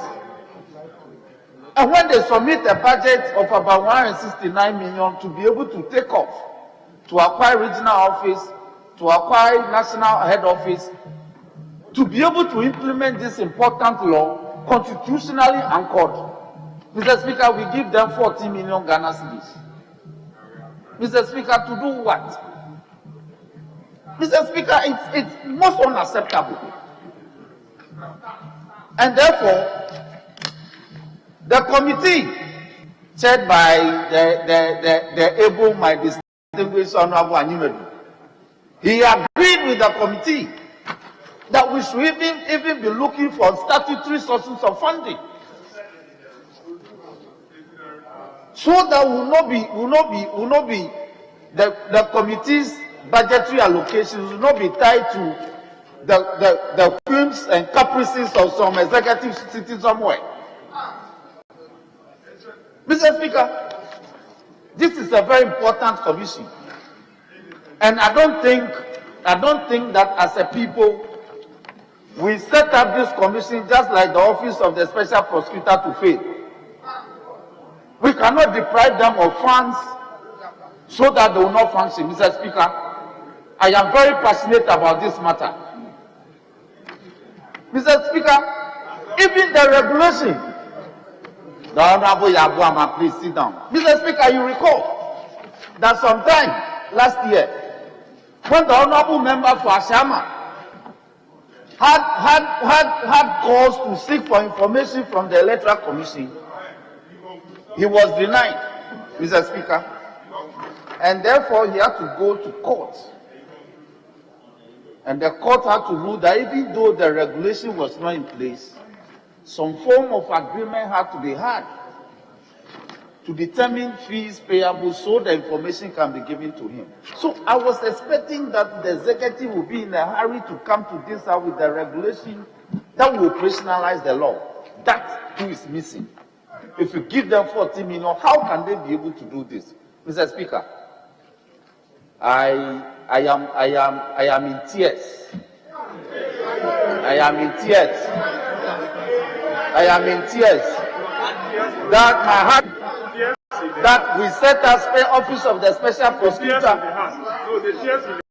We set up office of the special prosecutor and we deprive the office of funds. Today, the office of the special prosecutor is a white elephant. And again, we want to set up the office of the Right to Information Commission to fail. We will not support it. So, like my senior brother said, by the media review, the government must find the money, support this commission. Relevant for the effective accountability of executive function can be determined. Mr. Speaker, thank you for the opportunity. Honorable Member, thank you. Honorable Member for Takoradi. Thank you, Mr. Speaker. To side with the report coming from the Committee on Constitutional, Legal and Parliamentary Affairs on the annual budget estimate for Information Commission, the Right to Information Commission for the 2021 financial year. Mr. Speaker, a journey of 1,000 miles always starts with a first step. And like I said here before, there's power in small things. Mr. Speaker, if we take the approved estimate by the ministry for the commission, 14 million, I believe that this is the best time to start. We can't start any other time. And therefore, even though the commission had requested for a whooping 153 million, I do still believe that this is the best way to go. I agree with my brother when he said that we needed statutory kind of funds to support this commission. Yes, maybe we can look at the communication service tax, if it's 0.5 or 1%, to support them. But as we speak, we cannot have it all. And government cannot always have all the money for every institution. That is why there's always that window at the supplementary estimate to request for more to support the activities of the commission. Like you rightly said, the commission is working in the office of the chairman, the executive secretary in its current status. But at least this amount of money that has been approved to set up the headquarters and the other regional offices, secure clearance for the recruitment of essential staff, develop operational guidelines and manual to operationalize the Right to Information Act 2019, and identify key stakeholders and organize workshops fora to educate them about the work of the commission. And then at least a nationwide tour to discuss with Ghanaians what the commission is all about and what the commission can do. And finally, a social media campaign to help disseminate information about the commission and its work. Mr. Speaker, I believe that this is a good start, and this good start needs to be supported with the 14 million that has been approved to at least allow them to start work. And I believe that in doing so, when we come back for the media review, we'll be able to support them more so that they can continue to do the good work for which we, this House, have passed for them to do. With these few words, Mr. Speaker, I believe that this is the best time to start. Let's start with the 14 billion and the rest can be added. Thank you very much. Thank you, Honourable Member. Honourable Members, at the conclusion of the debate, those in favour of the motion say aye. Those against the motion say no. Honourable Members, the ayes have it. The motion is adopted. This House, therefore, has approved of 14 million Ghana cedis for the services of the Right to Information Commission for the year ending 31st December 2021.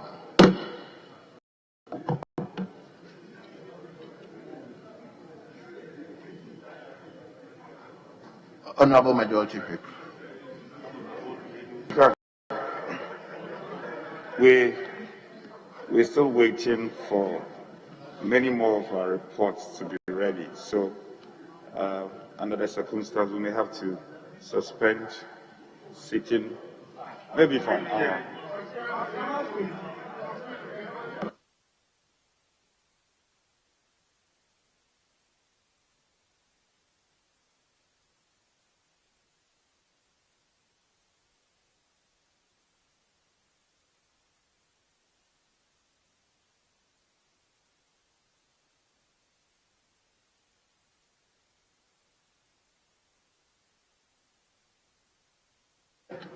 Honourable Minority Leader. Mr. Speaker, we have no objection, just that they should expedite actions on the reports so that when we say 1 hour, exactly after the 1 hour, we must be here to get some business to do. We have a lot of business.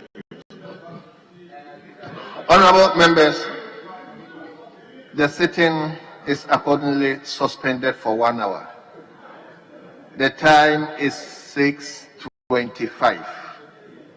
So we are coming here 7:25. Honourable Members, this House, the sitting is suspended.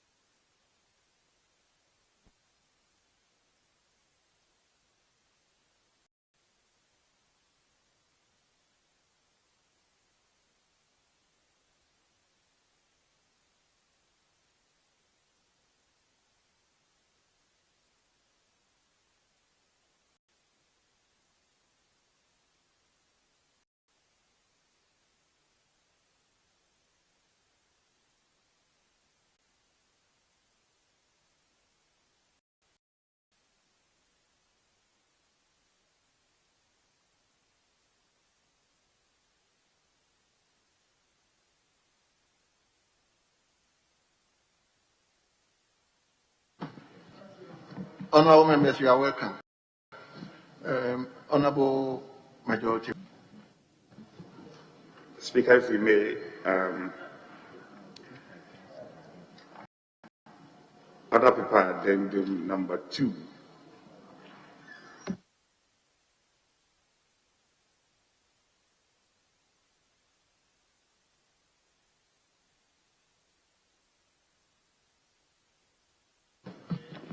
Order paper number 2.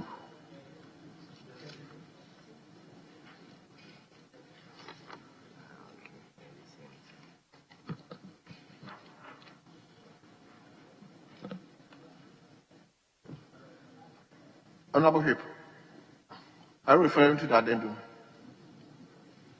Exactly so, Speaker.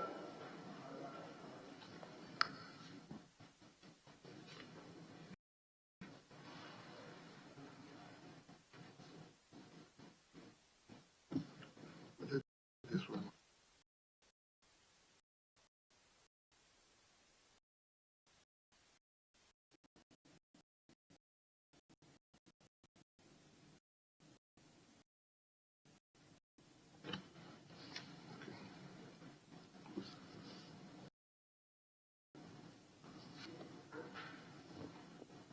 Presentation of papers. The chairman. Report of the Finance Committee on the Ghana Infrastructure Investment Bill 2021. Honorable papers, the papers has been duly presented and is for the distribution to honorable members. Speaker, the original order paper, and if we may take item 12 on page 6.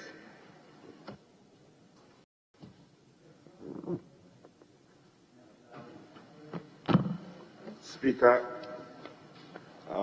under the circumstance, seek your leave to take the motion on behalf, as advertised, on behalf of the Minister of Finance.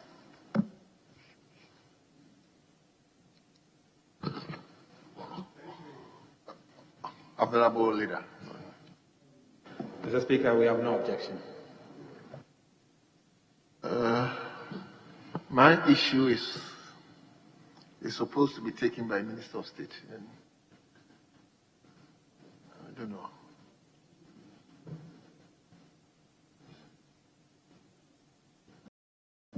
Speaker, thank you for your kindness. Speaker, I rise to move that this honorable has approved the sum as advertised for the services of the Ministry of Finance for the year ending 31st December 2021. So move. Okay, Committee Chairman. Thank you, Mr. Speaker. I rise to second the motion. And the process, permit me, Mr. Speaker, to make some corrections. First, paragraph 6. The 2021 annual estimates for the Ministry of Finance, a total amount of 1,428,730,896 is what is the figure under paragraph 6. And that is what is reflected on the other paper. It is the accurate figure. The same correction is also found on page 5 of the report under the same paragraph 6. The grand total for the estimates. And then, Mr. Speaker, the same correction also on the last page under conclusion. Hold on, Chairman. So you mean to say it's 1,428,730,896? Is that what you mean? Exactly so, Mr. Speaker. Okay. You may carry on. Thank you, Mr. Speaker. The estimates for the Ministry of Finance was referred to the Finance Committee. We met the Ministry of Finance with the senior advisor at the Ministry, Honorable Abna Osaya-Sare, and other seniors from the Ministry of Finance. And, Mr. Speaker, they took us through the 2020 performance as we have reported under paragraph 5. The estimates for 2021 as reflected 6. Allocations to the agencies under the Ministry of Finance as reflected under paragraph 7. And then, Mr. Speaker, our observations as a committee are recorded under paragraph 8, which takes us to the conclusions under paragraph 9. Which conclusion, Mr. Speaker, is that the committee recommend to this House to adopt this report and approve the sum of 1,428,730,897 Ghana. I thank you, Mr. Speaker. Honorable Ranking. Mr. Speaker, I also rise to support the motion. Mr. Speaker, in doing so, let me also state that the Ministry of Finance has a dual role. First, Ministry of Finance operates at an MDA, and second, Mr. Speaker, Ministry of Finance also operates as a macro fiscal institution, which is a central management agency. Mr. Speaker, they are indeed responsible for the raising of revenue and to expand this revenue. Mr. Speaker, again, anytime there's budget overrun, the Ministry of Finance is responsible to ensuring that they raise revenue, they raise finance to support government expenditure. Mr. Speaker, in supporting the motion, I wish to state that today Ghana's public debt has ballooned to 76.1% of GDP. And it is a responsibility of the Ministry of Finance to ensure that our debt levels that are reaching an unsustainable limit are brought into a limit that can move forward as a country. Mr. Speaker, the public debt poses a major threat to economic development and stability. And so I would like to urge the ministry responsible for finance to ensure that they implement policies that are prudent enough to bring our debt stock down. Mr. Speaker, today we are spending a huge sum of our national revenue, about 35 billion, for the purposes of service and interest.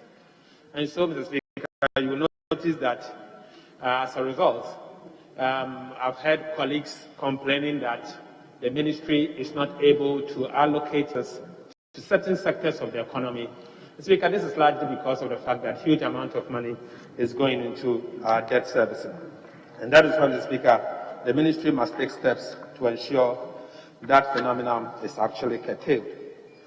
Mr. Speaker, again, in the amount that the chairman of the Finance Committee has asked that, Mr. Speaker, we should approve for the ministry. Of this amount, Mr. Speaker, we have 100 million Ghana cedis in the Ministry of Finance estimate. That the Ministry of Finance informed us, Mr. Speaker, that they are going to use it for the purposes of housing. Mr. Speaker, I have a strong objection to that. Mr. Speaker, I say this because, Mr. Speaker, Ministry of Finance, as I said, they are a central management agency. They are indeed an MDA that manages the affairs of the ministry. But, Mr. Speaker, the role of housing cannot be that of the Ministry of Finance. And that is why I think that 100 million Ghana cedis allocated under the Ministry of Finance budget should be sent to the Ministry of Housing. Mr. Speaker, the Ministry of Finance cannot convince me that they have enough expertise on housing more than that of the Ministry of Housing. The Ministry of Housing is well prepared to handle issues of housing, in fact, far better than the Ministry of Finance. Mr. Speaker, if you say that the Ministry of Finance has like economists, I'm sure nobody will contend with that. But in the areas of housing, where engineers are those responsible, the Ministry of Finance cannot do it. We should be giving them powers to handle the issues of housing. Mr. Speaker, that is why I think that we should not allow the Ministry of Finance to hold this 100 million. Mr. Speaker, last year, as part of the budget of the Ministry of Finance, we were told that they are starting this housing and mortgaging scheme, and so we should support them. I objected it, and we felt that the money should have gone to the Ministry of Housing. But, Mr. Speaker, we were convinced that that was the initial stage of the program, and so going forward, they will end up allocating that money to the Ministry of Housing. But I'm surprised that going forward, again this year, they've allocated another 100 million and keeping it at the Ministry of Finance. Mr. Speaker, if we don't stop the Ministry of Finance, the time will come. They will be in charge of agriculture. A time will come. They will be in charge of roads. A time will come, Mr. Speaker, they will be in charge of everything. We cannot allow the Ministry of Finance cannot be responsible for sanitation. They should concentrate on their core mandate, and that is macroeconomic stability. Mr. Speaker, a time will come, if we don't stop them, they will be in charge of judiciary. Mr. Speaker, that is why we should stop them. Mr. Speaker, I support that the 100 million Ghana cedis being part of the budget for Ministry of Finance, the Speaker, should be taken from them and be given to the ministry responsible for housing, so that, Mr. Speaker, they will be in charge of it. Mr. Speaker, I forgot to tell you that, Mr. Speaker, Honorable Ranking, hold on. Chairman, we are hear you. Yeah. Thank you, Mr. Speaker. I identify with the point that our ranking member has made, except to point out that the 100 million here is not an allocation meant for erecting housing facilities. It is an allocation intended to broker a financing arrangement with other banks. So the management of such a financing arrangement can only be done by the Ministry of Finance. So what we have recommended in the report, Mr. Speaker, as you would see on page 7, is that to the extent that the final outcome of this initiative is housing, that allocation as an allocation to the housing sector. But I'm worried about the impression being created, Mr. Speaker, that somehow this is money that is meant for housing and is the Ministry of Finance doing the housing. That was not the understanding I got at the committee. I thank you, Mr. Speaker. Ranking. Mr. Speaker, I listened carefully to my chairman. Mr. Speaker, let me say that I'm aware that the Ministry of Finance, working with the TDC, Tema Development Corporation, have awarded contracts for the construction of housing units in Committee 22. Mr. Speaker, the Ministry of Finance is now the one paying the who have signed contract with Committee 22. Mr. Speaker, that is not the function of Ministry of Finance. That is the function of Ministry of Works and Housing. Mr. Speaker, we should not allow Ministry of Finance to be engaging in things that they do not have capacity. Yes, they have capacity with financing and how to manage our economy.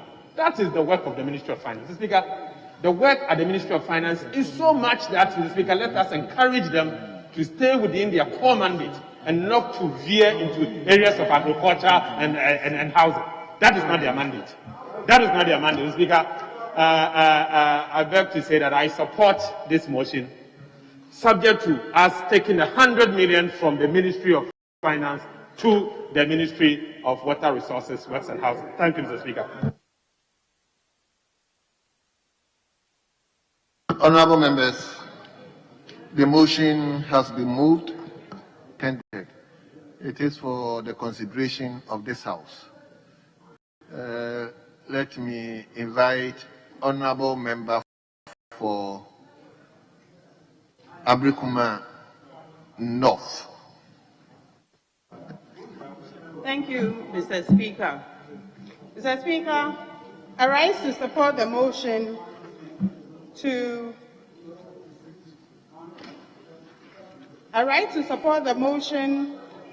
push the report of the Finance Committee for the budget estimates that has been presented before the House. Mr. Speaker, looking at the report, the Ministry of Finance has done a lot of work with the various departments and agencies under it to present their budget estimates.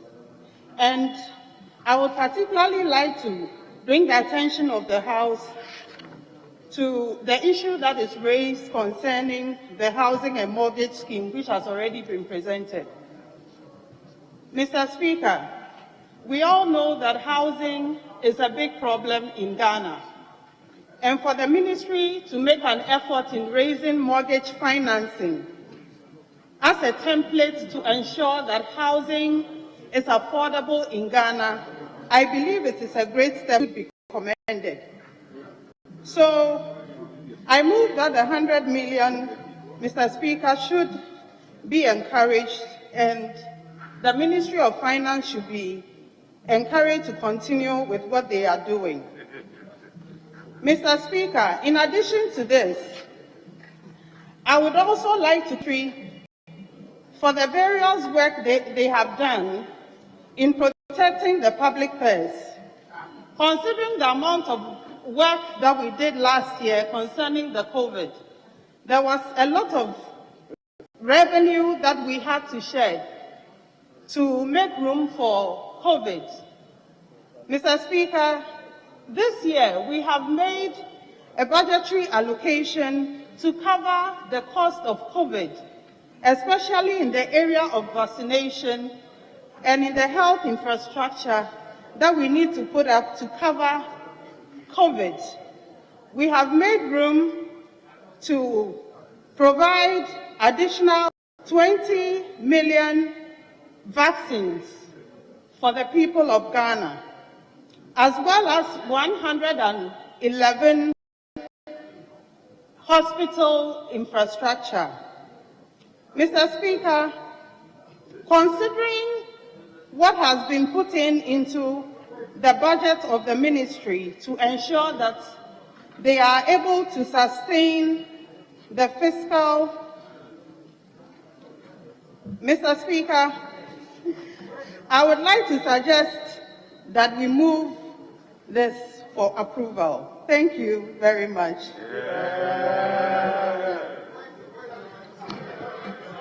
Honorable Collins Dowda. Thank you very much, Mr. Speaker, for the opportunity. Mr. Speaker. Honorable, hold on. Gentlemen, will you put off the mic?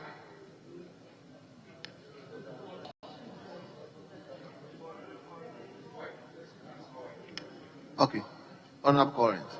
Thank you very much, Mr. Speaker. Mr. Speaker, I also rise to add my voice to the support of the approval of this report or adoption of this report. Mr. Speaker, you notice that all the recommendations made by the committee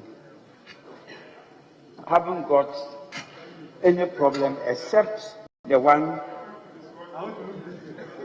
marked III at page 7, which relates to the housing and mortgage scheme.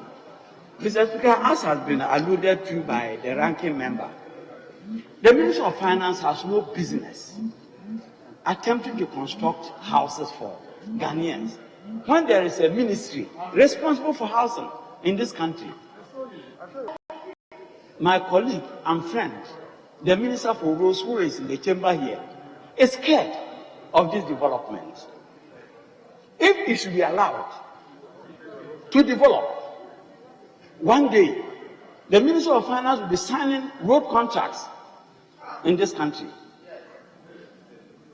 The Minister of Finance will sign a contract for the development of a dual carriage road from Accra to Kumasi.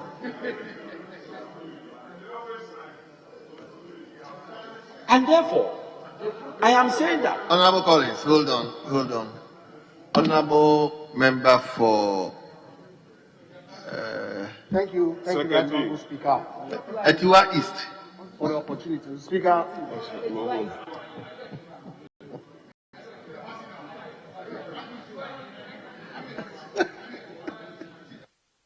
Thank you, Mr. Speaker, for the opportunity. Mr. Speaker, the work of Ministry of Finance, among other things, is to raise funds for ministries, departments, and agencies. And like they themselves have alluded to in the report, it says that it is a financing model for the housing and mortgage scheme.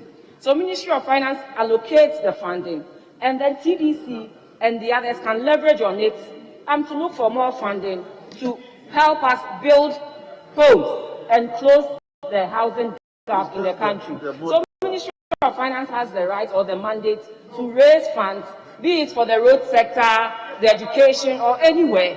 Ministry of Finance has the right to raise funding, and then the Ministry of Finance is allocating to support the housing sector. Thank you, Mr. Speaker.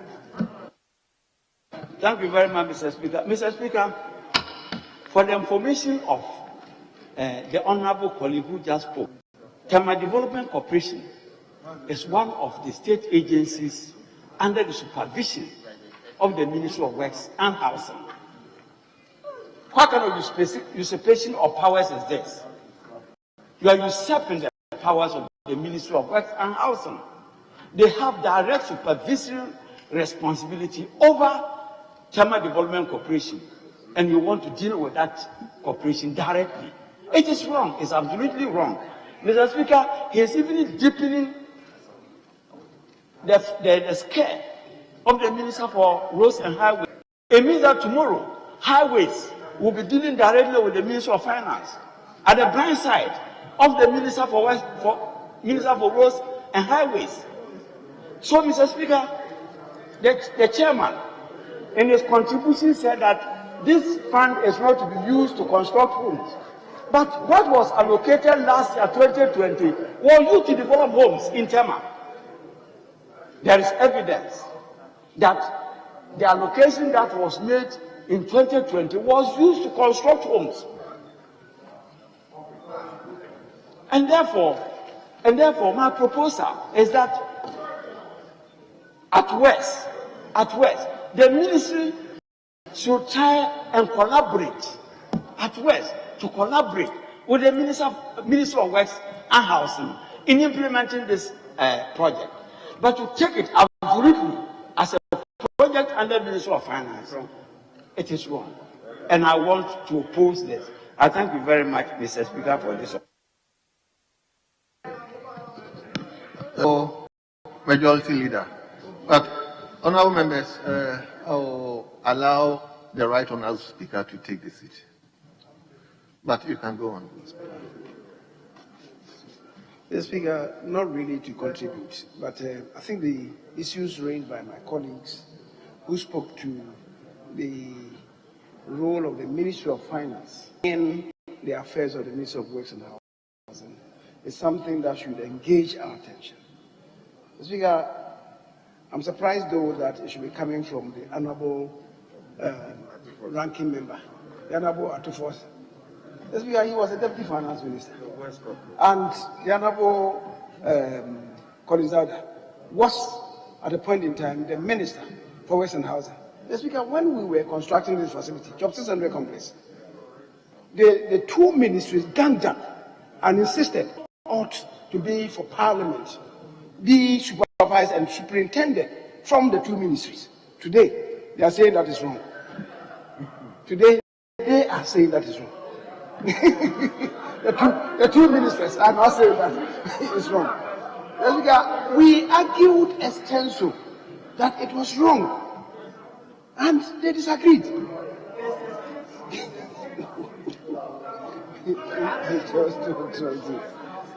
So I think I agree with the principle that they are espousing. I agree, but I want them to be consistent. When you were in the saddle, you disagreed with us.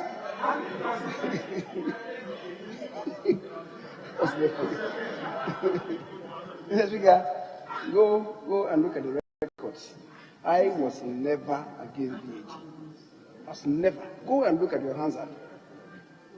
You pander to propaganda and insist that some of us were against VAT. Go and read the Hansard. You see what I said about VAT. Mr. Speaker, so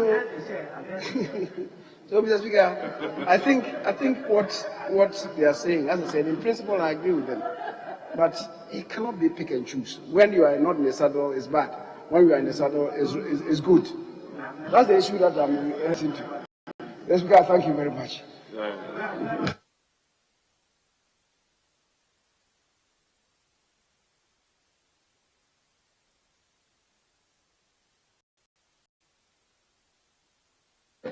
Honorable members, any contribution? Honorable members, at the conclusion of the debate, the motion is those in favor say aye. Those against the motion say no. Honorable members, the ayes have it. The motion is adopted, and this House has therefore approved the sum of 1,428,730,896 Ghana cedis for the services of the Ministry of Finance for the year ending 31st December 2021.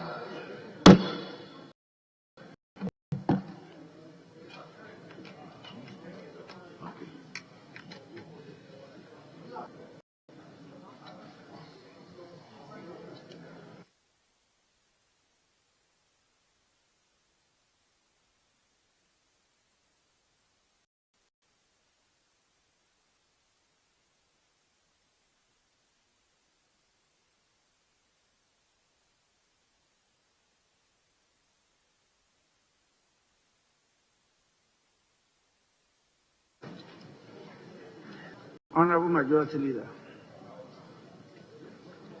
any guidance? Mr. Speaker, we're waiting for the report on the estimates of Parliament. Unfortunately, it's not ready yet. So we're about taking an adjournment when you came in. So I don't know if we have to wait a bit for Parliament's report. I was at the lobby for some time. And I was told that you've asked me to come and take over because we have the report on Parliament and parliamentary service. That is how come I came in. Well, in the circumstances, we have no option than to adjourn the House to tomorrow.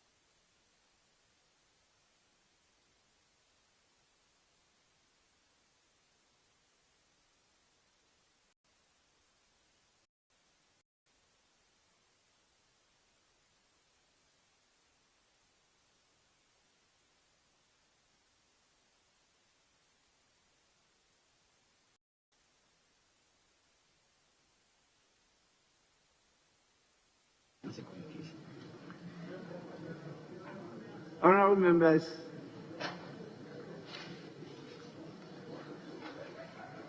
if you recall,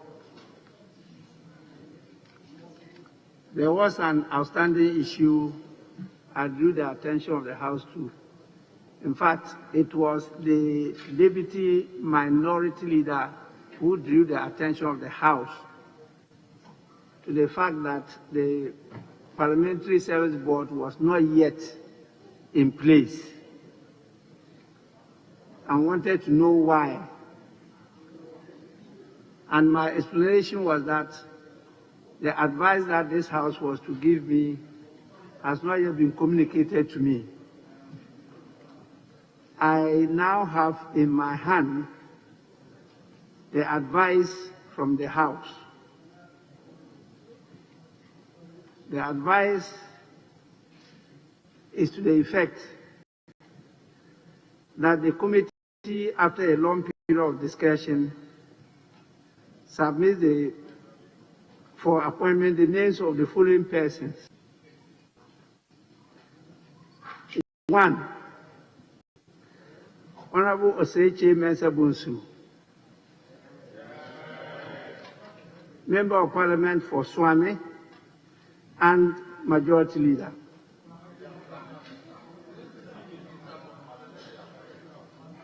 Well, add that in the report. The advice did not add Minister for Parliamentary Affairs. It's just that they don't want you to know that he has so many titles. He wears so many hats. That's why. 2, Honorable Haruna Idrisu, Member of Parliament for Tamal South and Minority Leader. 3, Mr.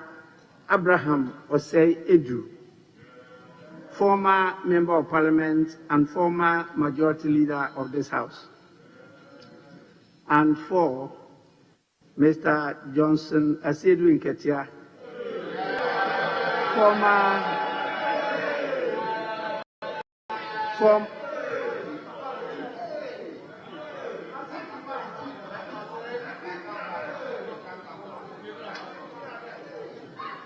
former Member of Parliament and General Secretary of the NDC.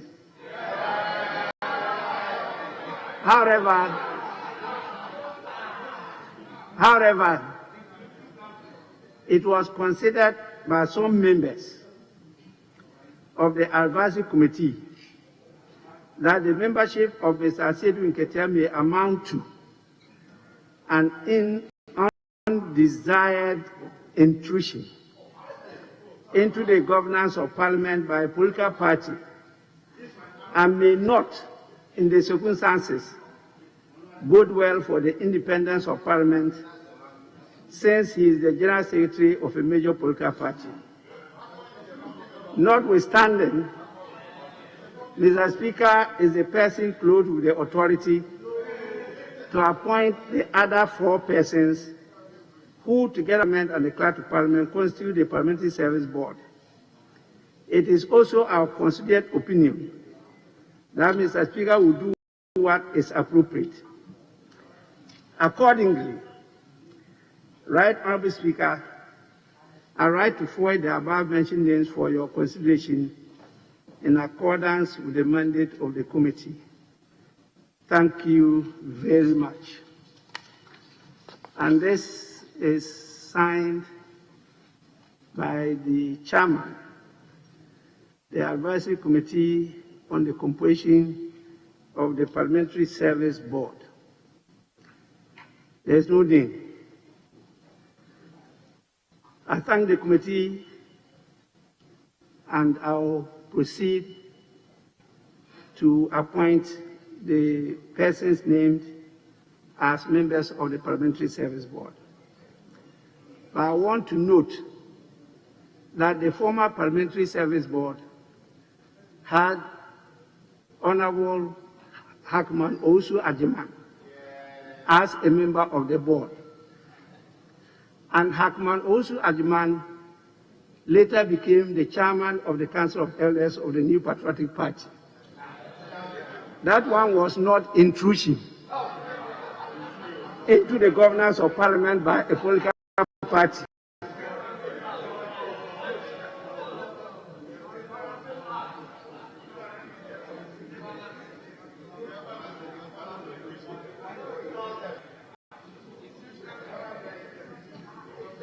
What is good for the gander is also good for the goose. As we speak today, the chairman of the Gapuha board is who? Gapuha board. Yes, Honorable McMenu, the former chairman of the New Patriotic Party. That is even a small. Anyway, this is on the lighter side. So, honorable members,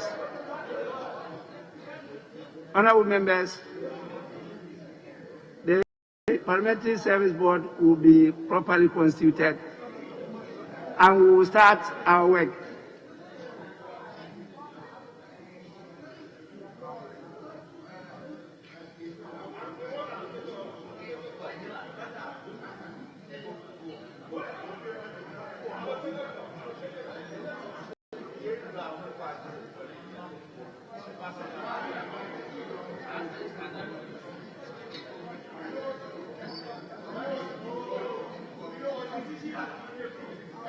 I am waiting for the excitement to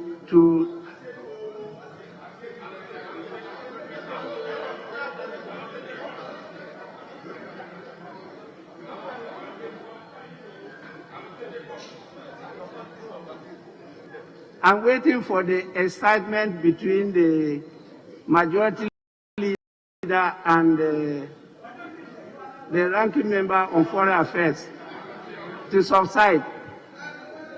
I saw that there was some body language and some hands between you and the ranking member on foreign affairs, so I was waiting on you. So excitement. Mr. Speaker, yes, we engaged in some sign language. He was asking whether I want to challenge your view. And I said, I don't intend to challenge it. I will not challenge your ruling, even if I disagree with you. The reason, Mr. Speaker, I must reiterate this point. If I should challenge ever your ruling, and maybe there's a debate on it, and Mr. Speaker's ruling is brought down, would I have succeeded in doing? In inflicting a mortal wound on the chair. And that will bring the repute of this House down. I will never do that. Mr. Speaker, that is why I decline that invitation. I will not do that. Because it is for us to protect the speakership. And I will ever do that. So I'll refuse any bait to challenge the ruling of the Speaker.